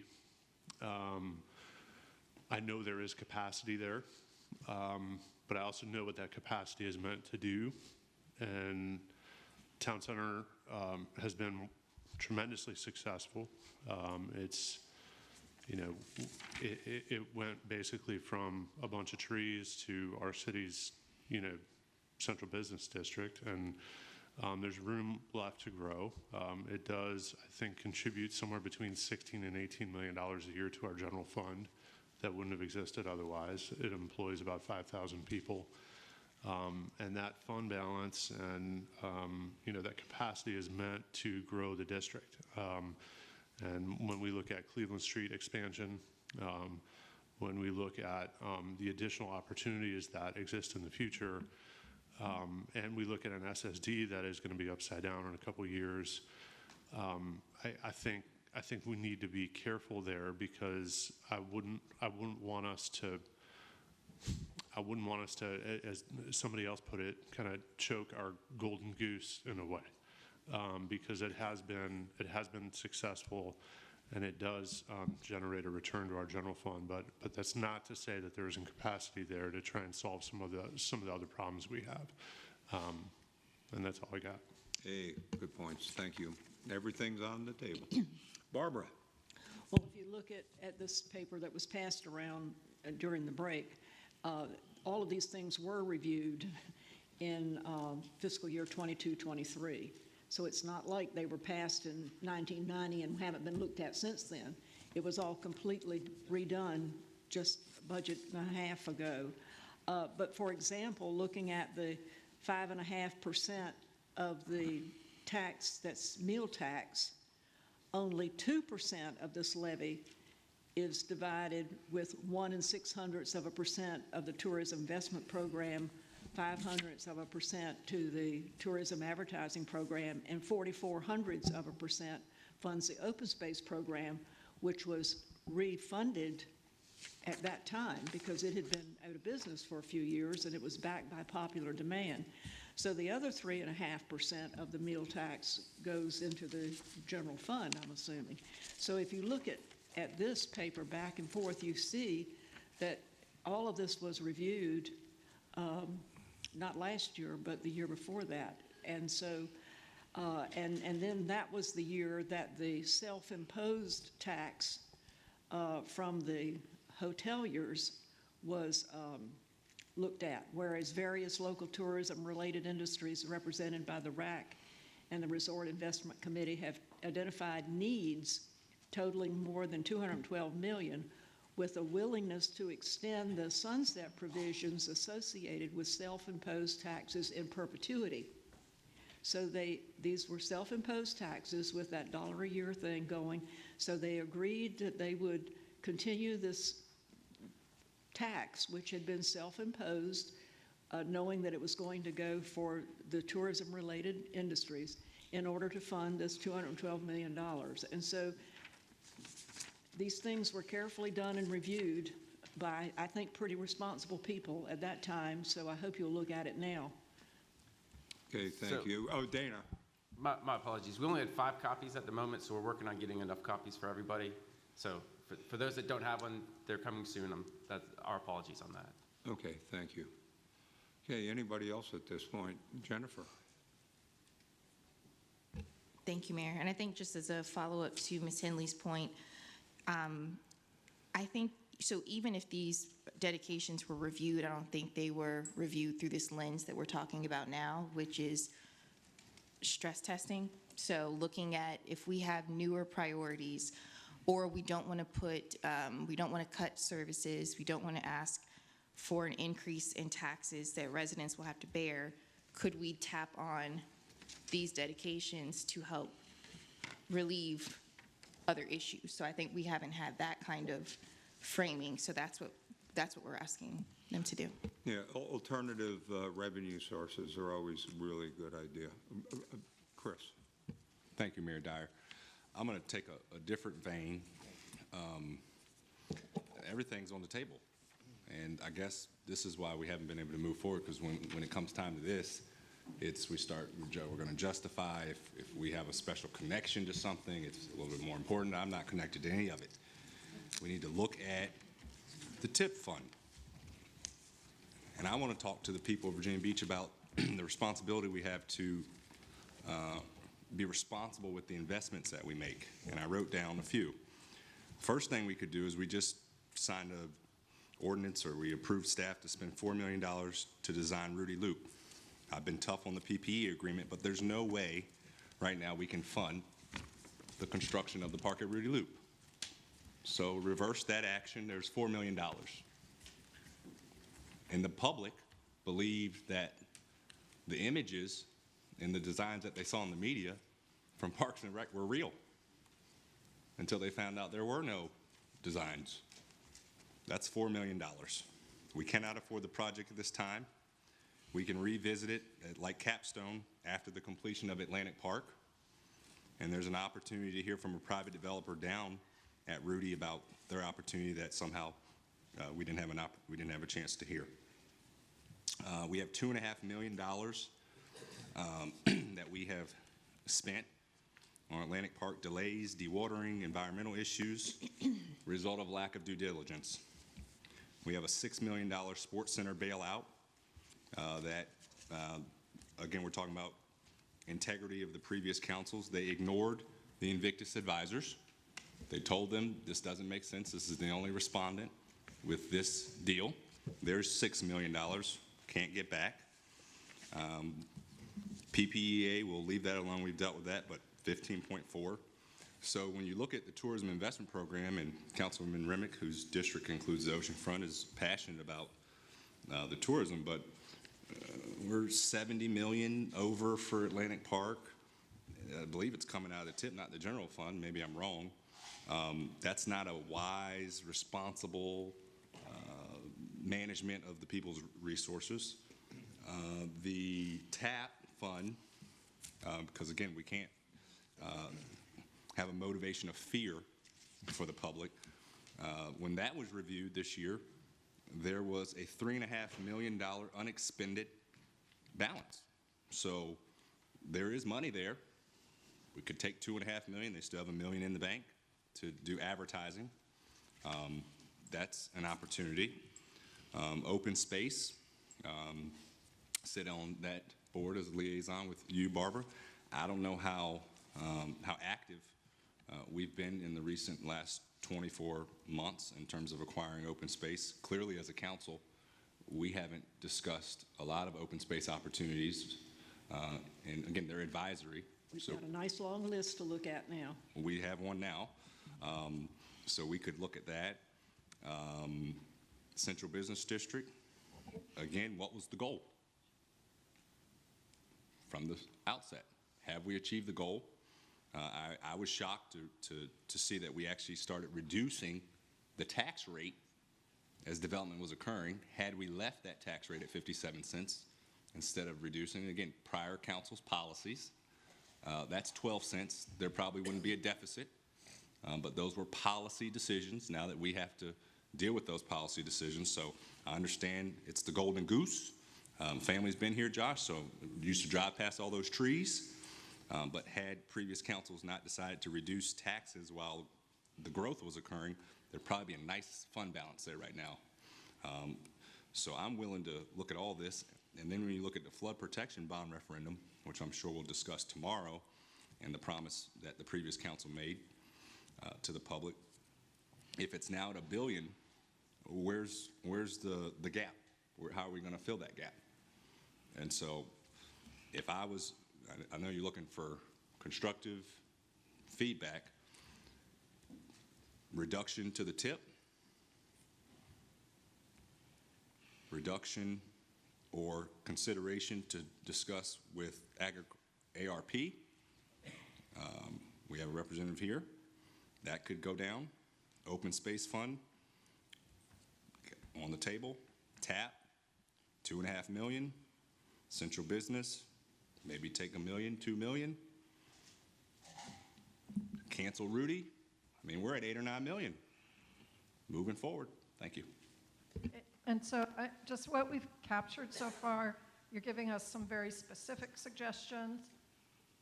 Right now, we're feeling that all of you are comfortable with at least reevaluating the funding, how much is going into it, stress testing, how much is needed, thinking about new revenue sources, look at the percent of amusement tax that's going into the tip, and then reevaluate the expenditures within all of these dedications. That ties back with how much money do they need, but are we spending what we need to spend in these dedications? If we don't need to spend it all, then we can reevaluate how much is going toward that. Okay, anybody else? Amelia and then Rosemary. Well, what I would like to say is, you know the expression, hindsight is 20/20. And what we need to do is now move forward. Some of what's happened, if the same people were where they were, it may be a different answer. But what we need to do is look at what we have now and consider maybe one at a time, because pushing them all together doesn't help. Take them individually, go over whether it's ARP, whether it's the Central Business District. What was its purpose? Has it served it? Things have changed. Construction, everything has gone up. And that impacts, the revenue. So let's slow down and go one at a time. And what has happened has happened. Now we need to clear that and move forward. Thank you. I agree with Amelia. I think rather than, we're sort of all over the place. Fire, it's like ready, aim, fire at all of these different things. I think we should look at each one individually, find out exactly what it covers, but also what the obligation is. I mean, be careful what you do, because we can do some things that could have some major ramifications, like the TIF fund. It's got to cover those bonds and a few other things. So we need to know exactly, and the TIP fund, with Atlantic Park, what are the things that we're obligated to pay for? And some of the things that, whether we build a park or not, there needs to be a parking garage down at Rudy Loop for people to park in. So there's still a lot of things that need to do, and I think we need to do it one by one, because this is ready, aim, fire. I think we need to look at each one, look at the fund balance, find out, are we spending that much money every year?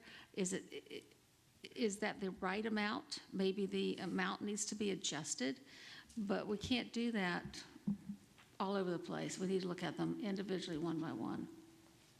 And I think what the staff wanted feedback on is whether or not you even wanted to look at them or wanted to consider them past dedications, and so staff couldn't consider them. So I think the discussion is you're giving staff the feedback to look at them, to evaluate them, look at their current needs, what the fund balance is, what the stress test is, so that they can come back to you and with restrictions and talk about them one by one. And, if I could just say, I think it's a great discussion, especially getting everything on the table. But I'll go back to a comment, I made before about playing chess, not checkers. Are these initiatives that are out there? And, Amelia's right, inflation raised the prices of projects and everything. But eventually, down the line, is it going to be a return on investment that's going to help us create those new revenue sources that we're going to need to survive the future? So, but once again, I truly appreciate the tenor of the conversation. Okay. So, Mr. Mayor, members of council, so staff reevaluating de-stressing this. What does that look like? Is that something where present more information on this to staff, not to council? Not sure what more we can present other than having like a detailed, frank conversation about each of these, and then getting direction from council, or is it then getting direction from council there, or is it something where you want staff to make adjustments to these for you all to future review and consideration? Hutch. Yes, that's what I'm saying. I want, whether we want to look at them, that's what I figured we were going to do. For me, sir, I want you to do what you do, and then we will look at it, is what I'm trying to say. Is I have enough trust in you and Kevin and the rest to say, here's where it is, this is where it lies. We've certainly got a historian down there that can help us understand the longevity of why something is something. We have a couple, 3 of them here. So I trust that process. I just want to do a holistic approach. And if you say, I think as y'all were kind of saying is that some of them may look at 3% change. Some of them may look at 0.01.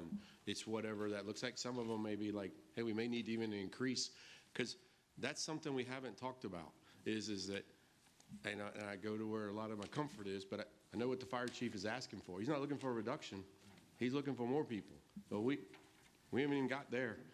And as we talked about before, the overtime is not going down. So, that's what I'm trying to say is it's got to be, as Mayor said, everything's on the table. So what does this look like? What does this look like? A, B, C, D plan, 1, 2, 3, however you want to do it so that we can feel comfortable making a good decision. Okay, anybody object to what Hutch said? Worth? No, I object and I agree, but I would also just further say that this is revenue dedications, and so how these pots of money derived, and it's through the tax, all the different collections of tax, sales tax, real estate tax, amusement tax, and so if you tweak some of these for these different programs, then where does that money go to? Does that money go to the general fund, and that helps us reduce the real estate rate or not? But that's, to me, what the question is. So, Mr. Mayor, if staff was to go about this, and Kevin can assist accordingly, in general, what we would do, we would try to look at the obligations inherent in the fund, and then the capacity that is available for council to redirect. I wouldn't dare go to a point of saying what to use those funds for. I would probably likely give you more clarity on what your capacity is, and then garner a sense from you all. Do you want to do taxpayer relief, or do you want to knock out your priorities and your focus action plan? And you can do a combination of both, right? Because if you look at those revenue sources, Kevin asked Kevin to put together a per penny equivalent. That's 20 cents right there. So say council decided you wanted to give a haircut of 10% across these things. That's a significant amount of resources that you could use towards addressing affordable housing, a housing trust fund, or put towards a modicum of taxpayer relief. So if we would go about it, that's how we would go about it. And then ideally, we'll give you a sense of what that capacity could look like for you all to tell us how you would want us to redirect it. Because I do feel like inherently that's a council decision, and to think out whether you're going to do that to address taxpayer relief and or the other priorities, and also thinking about, as Mr. Taylor mentioned, the growth of the need of supporting the bond referendum for the increases we're seeing there. Barbara? And also the need to support increasing revenues in the future. I mean, if these things are going to increase our revenue, then it could be a very good investment. And so we don't want to forget that part too, because I think that's what these taxes generally were intended to do, was to increase revenue for the city as well as for our individual business people. Yes, ma'am. Okay, good. Okay, good. Yes, Amelia. To me, the staff doing it is more objective, having them look at everything, because it's so easy for us to put our personal desires into it more than for the public, because we're beginning to hear that. And that is important, that you put together what you have, bring it to us back as a body, and then we can look at it and spread the wealth where it needs to go. But that way you don't have, like to say, a piece of the pie yourself to worry about. Okay, Patrick. And then, Mr. Mayor, members of council, what kind of time frame do you want this? Do you want this to be considered as part of? Yesterday.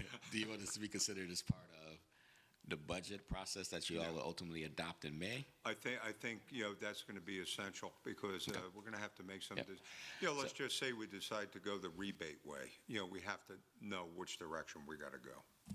I think that's possible. I don't think it's possible to get it ready for you all on the day I drop the proposed budget, but I could probably get to you real soon thereafter in terms of obligations capacity. And then for that month and a half that we have before you adopt the budget, we can have conversations about where y'all want to go with that and give you the capacity that you could possibly redirect for taxpayer relief or to address your priorities. And then just honestly speaking, Council, I know one thing that has always been clear to me from every iteration of Council of Virginia Beach is that there's never an appetite to raise the tax rate, right? So I don't think we're ever going to be in a place where we're going to raise the actual tax rate from 99 to something else anytime soon. I don't feel like that's a desire of you all. Part of that is because the value of our property in Virginia Beach, because the beautiful landscape geography that we have, is that it's always going to be higher than everybody else's. If we do want to grow and address the myriad of different things that we have to address as a city, and then we're at the stage now where we're not just growing. We're growing and need to recapitalize at the same time. You know, it takes us, we're going to have to look at some of these things and make some adjustments there. And I do think you can still achieve the preponderance of some of these goals and find new opportunities to reinvest, to grow the community, and to also recapitalize some of the assets that we need to recapitalize. It's going to take difficult choices, but this council can do that, right? I mean, remember what everybody in COVID, this council took its CARES Act money and American Rescue Plan Act money and gave it to the community or took care of its priorities. Other cities took it and supported their municipal operations. You all didn't do that, right? You gave over $200 million away in relief to businesses and the citizens during COVID and reduced the tax rate about 7 cents. This council could do it. You know, we can get you the information and we can work throughout the budget process to get a sense of where it's best to land. And I think, Patrick, if you can do it this way, if it's in time for the public hearings and everything, I think that would be optimal. That way we get the public involved too. Mr. Mayor, I think we could probably get, the first public hearing might be difficult, because, okay, when's the first public hearing? Is that the 17th of April? We could probably get it there. We could probably get it there. Even a preliminary, Yeah. for that would be great. Yeah, Mr. Mayor, I think after this, we'll get your guidance. Me, Kevin, and the rest of the leadership team will sit down and have a conversation, and then I'll communicate if for some reason I can't hit those timelines that we're talking about here. Hey, appreciate it. Yep. Okay. I think yes, Barbara. Since this session is being televised, I'm assuming that our public is paying attention and that the people who are involved in all of this will be letting us hear from them. So I don't think that they need to necessarily wait, but I think they can certainly send their input in immediately, because that's important, because we don't want to get to the last minute and say, well, now we've got to consider it. So I hope we're inviting everybody to get active right now. Good point. Okay, I think we can move on. All right. Someone want to choose regional grants, school funding formula as your next topic? Let's do regional grants. Would that be okay? Yeah. Yeah. We'll save the best for last. All right, so regional grants. You've got the list in front of you. You asked a number of questions already. What kind of guidance do you want to give to staff in terms of looking at regional grants? Hey, Michael, you had your hand up? Mr. Mayor, Kevin, if you can go back to the regional grants page so you can kind of get council to get reoriented on what kind of revenue we're talking about there. All right, there you go. I'm actually getting my steps in. Okay, thank you. I did have my hand up. I think we need to have a process during reconciliation or possibly before where we just go through and have discussions about these grants. I think many of them are vitally important. Of course, all of you know that I've long been and continue to be an advocate for the impact that nonprofit and community organizations have on our city and the quality of life here. They often meet needs that that exist in our community that our city government organization, municipal government can't meet. And so they're critical partners in closing the gap of services and needs that many people in our community experience and our neighbors. Having said all that, I think it's very important, as we've noted before, that we ensure that our investments match our needs today. And we, as long as I've at least been on the council, I'll speak for myself, have not had that exercise where we really have a discussion about them. I like to see the applications that are submitted by these organizations. And so I wonder if you could share those with us, in our Friday package to prepare us for that discussion. Doesn't have to be this Friday, but an upcoming Friday package. And then let's just workshop it. Let's just sit down and talk about, and, you know, it's going to be difficult conversations, as Mrs. Henley noted. There are, and I think Mrs. Rouse too, there are organizations who accommodate these investments in their annual budget and their planning process, and so they need to know if we're not going to move forward. So we should probably do it sooner than reconciliation, but let's just have a discussion. I feel strongly that that's the best course for this, and we are going to have some hard conversations with some of our partners, and it could create opportunities to meet our budgetary needs, or to make room for investments that will more closely align with our missions today. Hey, Barbara? Are you talking about the regional grants, or are you talking about the community organization grants? Because I think when you're talking nonprofits, you're probably talking more about the community organization grants. And if that's the case, we may need to meet with COG, because they are the people who interview those folks and determine that. And if we have an intent to perhaps increase the amount of money they're going to have in this year's budget, that would be the time to let it be known. But we're talking about two different groups of organizations here. We're talking about the regional organizations, and then we're talking about the ones that go through the COG process. Michael? Mayor, as a point of clarification, and as I have long asserted, that's just the point, Mrs. Henley. There is a lack of clarity about how these groups are funded. There are many nonprofit organizations that are included in the regional grant bucket, so to speak, in addition to COG. And then there are one-time investments that we make. So there are many, many different ways, and that doesn't include the partnerships that exist, for example, between human services and any number of nonprofit organizations around the region. So there are many different ways the city interfaces and funds and supports and partners with nonprofit organizations. It's not exclusively with COG. And in order to have that conversation about COG or about the community investment in nonprofit organizations, we need to have that as a holistic conversation. And COG is one way that nonprofit organizations are funded, but if you look at the list of regional grants, you'll see that there are many community and nonprofit organizations that have similar missions, similar impacts as ones that are funded through COG. So we have long had a process that doesn't only use COG to fund nonprofit organizations. There are many, and I'm sure I've left some out, many different ways that we partner and support nonprofit organizations. Well, I think I need to clarify with the city manager then, but to get in that regional grant category, it has to have been previously approved by the council. Yes, ma'am. So none of the new ones come in through the regional grants. The new ones come in through COG. Well, let's listen. That's what he's saying. No, Katie, you might want to speak a little bit, but I'm going to give a stab. All right.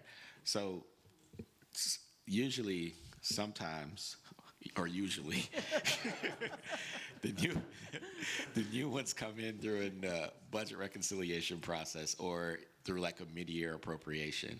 What we've gotten better at now in the last 2 or 3 years is clarifying with council, when you're putting this one in the budget, is it a one-time or are you expecting it to be ongoing? So last year there was several nonprofit community partners that partner with the city or provide a service to our residents, and I think the preponderance of them, if not all of them, probably a couple of them were ongoing, but I think the preponderance of them, council indicated that they're one time. So when we move forward in the baseline budget that we bring forward to you all, those new one-time ones will not be included in regional grants or the baseline grant budget. The ones that have been here before we got any direction from council, whether they're ongoing or one-time, that council just said, put in the budget, they're going to stay in. Does that clarify a little bit for you, Ms. Henley?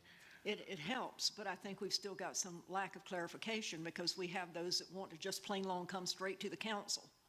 And I'm not sure that that's the way we want to do this. If we want everybody to have the same process, they've either got to go through the regional or through the COG. I am definitely not in favor of them deciding, well, I've got 6 votes, I can go right to the council, because that doesn't give the same background and requirements that the others do. And if we're going to do it that way, then let's adopt that as a policy. But I think then we've got to set up another set of another pot of money for the ones who want to just come straight to council. But because it's not fair to make some go through this community organization grant review unless everybody's doing it. It's I mean, I think we have to have the same policy for everybody. And I think the COG process has worked very well for a number of years. It may be that we need to up the amount of money to make it more reasonable if we've got the money to do that.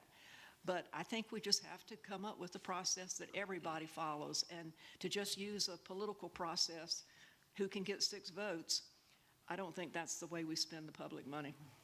Okay, we got Josh, Jennifer, and Sabrina. Thank you, Mr. Mayor. And I'm just taking a stab here, and I don't know what, and maybe staff can investigate and give us some options in terms of what this formal process might look like. But, I think I said it earlier, I think we put, the organizations that we have agreements with that are population-based into kind of one category. And then for some of these other ones, I can only imagine what it's like trying to make sure you got 6 heads going like this sometimes.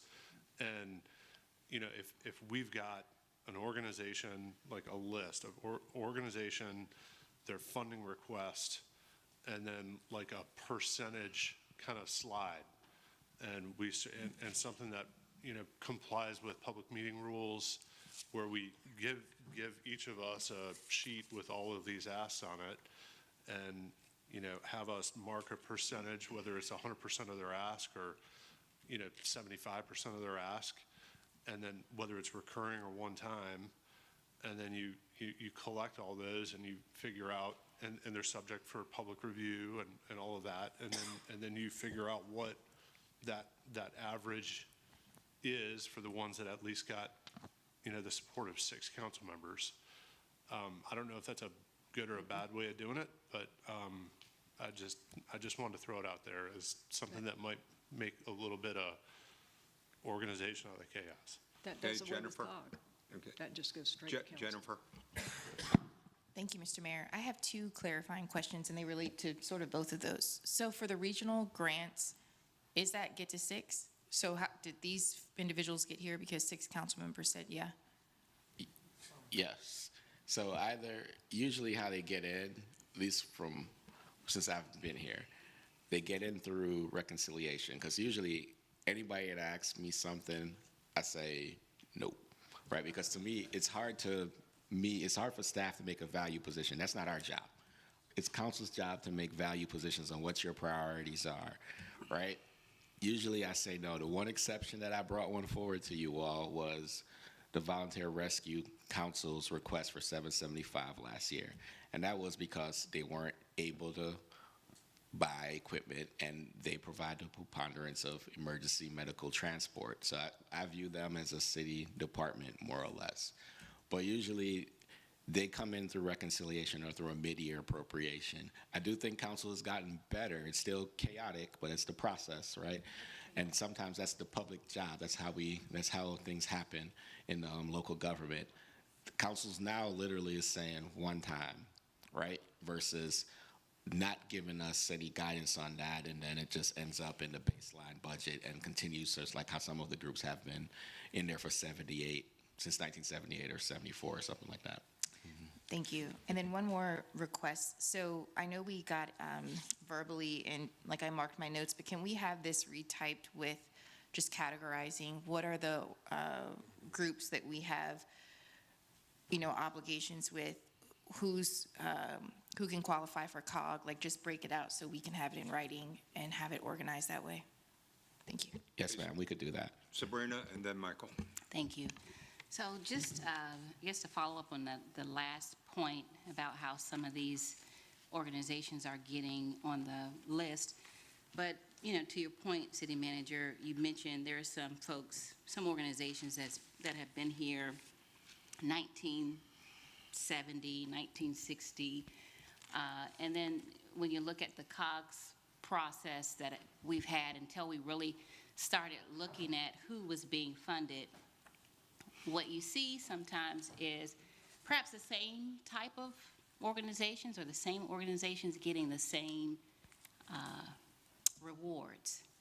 And so what happens is over time, you create unintentionally a system that bars other organizations' ideas, programs from coming forth, because the funding that you have goes to the same groups over and over again. So, you know, what does an organization do? So they have to find ways to be supported or request that support. And so I think sometimes you do find organizations and people who come to us and say, how do we get in? How do we become a part of the process?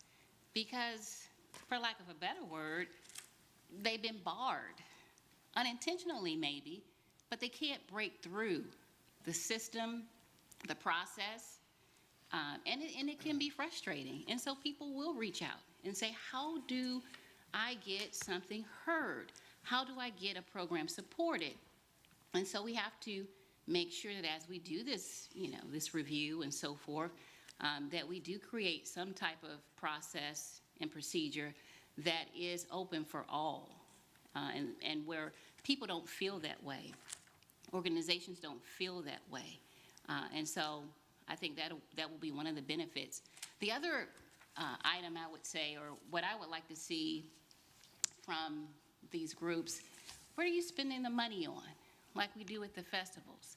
We ask them to give us a breakdown. Where did that money go? Is it going to your executive director, half of it, 80,000? I don't think that would be a good appropriation of a lot of the funding that we receive. Are you having events? What did you do? It's not enough to give us a general statement, well, we do this for this group or whatever, speaking in generalities. We need some specifics. Where's the money going? What programs are you having? Who is it benefiting?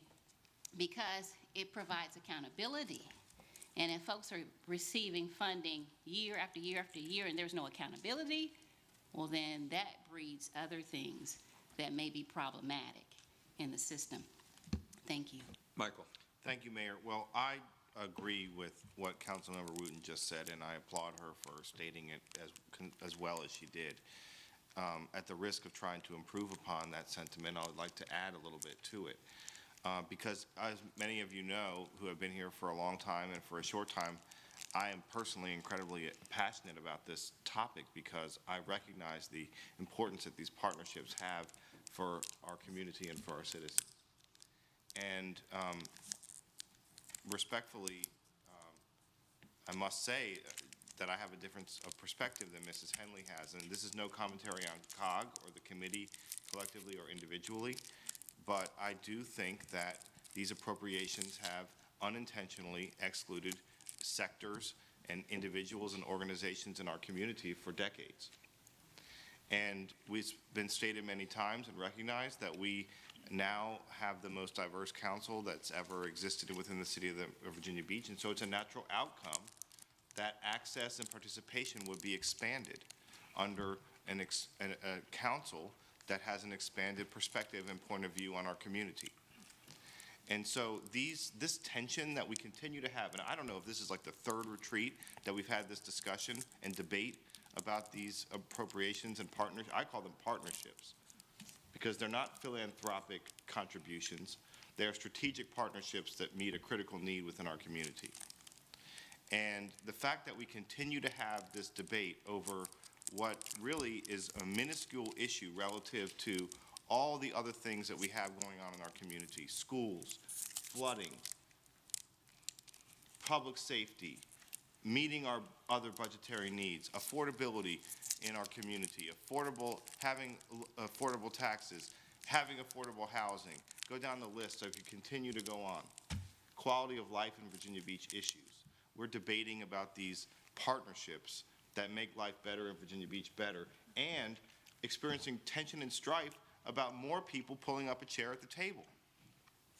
Now let's check ourselves, please, because we have to get a hold of this process or stop complaining about it, that a diverse constituency of people who represent a broader scope of our community have a chance to pull up a seat at the table and participate is a good thing. It's not a bad thing.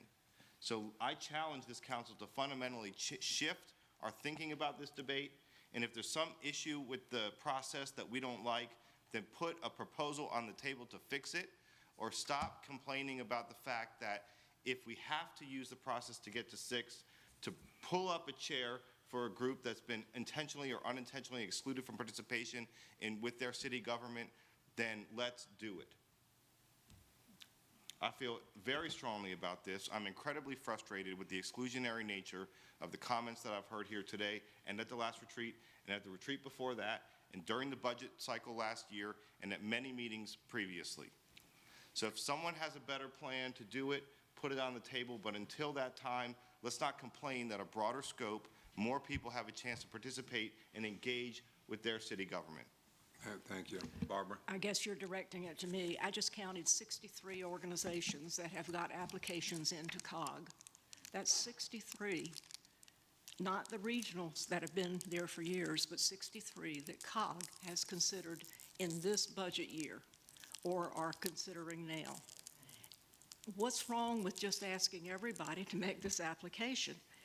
If we're not going to do that, then we need a third pot of money that's just for city council allocation. Or are we going to still have some go through the COG?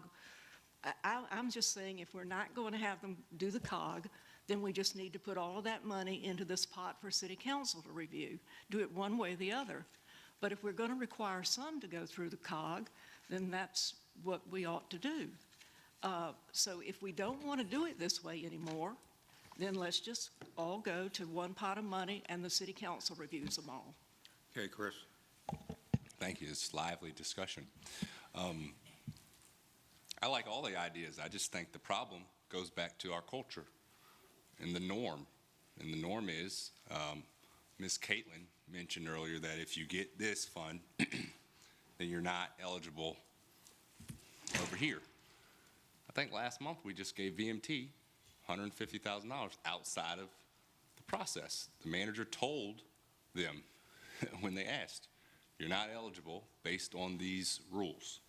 Well, we heard how important they are, the impact they have on the city, and then we went outside of the rules to award them $150,000 additional. You can't ask the next group to then follow another set of rules. I mean, we broke the rule. So, I mean, we had a creative approach us, I think 2 weeks ago. They want $100,000 to do 3 concerts. I don't know if we've responded. We should just get to 6. And Michael, you're right. You support all the arts. So we should easily be able to get to 6 votes. Whether you agree with the Latin Fest or, you know, Boogie Fest or whatever it is, if they come and they want 6, let's award the money. If we just took 2% of any of these appropriations, we'd have a pot of money for creatives and cultural events that came to us, and we could just award them. And I don't think everyone's turning in receipts. I don't think everyone's turning in their finances, their economic impacts, because as Michael said, if you're a new emerging group, they may not have the financial resources, they may not have the acumen to do what we're asking, and everyone's not following the rules. So we have a situation where the culture here is the norm, and the norm is get to 6. And I will bring forward, if I can have it on the, I've got to have 3 people to agree, No, to just do away with COG, and we'll allocate the money for non-regional organizations for city council to allocate. And we just do it that way for everybody. I just think we have to have the rule. If we're not going to have any rules, then nobody has to have any rules. Okay. Okay, Worth, and then Rosemary and, you know, Michael. Yes, this is a lively discussion, but I just want to make a couple points here. Number one, a lot of the grants that we've given in the past year were after the budget was set. A lot of these requirements came up and they could not wait. And a lot of these also are festivals or non-arts related groups that had to plan for this year. Odyssey, whether you like it or not, that had to replace College Beach Weekend in April. We had to make a decision in December for that, so there's planning as well as for another, that's festivals, and the festivals task force is taking that up. So I'm not sure that should be necessarily as a part of COG. It's not a part of COG, it's really the resort. The other things that came up, VMT and some other arts organizations. Things come out throughout the year, and so we have to respond to that, or those organizations will fail. We have to make a decision whether or not we want those organizations or programs to make it or not. And so maybe we do set aside a pot of money at our discretion for things that come up throughout the year post budget agreement. Thank you. Okay, Rosemary and then Michael. Well, it's very interesting to hear all these discussions about COG. Community organization grant people are the people that we appoint, and they are staff-led. We have staff that work with them, and they work very, very hard to do the detail work that we don't have time to do. I mean, we're on the surface. These people, they take their applications, which are very extensive, and there are requirements, and they have to fulfill the requirements. If they don't fulfill the requirements, they don't get heard. And they go through all of these, and they're people who are way more detailed than I am, and they go through them, and they ask through the application process, which they did last week, really, really good questions. And then they decide who to interview. It's not just a piece of paper that they're looking at. Then they bring them in, and they interview them to ask them really about their mission, who they're going to affect, you know, what kind of good deeds they're doing. I mean, some of the things they look at is what percentage of this amount of money is your budget. You know, if your budget is 30,000 and you want 10,000, something's not right here. I mean, they work really, really hard. And we gave them more money this past year because this council heard that maybe there were the same people were getting them the same money year after year, and there was no opportunity for new groups to come in. And now they're doing it twice a year, which they're not really happy about. They told me last week, we don't know why we're doing to do this twice a year, because it's a very arduous process. They would really like to just do it once a year. But we gave them more money to widen the net of organizations that they can help. So I think the last thing you want to do is to do away with this very thoughtful, dedicated group of volunteers that are spending hours doing the work that we don't have to do and making really good decisions. And there's accountability there. There is a lot of accountability, which we don't have time to get into the weeds of doing what they're doing. So we really need to appreciate the work that they're doing. Okay, Michael. Thank you, Mayor, and I concur with those comments about COG. I think they do a fantastic job, and I don't think that these omissions are in any way intentional or even related to their work. What it's related to is that there's a huge, broad, and diverse coalition of different constituencies and backgrounds and walks of life within our community, and any community struggles to ensure that engagement thrives, that representation thrives, that participation thrives. So we should look at this as an opportunity, not as a liability in my mind. But I must say, in addition to that, and I mean this very respectfully when I say this, and in a friendly manner, this conversation is riddled with hypocrisy. Because every month, every 2 weeks, week after week after week, we shift and make budgetary adjustments outside of the, quote, rule or process. It happens for city departments all the time. I think, Mr. Manager, I think the limit is within $250,000, you're permitted to make adjustments at your discretion, but anything above that requires council approval? Yes, sir, you're correct. And so, on average, how many budget adjustments would you say exist per council meeting? Well, the ones that you all don't see a lot, the ones that you all see, we try not to make you all have to go through, but it's quite a bit. For example, last week you solved the issue where one of our departments failed to carry forward funds for the extension of the not for the extension, for the continuation of the freebie contract. Mm-hmm. So it happens from time to time. Departments make mistakes and community partners make mistakes as well. And about how many per month would you say qualify under $250,000?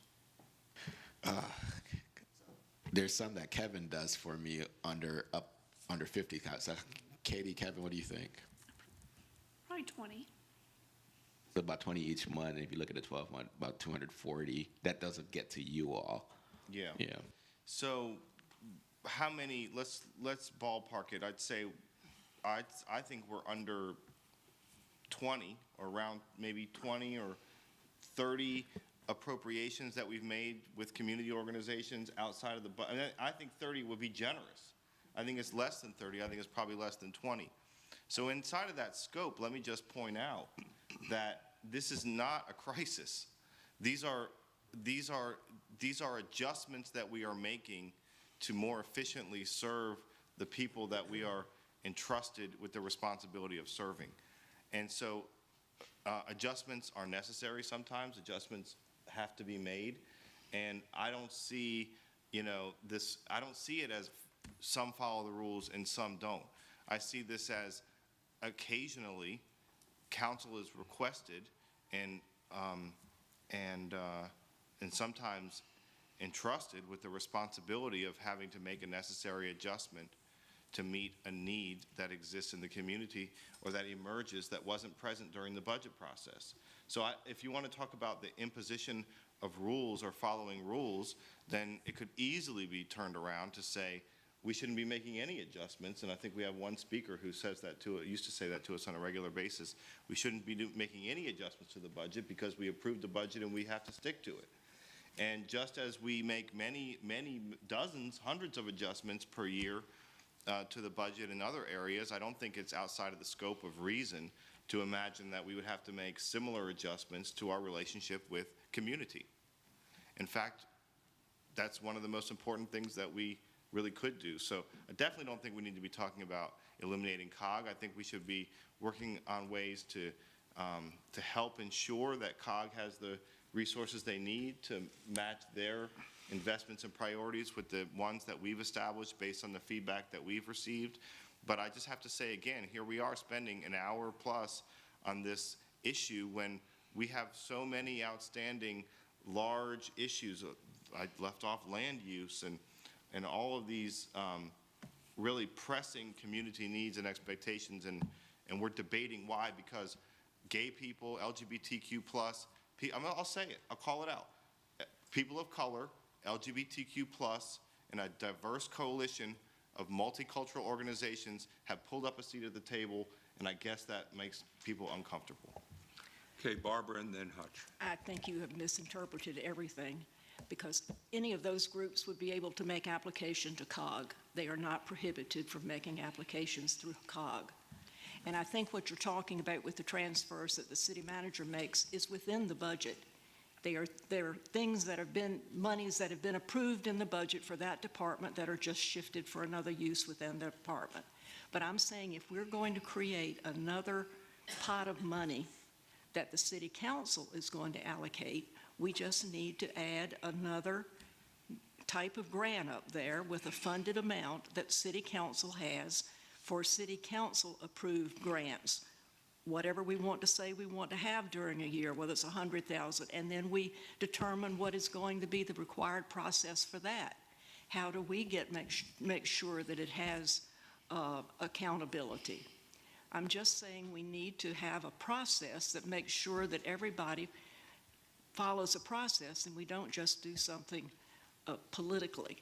And I've just said from the start, I think if you go back and listen to what I said the very first time, if we want to have a process that the city council approves organizations, we just need to create another pot of money that allocates what city council is going to have for these allocations and a process for following it. Okay, Hutch.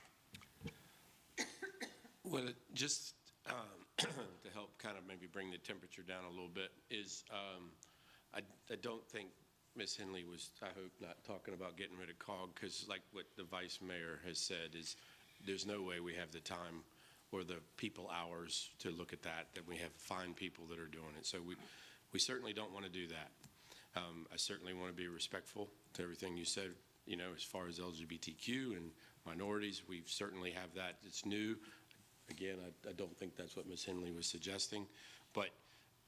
But we are, and I've said it to the fire service, to fire officers 1,000 times, okay, when you make captain, for us, our first rank, you get gold bars. And then it keeps you, and you get them crossed, and you get 3 of them, and we got all these bugles until you get to the fire chief. Well, each one of them, I tell them, is that you're starting to work in murkier water. You know, none of us likes a lot of chaos, but we have to work in some chaos. And what I'm seeing, and what I used to tell those officers is as you go up, you're going to have to work in murkier and murkier water. You're going to have to make the decisions, because otherwise we don't need you, right? KP is sitting over there to make the most of murky decisions, and we're kind of above him, right?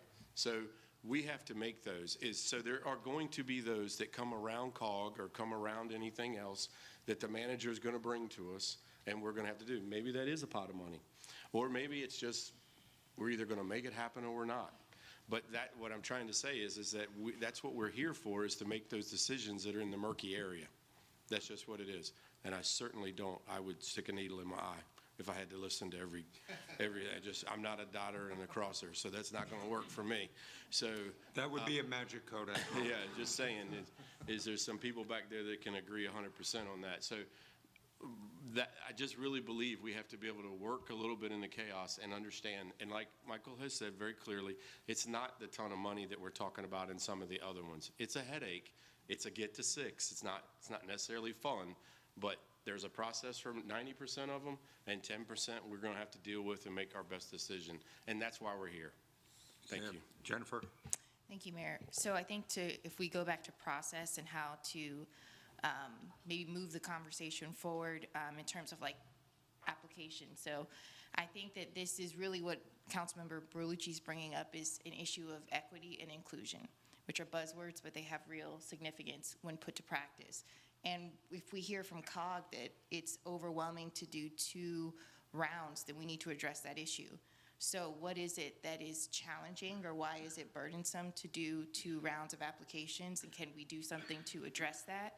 Because I think 2 rounds is an issue of equity. If someone doesn't hear about it the first time, does that then mean they're locked out for a whole budget cycle and can't get support for a worthy cause? So I think it is very good to have multiple opportunities. So we should understand from them what are the challenges.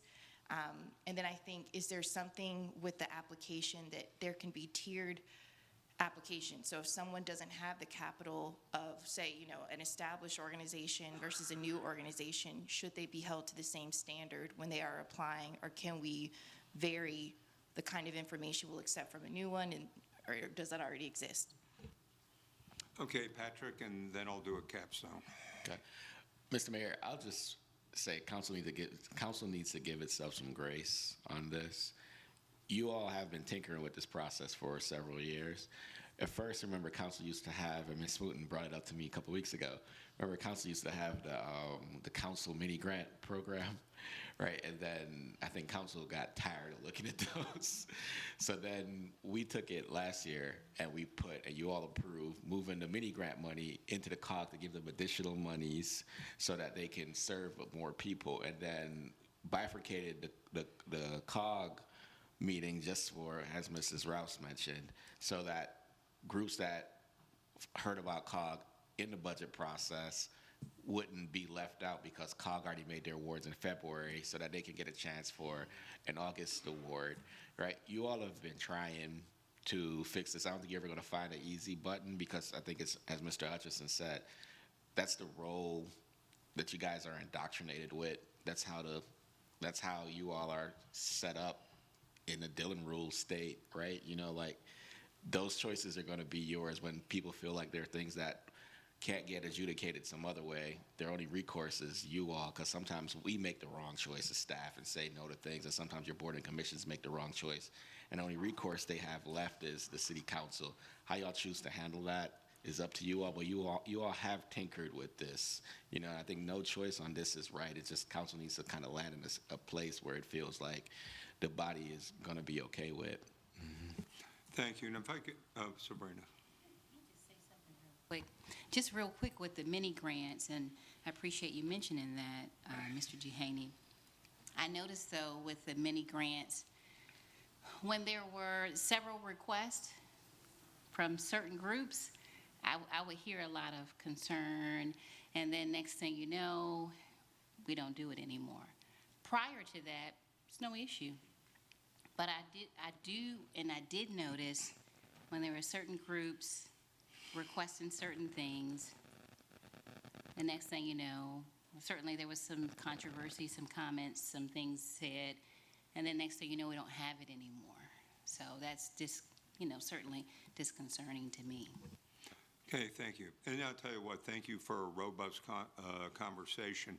But I think one thing we have to keep in mind, we got to think what the end game is with this entire discussion we're having. Government can't do everything. What we are doing is enabling organizations to actually get into people's homes and get the help to where they may need it, whether it be for mental health, whether it be for mentoring, whether it be for, just a lot of reasons. And the manager mentioned how much money we actually got into people's, hands, during the COVID. And then, once again, there's time for, a book of procedures. That's what management does. But you take something like, could we do that for short-term rentals? No, because every case has its own set of uniqueness. And I'll tell you what, I really do concur with what Hutch said about, what we are. As, we are a deliberative bunch of leaders elected by the people to make decisions on an ongoing basis. And as we know, the tide of government shifts in many, many directions throughout the course of a year. Today's priorities are yesterday's priorities, and a whole bunch of new ones come up. And I just think in terms of logistics, where COGS only meets once a year. And that, once again, excludes a lot of people, because what about an emergent company or a group, nonprofit comes up that could be of significant benefit? And the thing is, emergency situations do occur, and we have to be nimble and adaptive to it, okay? And, once again, it was mentioned in a movie, improvise, adapt, overcome. And that's what it is. The thing is, when we do, they are brought forward, it is discussed in public, and we have a discussion on it, and then we have a vote on it. And, it's a very transparent process. But the thing is, I think everyone at this table has an ability, if they have a constituent that has a true need, and maybe it's outside the box, COGS meets once a year. We can't have them wait till it comes around. But, things are going to happen, especially in a world that is very in a state of transformation and flux. But once again, thanks for the discussion, and, will be important, okay? May I make one more comment, please? Yes. So what I think you're absolutely right from the point that these organizations that COG does decide the funding for us do a world of good. And I thought we had a total of how much the requests have been, and now they are meeting twice a year. But they have decided how to allocate the $707,960 that we have approved within this year's operating budget, which I think we raised last year about $100,000. So we did raise it last year. And they've got almost double that in requests. So what I'm saying is, I think probably COG, if we're going to require them to continue, needs to have some amount of increase. When we look at how many they have looked at, 63, they're still in the process, how many they were not able to fund. But then that leaves a lot else than if they're all going to be directly coming to City Council. Then is that another process that we need to look at to fund, to make sure we have some funding, or are we constantly going to be going to the undesignated balance, and then we get to the end of the year and we don't have any designated balance left? I think if we're going to build it to require that, we need to fund it. We need to be realistic at what we're doing. Okay. And that's what I'm saying, but I think when we look at how much they have had as request and how much they have been able to fill, there's obviously a lot of groups, very good groups, who are not getting funded. And I don't think there's any hypocrisy involved. I think it's just that there's not enough money to give everybody everything they're asking for. Okay, thank Can I you. say one more? Okay. One of the things they are finding is that they're having some groups come before them that got CARES Act or ARPA money that came to rely on that money, and they don't have it now. So now they're coming, looking to replace the money, and that was one-time money. I mean, we were very generous and did much more than any other city that I know of, and gave that money out, but it's one time. And so now they're coming to COG to try to replace that money, and it was really only meant as one-time money. Yeah, it's a frustrating thing. Folks, in the interest of, time and, schedules, if we can proceed at this point. So, Mr. Mayor, the last one that we're seeking guidance on as it relates to dedications or our fiscal policies is the school funding formula. As you all know, when the schools started undergoing their superintendent search, council gave direction for us to discuss with the schools, and the schools agreed with doing a one-time, one-year extension. The school funding formula sunsets when? And end of this year, end of 24.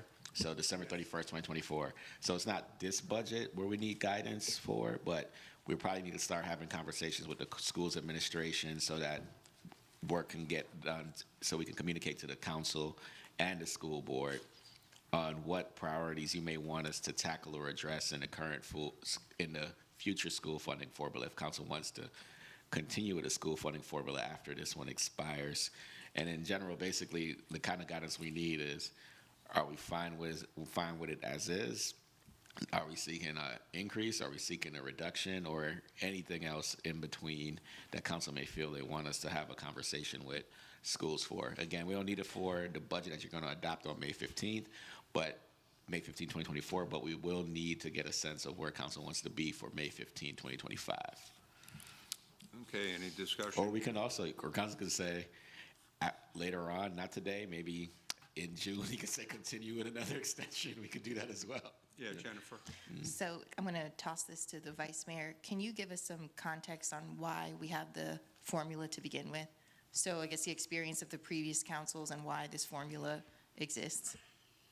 Well, Barbara can also probably speak to this, because it's about that time, I think I was on the school board and she was on the council, and there was huge fighting between the two bodies. I mean, it was like in the newspaper almost on a daily basis of the severe fighting between the two bodies. And we had a superintendent who kind of enjoyed the fight at that time. And we had some school board members that enjoyed the fight. And it was not pretty. And when I ran for council, it was one of the things I said, that you need to have two bodies who can get along. We owe that to our citizens. So the school funding formula sort of came out of chaos, so to speak, out of severe animosity that was between the two bodies. And you can see now, I mean, it's not a perfect world, not everybody gets along with everybody, but let me tell you, the temperature has been brought down from 100 degrees to about 10 degrees with this, and it's continued. And you've been up with the VML, that they've done, Patty Phillips was very involved with this, who's retired, but they've done a lot of workshops and things at VML and across the state of other communities who want to copy what we have, because it really has helped tremendously. I don't know if that helps. Okay. It mended tremendous fences. I don't know if Barbara wants to say something. Yeah, Barbara. Of course, back before we had the formula, the city council was just at the mercy of the school board, because the school board would ask for X amount of money, and there was no way that the city council could fund it all. So we would have this fully fund the school board budget fight at every year when we did the budget, because we would have to give them practically everything we took in to fully fund the school board budget. So it was a built-in confrontation. But once we said, okay, what's the fair way of doing this, which is kind of what we have to do with this other issue. What is the fair way of doing this? And so we calculated how much the school would get with a formula. And ever since that formula has been the way that we've done things, the school board knows how much money they can reasonably expect to get. So instead of thinking that they've got to go each time and fight the city council to get the money, they know going in just how much money they can plan on, and they're able to build their budget based on that amount, so we don't have to have this confrontation at budget time. There's a way to deal with these things if you decide you want to, and it's really worked out very well. And there was the year that they told the students they didn't have money to buy books. You remember that? And all these school children turned up at the council meeting and said, "Can't you buy our books for us?" It's pretty bad. Could I make a suggestion, at this point? Would it be prudent, to get through this budget cycle? And then we were also talking about having a joint meeting with the school board and the superintendent there and really kind of hash it out. I know it's a kind of a delayed gratification thing, but, I think right now we should be focused, on this, see how, the current budget goes. And, then once again, I got a temperature from some council members that they would like to meet with the school board on somewhat of a regular basis. It's how you promote understanding. They have to know what our priorities and our barriers to success are, and we have to do that for them too. And in that way, maybe the future budgets will, go a lot smoother. So does anybody object to us just deferring the conversation until after our budget thing, and we all get together, have a roundtable discussion, positives, negatives, do a SWOT analysis on it? Josh? I think it's a great idea, and I think we should try and meet more regularly and collaborate with the school board. I go back, I think, just to this year's 5-year forecast where we were all seated around the table on, frankly, none of us or none of them really had kind of anything to say to one another. And I just kind of saw it as, and I know everybody is mindful when they're, everybody's together in a room and all of that, but I just kind of saw it as a lost opportunity in a way. And if we could maybe have some structure perhaps and the help of a facilitator and maybe less of a kind of formal environment where people kind of feel like they're, name plaque and chair and table and it's just more of a warm kind of informal setting would be helpful. That's why I was thinking a roundtable discussion on it, and maybe the idea of a facilitator wouldn't be that bad to, kind of get direction and focus. I had the opportunity to, have a meeting with the new superintendent the other day, and it's amazing the things you find out by talking. Because I remember, I think it was about a year ago, when it came out that there were 400 homeless children in the school system getting, subsidized lunches. That number is now over 600. And the thing is, I think, once again, by promoting the understanding of, the environment that they're in. And see, I think one of the complications and sources of conflict that we are two distinct entities, but we have the taxing ability, they don't. And therefore, we're the folk that writes the checkbook. And, but I just think in terms of just being helpful and being on the same page, because what it really comes down to is one common denominator we can't deny. Our schools are an economic, engine for us that helps with economic development and attracting in public safety, schools, things, quality of life, arts and humanities, and things like that, looking at the whole package. So that's going to be my recommendation. Anybody object? Okay. When in doubt, defer. So, Mr. Mayor, so I'm hearing, let's table this conversation until after the budget, and then seek to get a joint meeting with the school board and facilitate it. And a topic could be the school funding formula. Is there anything else? I mean, obviously, we'll reach out to them to get a sense of what they would want to talk about as well. Once again, talk about our mutual priorities and, what are the frustrations we're having in our respective bodies. Mr. Mayor, I think it's probably good to focus it on the school funding formula, because that could probably address all of the priorities, because, usually a budget states your priorities. So I think if we leave it on that, that'll probably give us enough time, because, I mean, that could go a pretty lengthy meeting. So Okay, yeah. good. All right. So we'll reach out to the school staff to see if they can get a pulse of their school board to see their willingness to do this sometime after the budget in the summer. Great. Anything else? Okay, we'll see you tomorrow. So- Oh, wait a minute. You give it.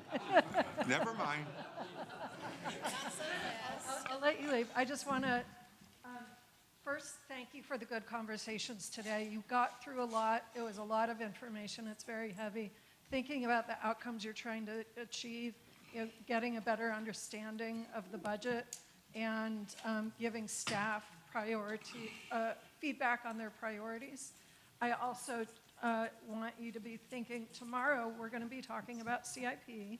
Again, that timing gets pushed out a little because it's not part of the operating budget that's being presented soon. We also want tomorrow to get just overall feedback for the staff as they're preparing this budget. What's the direction that you're giving, if it's anything in addition to this? So just want you to be prepared for that conversation tomorrow. Okay, great. And Yeah. thank you very much.